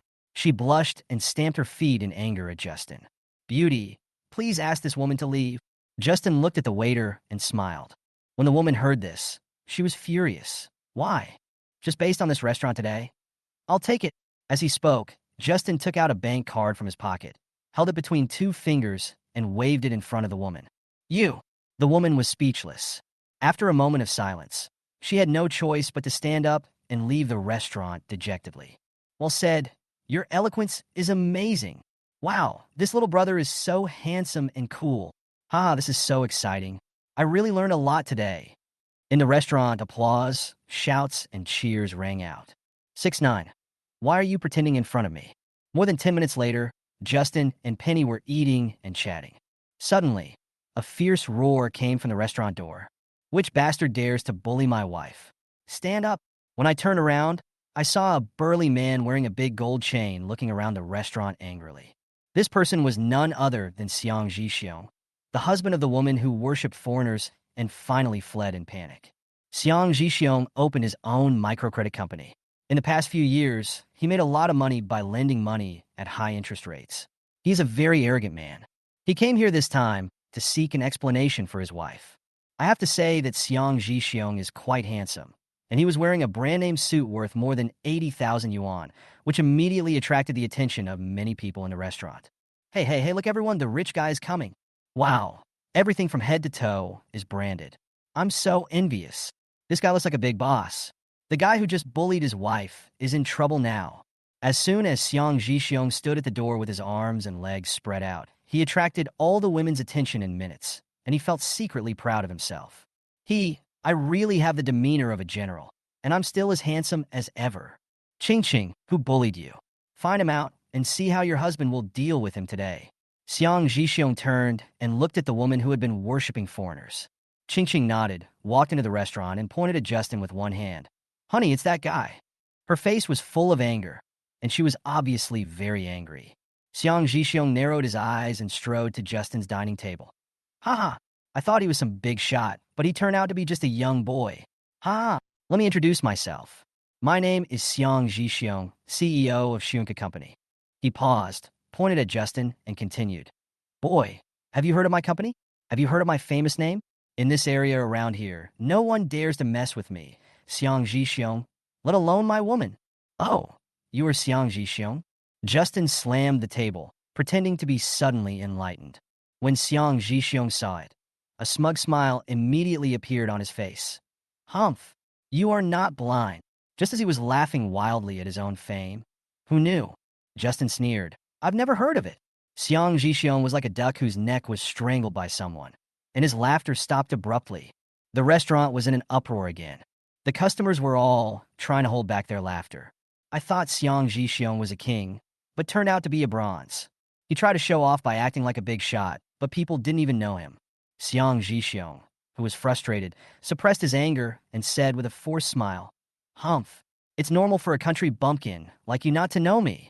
You are used to staying in the countryside, so you must not know that successful people like me in the big city are rustic." He pointed at a BMW 760 at the door, then raised his thumb and pointed at himself. "See that BMW at the door? Mine? Do you know how much it costs? I'll scare you to death." I'm telling you, it's worth 2.6 million. You think you're so awesome just because you booked a restaurant? Can you afford my car? When he said this, he smiled even more brightly and put one foot on the stool next to Justin. You country bumpkin, why are you pretending to be a big shot in front of my wife? Humph, if you don't give me an explanation today, don't even think about leaving here. Justin laughed when he heard it. Sorry, I don't know what BMW is, and I have never bought a BMW. Humph, for someone like you, let alone buying it, you probably haven't even sat in it, right? Ha! Xiang Zixiong laughed and glared at Justin again. A BMW worth 2.6 million yuan is indeed not something that ordinary people can afford. People without money cannot afford it even if they are given one. The gas cost per kilometer alone is enough to make many people daunted, not to mention other car maintenance expenses. As for Justin, he looked to be a young man of about 22 or 23 years old. Xiang Zhixiong was even more certain that he could not afford such a luxury car. However, just when everyone was admiring the young and promising Xiang Zhixiong, Justin threw two car keys on the table with a bang and rolled his eyes. I haven't bought any crappy BMW. I only have a Rolls-Royce Phantom and a Bugatti sports car worth 120 million. Sorry to disappoint you. What? A luxury car worth 2.6 million, but he said it was a broken BMW? All the guests were shocked by Justin's words. Xiang Zhixiong looked carefully and found that the car keys on the table were indeed those of a Rolls-Royce and a Bugatti. The expression on his face gradually solidified. The guests in the restaurant were stunned. Oh my god, this is so embarrassing. Fuck, this is really awesome. Rolls-Royce and Bugatti. These two cars together are worth tens of millions, right? 1,000 alpaca horses were galloping through Xiang Zhixiong's heart, the kind that runs back and forth wildly. You. Who are you? As a successful entrepreneur of the younger generation, Xiang Zhixiong had assets worth tens of millions at the age of 27 and also owned a top-of-the-line BMW worth 2.6 million. He thought he was pretty awesome, but I didn't expect that this guy in front of me, who looks only 22 or 23 years old, owns two top-level luxury cars in the automotive industry. Then how many times more awesome must he be than me? This is simply incomparable. Justin took a sip of tea and sneered. Someone richer than you. After saying that, he took Penny's hand and left in a cool manner, leaving Xiang Zhixiong standing there in a daze with a confused look on his face. This is the true style of a wealthy man. The customers felt that a real man should be like this. Although I cannot reach it, it is my heart's longing for it. Even if Xiang Zhixiong was unwilling to accept the defeat, he dared not offend Justin, such a young and mysterious tycoon. He knew very well that a car like Rolls-Royce could not be bought with just money. One must have an extraordinary background. If you mess with this kind of person, nothing good will happen to you. His wife, Qingqing, didn't understand these principles at all. She stamped her feet in anger and yelled at Zhixiong, "You useless thing. I've suffered so much injustice, and you actually let that guy go like that? You're such a coward." Bang! Xiang Zhixiong slapped him in the face. "You know shit. Qingqing. Oh. You actually hit me for that, brat." Walking on the way back to the hospital, facing the night breeze, Justin breathed a sigh of relief. It seems like I need to find some bodyguards, otherwise I might suffer in the future. Although the pretense just now was very successful, it also brought with it a hint of worry. If the man was also an unreasonable person, this matter might not be resolved so easily. If it weren't for the purpose of shocking Xiang Zhixiong, I would actually still want to be a low-key person. So why would I show off like this? Justin shook his head. As he was thinking this, he arrived at the hospital. Sending Penny back to the ward, Justin turned around and left the hospital. It's time to go running. 70. Reward of 60% of the shares of the security company. As soon as he left the hospital, Justin received a call from Zhu Xiaoran, saying that it was her best friend's birthday and asked Justin to accompany her. This time, Justin refused without hesitation. "What did you say? You're not going." Zhu Xiaoran thought he had heard wrongly. "That's right, it's your friend's birthday. You go by yourself? What does it have to do with me?" Justin said lightly. "Last time I went to celebrate her birthday, it was because her mother lived with her aunt. But after I went, I was ridiculed by her friends and girlfriends, which greatly reduced Justin's previous good impression of her. Besides, Zhu Xiaoran is not his girlfriend. You really aren't going?" On the other end of the phone, Zhu Xiaoran's face changed drastically and her beautiful eyes widened. Justin said two words firmly. "No." "So, my house is of no importance to you now? Zhu Xiaoran snorted coldly, feeling extremely angry. She comes from a well-off family and is pretty. She has been pursued by many boys since she was a child, like a princess. Since Justin and Penny rented her house, she has always been flirting with Justin intentionally or unintentionally. However, Justin always loves Penny alone and has never shown any interest in her. However, even so, she still has fantasies and often finds various reasons to ask Justin to help her, hoping that through more contact between the two, she can arouse Sue's love for her. Justin simply didn't bother to pay attention to her this time. He replied a few words indifferently and stopped talking. Mr. Sue, don't be so arrogant. How dare you not give Ran face? Zhu Sharon's boyfriend Chun Bin snatched the phone and yelled. So what? Justin smiled as he replied to Chun Bin while running. You. Chun Bin was so angry that his face turned red and he became speechless at that moment. He was silent for a moment, then angrily said to Justin, Okay, you are so arrogant. We will see what happens. If you want to go, go by yourselves. I'm not going anyway. Justin didn't bother to pay attention to him. Okay, kid, you have guts. Chun Bin laughed in anger. He threatened viciously. Last time, someone who didn't give Ran face had his legs broken by me and had to stay in the hospital for a month. I hope you can be as arrogant as you are now. Huh? Threatening me? Okay. I'm ready to help you anytime. Justin sneered and hung up the phone. He had never been threatened so blatantly by anyone in his life. Now he is even less afraid. Justin had no money before. He never showed any desire to fit in with Zhu Xiaoran's circle of rich second-generation friends, because he looked down on those wasteful things. After hanging up the phone, Justin continued running. Just when I was thinking about hiring a few bodyguards, the system sent me a great gift. Ding! Congratulations to the host for completing today's 3,000-meter running task. You will be rewarded with 60% of the shares of Golden Shield Security Company, becoming the largest shareholder. Ding! Warm reminder. The equity transfer contract and related documents have been placed at your home. Justin was delighted when he heard it. It really is what you wish for.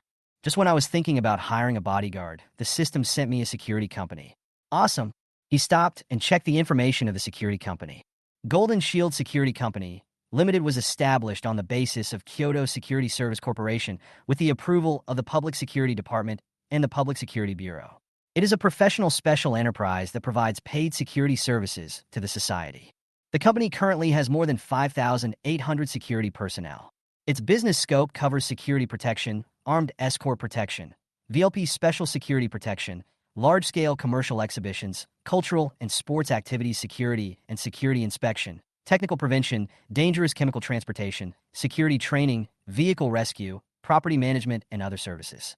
In a word, this is a very awesome company. Tomorrow is Monday. Justin decided to visit the Golden Shield Security Company and select a few skilled bodyguards to protect himself. Now that the world is so developed, we have to consider our own personal safety. Otherwise, if we die one day, wouldn't it be a disaster? After installing his phone, Justin continued running. As he was running, a beggar suddenly appeared on the roadside and stopped him. My little brother, please be kind and give me $2 to buy a steamed bun. Justin was startled and thought he was being robbed. Seeing the beggar's tattered clothes, he felt sympathy and touched his pocket.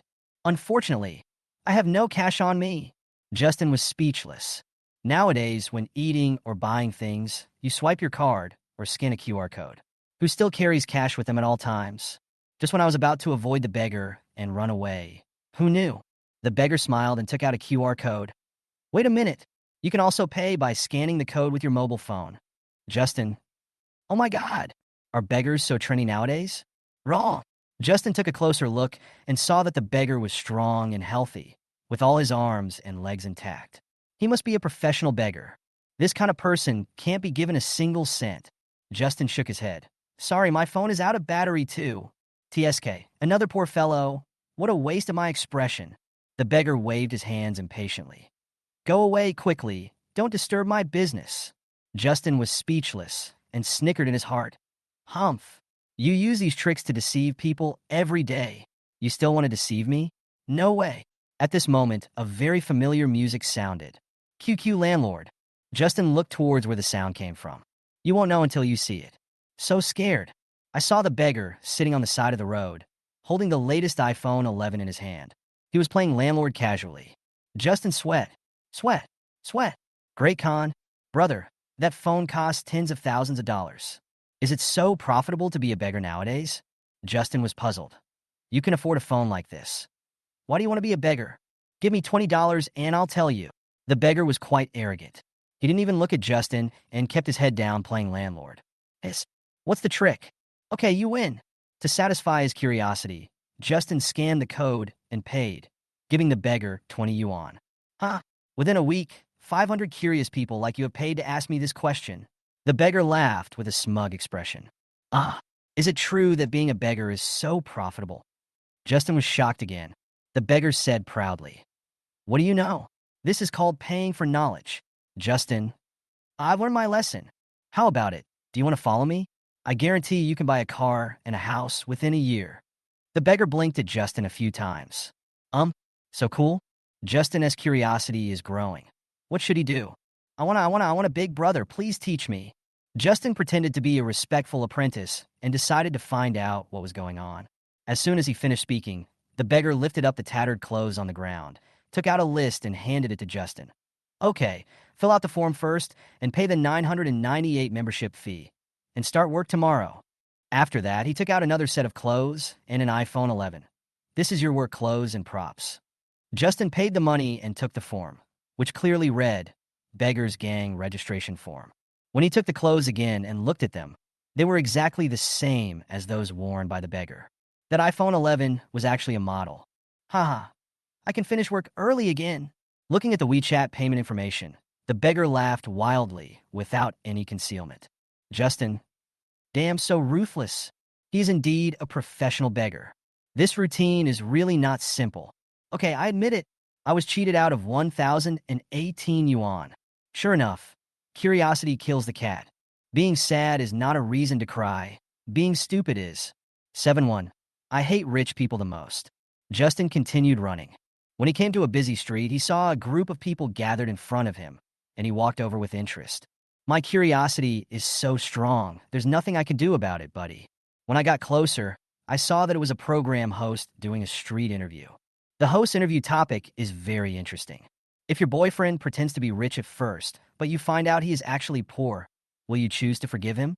As soon as the host asked this question, the girls watching the scene spoke up one after another. However, the answers are almost the same. No, absolutely not.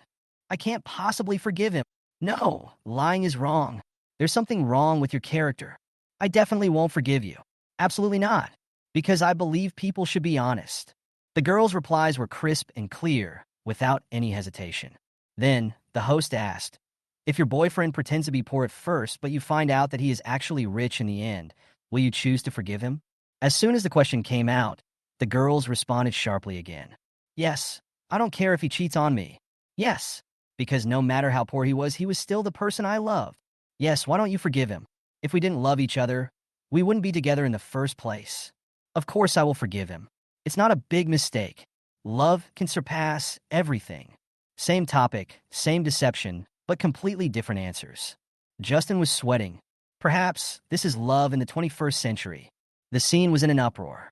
The girls laughed, the boys. A spectator shouted, this is love. A boy who just broke up with his love yelled in Sichuan dialect, I love you so much. Justin, I dare not think about it. I dare not think about it. Get out of here. Keep running. Suddenly, a hand grabbed him from behind. Looking back, primary school classmate Ding Junfei. After not seeing each other for many years, the two suddenly felt that they had met too late. After a brief greeting, they walked to a cafe with their arms around each other and had a close chat. There was melodious piano music in the cafe, and warm lights were passing through the slight breath, comfortable and long, filling all the emptiness between heaven and earth. They went to the second floor and ordered a pot of Blue Mountain coffee and some snacks. Time flies so fast. In the blink of an eye, 10 years have passed. Ding Junfei took a sip of coffee and sighed. Once upon a time, they were classmates for 6 years and played together every day. What a happy childhood. In the blink of an eye, 10 years have passed. Now, they're all 23 or 24 years old. Those who should get married have done so, and those who should start a career have done so. Time flies. Time goes by quickly. Justin said calmly, Hey, do you remember our graduation speech? I remember. In my memory, it's like it happened just yesterday. Ding Junfei turned to look at Justin and said meaningfully, I once said that I hate people who sell insurance the most. When they see me, they start to make noises, and it makes me feel uncomfortable. Oh, maybe everyone will become the person they hate in the future. Justin shook his head. At this time, Ding Junfei took out a stack of insurance policies from his briefcase. Hey, the people I used to hate the most were insurance salesmen, but now. After he finished speaking, he glanced at Justin and sighed. Justin looked at the insurance policy in his hand and sighed. Well, isn't it? Why? Have you become the person you hate? Ding Junfei frowned and continued. Justin, who did you hate the most in the past? Justin sighed. Rich people. After saying that, he threw out 2 car keys, put his hands behind his back, and walked leisurely into the bathroom. Ah! Ding Junfei was shocked on the spot. He stared at the 2 car keys on the table. Oh my God! Is this going against the will of heaven? Ding Junfei obviously didn't expect that this 23-year-old guy, who was the same age as himself, could be so successful and even own luxury cars like Rolls-Royce and Bugatti. If someone else dared to say such things in front of him, he would definitely think they were bragging. But Justin actually put the keys of 2 luxury cars in front of him, which made him believe it. It was not until Justin came back from the bathroom that Ding Junfei woke up from the shock. He stood up suddenly and smiled miserably. Dear brother, where did you make your fortune? Take me with you. No problem. Justin patted Ding Junfei on the shoulder, then took out a business card and handed it to him. Contact me tomorrow. He and Ding Junfei have been good friends since childhood, and this guy is relatively honest. His family conditions are not too bad, and they are from the same village, so Justin decided to give him a hand. Now I have several companies under my name and hundreds of millions of dollars in my account, so I naturally cannot forget my old friends. They chatted for a few minutes before saying goodbye and parting.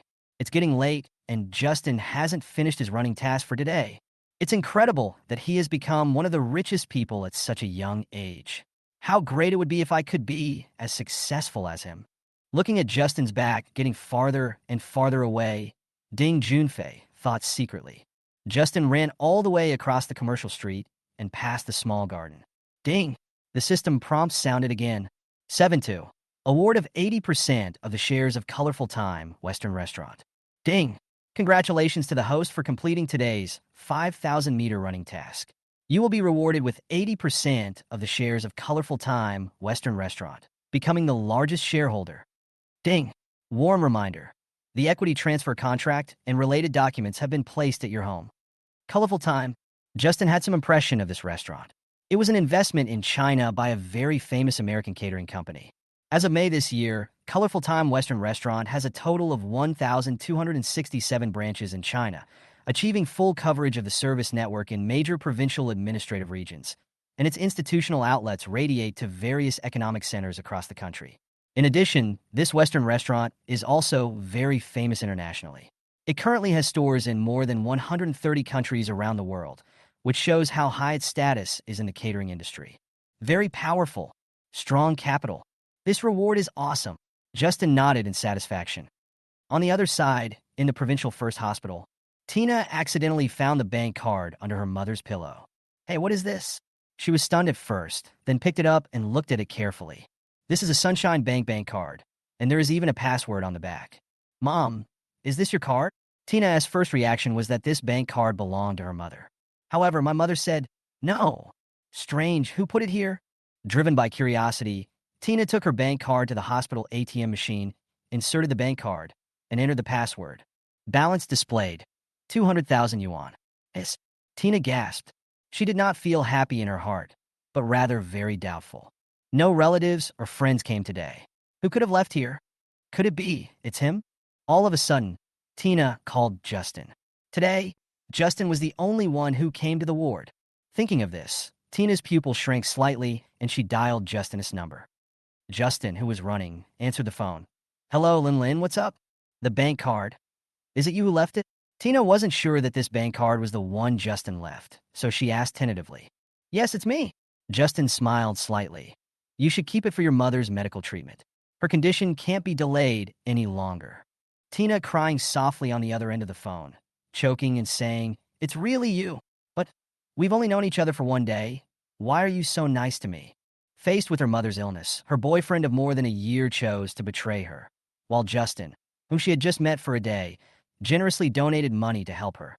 which made her feel so mixed up that she didn't know how to express it. 200,000 yuan is a timely help for Tina, who is in urgent need of money to treat her mother's illness. With this money, we can arrange surgery for my mother immediately and relieve her worries for many days. But it also made her feel unprecedented melancholy in her heart. Justin smiled and said, "Go and arrange surgery for your mother. There are no such things as why in life. Take good care of your mother. I wish your aunt a speedy recovery." "Thank you. Thank you." Tina burst into tears. "Okay, go pay the fee and arrange the surgery, and stop crying." Aha! After hanging up the phone, Tina squatted in front of the ATM machine and cried for 3 minutes. It was not until someone came to collect the money that she came to her senses. Justin's actions, but was also saddened by the thought of her boyfriend abandoning her. She didn't know whether to be happy or sad. All in all, it was a very complicated feeling. A moment later, she found the doctor, paid the relevant fees, and then arranged for her mother's surgery. Tina's mother learned about this. She burst into tears of gratitude and said, "Lin Lin, your friend is our great benefactor. You must repay him in the future. If it weren't for him, I'm afraid my disease wouldn't be cured." "Yes, Mom, I will." Justin continued running and came to Justice Street. Bah! A speeding car knocked down an old lady on her bicycle. The driver was shocked. He immediately parked the car on the side of the road and helped the old lady up. "Grandma, are you okay? Look where you were injured. Do you want me to take you to the hospital for a checkup now?" The car owner was a young man in his mid-20s, and he seemed quite concerned after hitting the old lady. The old lady panted a few times and said, "No, I'm fine. I'm already very grateful that you can get out of the car and help me up. If you can't find out what's wrong, people will think I'm blackmailing you." When the driver heard this, he felt a warm current in his heart and thought to himself, "Who said there are so many people who commit fraud nowadays? It seems that there are more good people." He helped the old lady up from the ground and said seriously, "Then should I compensate you with a new bicycle?" "No need, it's just a broken bicycle. Not worth much money, no need to compensate." The old lady waved her hand. The young driver was touched and said, "Auntie, you are such a good person. I was afraid you were scamming me, but I was overthinking it." After saying that, he scratched his head in embarrassment. Wow, this old lady is so warm-hearted. I didn't expect that this society is still full of love. Yes, we may have been affected by the negative news about those scammers. Seeing the old lady being so kind, the onlookers also started talking about it. Justin also felt very touched by the old lady's behavior and silently gave her a thumbs up. In recent years, various news about fraud and extortion have been widely circulated. Many people dare not help an old lady when they see her fall, let alone someone who is hit by a car. However, just when everyone was deeply moved, the old lady exclaimed, "Ah, my Buddhist beads are gone." She took out a string of Buddhist beads from her pocket. It looked antique, but a few beads were missing. It seemed to have just been knocked off. The driver narrowed his eyes and thought, it's just a string of Buddhist beads, at most $100. He could just compensate the old lady. He asked, "Grandma, how much is this bead? I'll pay you back at the original price. I'm not really blackmailing you." The old lady changed her tone and frowned slightly. "This bead was passed down to me by my great-grandfather's great-grandfather. Last year, someone offered me 300,000 yuan, but I was reluctant to sell it. Today you lost it. You have to accompany me." After that, she shouted to the onlookers, "Everyone help me catch him. Don't let him run away." Car owner. For a moment, he was in tears and stood there in a daze. Justin. There are so many ways to cheat people, it's hard to guard against. The car owner was helpless. "Grandma, your beads. I can't afford the compensation even if I sell my car. Can you please give me less?" The old lady waved her hands. "It's really not possible. If there is really no other way, you can go to an antique appraisal shop to verify its authenticity. There happens to be one right in front of us," said the onlookers. The car owner thought so too. Only after identification can you know whether it is real or not. If you are cheated, you will suffer a great loss. So she helped the old lady to the antique appraisal shop. The crowd of onlookers followed. Justin followed curiously. Finally, after the antique appraiser's appraisal, he concluded, "After my professional appraisal, this Buddhist bead is definitely authentic." As soon as these words were spoken, the car owner's heart instantly fell into a bottomless abyss. The old lady had a satisfied smile on her face. At this time, the appraiser continued, "But it's definitely not worth 300,000. When the car owner heard this, he relaxed again. The old lady was unhappy again. The car owner thought to himself, that must be a cheap product, probably worth a few $100s at most. Who would have thought? The appraiser paused and continued, 500,000 is about right. Ah. In an instant, a song sounded in the owner's mind. It's like I'm losing my nerves. I can't breathe. 7-3. Encounter with the King of Pretenders. Justin shook his head and walked out of the appraisal shop. When he came to the convenience store to buy water, he saw a boy about his age sitting on a stool at the door of the convenience store with his head down. Hey man, what's wrong with you, at work or in life? Justin came and sat down next to the boy, trying to comfort him. Sadness is always inevitable. Everyone has times when things don't go as planned and when things get difficult.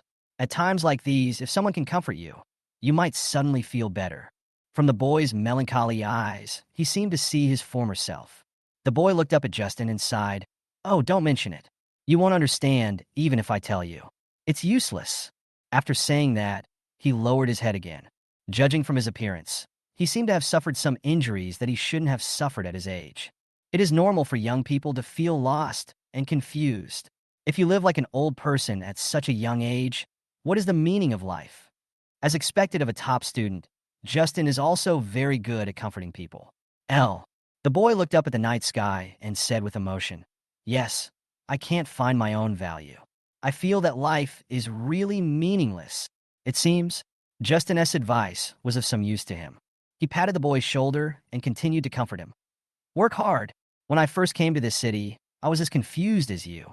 At that time, I also started from the grassroots. Look at me now. Isn't my life pretty good? Brother, how did you get through it? Can you teach me some of your experience?" After hearing Justin say that, the boy suddenly felt enlightened. He paused and continued, "To be honest, I have too many worries. It would be great if I could live as easily as you." He looked up at Justin with a hint of admiration in his eyes. Justin said calmly, "Young man, don't limit yourself to your own little world. You need to have a broad vision. Only in this way can you get more opportunities and live a better life. Brother, we just met by chance. I didn't expect you to comfort me like this. Thank you so much." The boy felt as if he had suddenly realized something. He stood up suddenly, frowning slightly. Everyone understands the principle, but it is too difficult to implement it. Young man, don't take your reputation too seriously. You need to work hard. Justin also stood up and clenched his fists and said, "To tell you the truth, I was just a small office worker before. After my own efforts, I have become a successful person that everyone envies." When saying these words, Justin obviously lost his confidence. He became so rich because of the system, otherwise he would still be just a small clerk now. But this is comforting. Let's ignore those for now. What? The boy's eyes lit up, and after a moment of silence, he said meaningfully, "Yes, hard work can always achieve it. I understand. Thank you for comforting me." After saying this, the boy felt relieved and walked away with a smile. Watching him leave, Justin also became happy. "That's great. I helped another person out of suffering." He nodded in satisfaction, and just as he turned to leave, he heard a sharp brake sound. Squeak! Justin turned around, and at a glance, he saw that the car in front of him was an expensive Porsche 911. Looking more closely, the man driving the car was the boy he had just comforted. Oh my God! Justin was surprised. I didn't expect this guy to be so rich. He was about to say hello to the boy when he saw him smile and say, "Big brother, thank you for enlightening me. I will correct my attitude and won't worry about having too much money to spend anymore." After saying that, he stepped on the accelerator and sped away. Justin, damn it, what does this mean?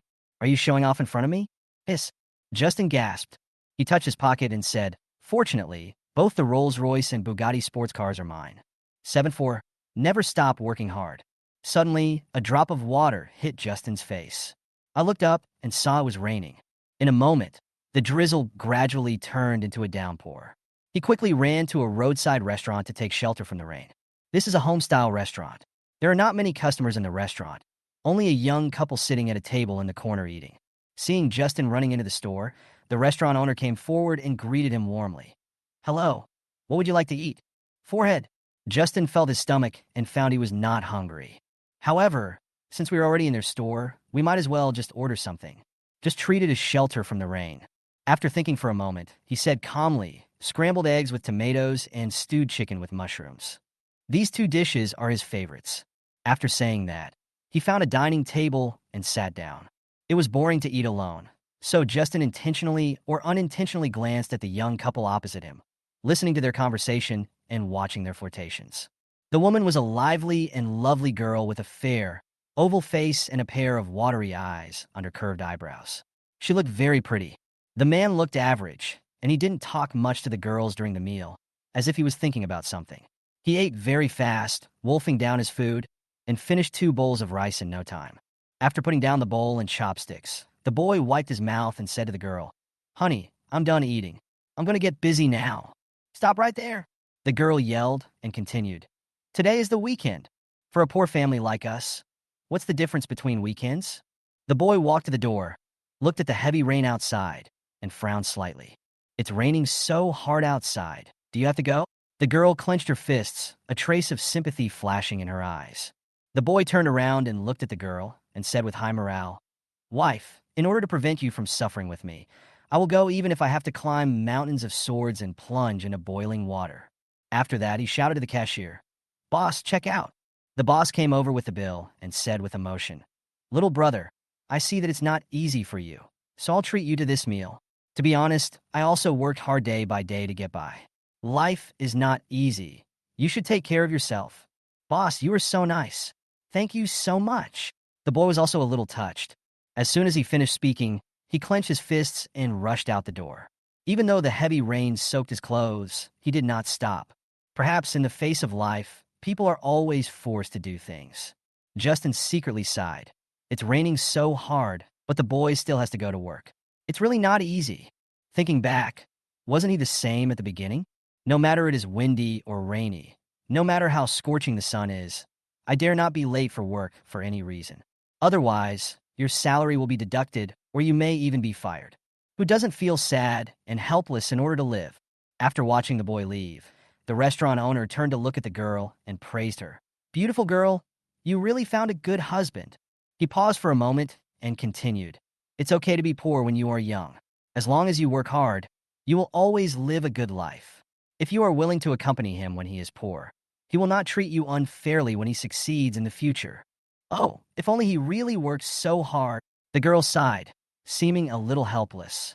The restaurant owner's eyes turned, and he asked curiously, "By the way, it's raining so hard. What is your husband going to do?" The girl rolled her eyes and said 3 words calmly, "Buy lottery tickets." After saying that, he lowered his head and turned away. Restaurant owner. Justin. It seems that the restaurant owners offered to waive the bill for him wasted. 7-5. Attending company board meetings. That night, the rain never stopped.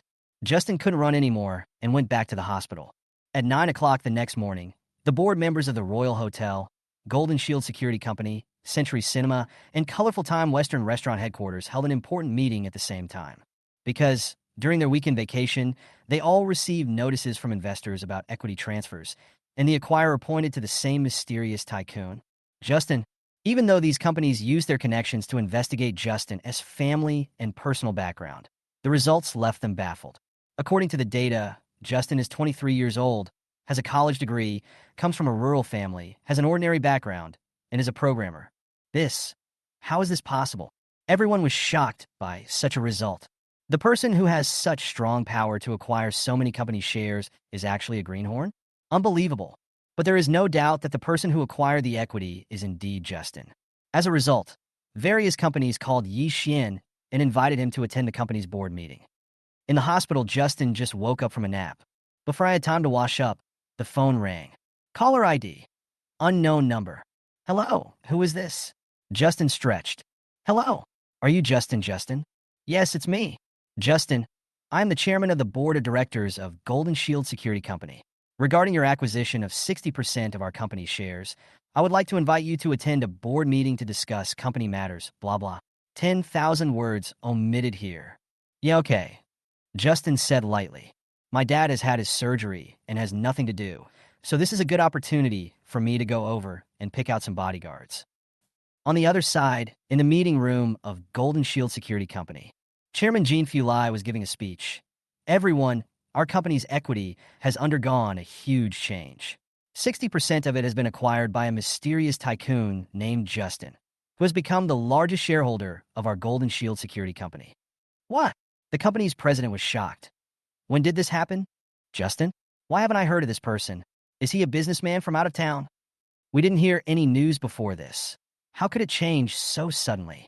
Is there any conspiracy? That's right. How could so many shares of our company be acquired by the same person? How much money does it take to do that?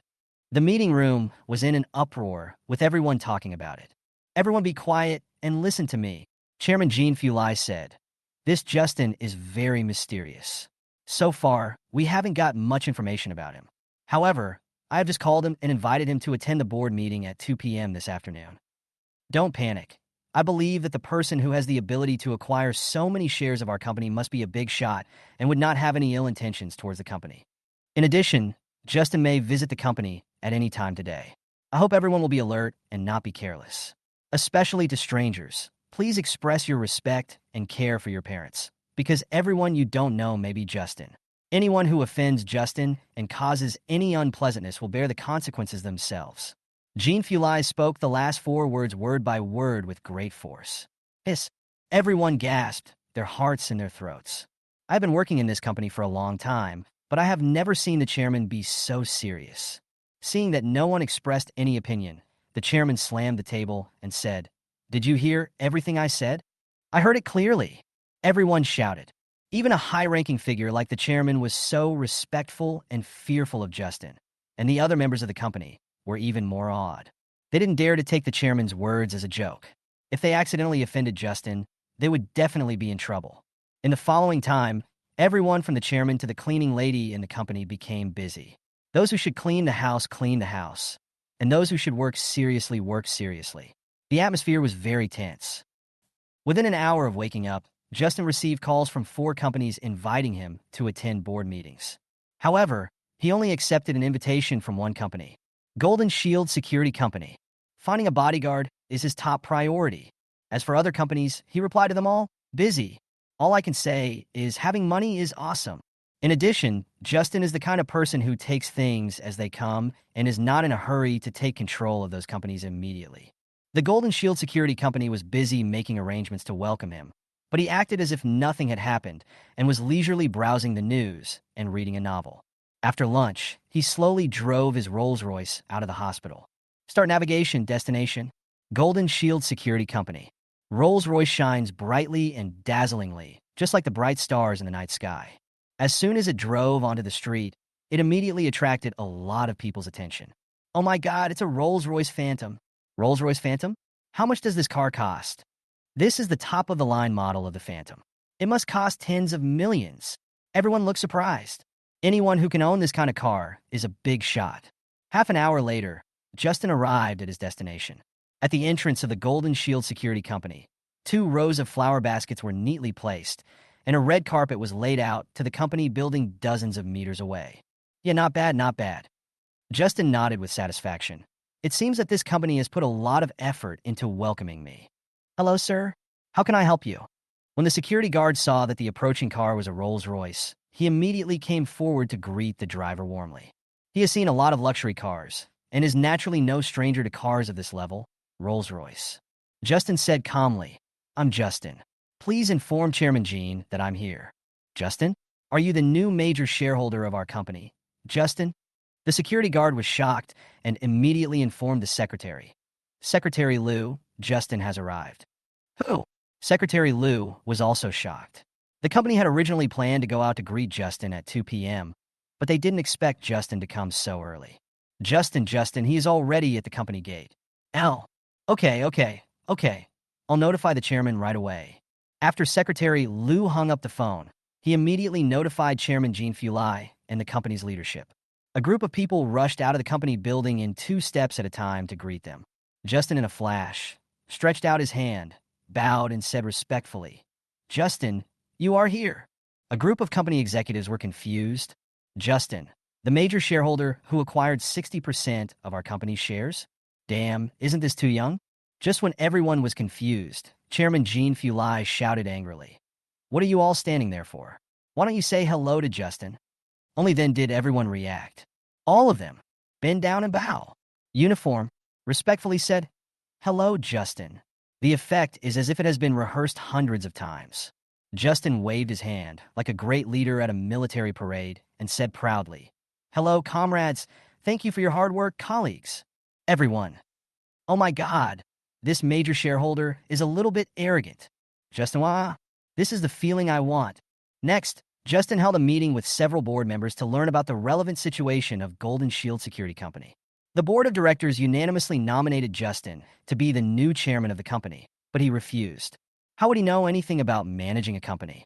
"I don't even have the leisure time. Just come and collect the money at the end of the year." 7-6. I am the coolest guy on this street. The meeting is over. Chairman Jean Fulai said respectfully, "Justin, the meeting is over. Do you want to inspect the work of other branches?" "Need not." Justin waved his hand. "I'm in need of a few bodyguards. Please arrange some for me."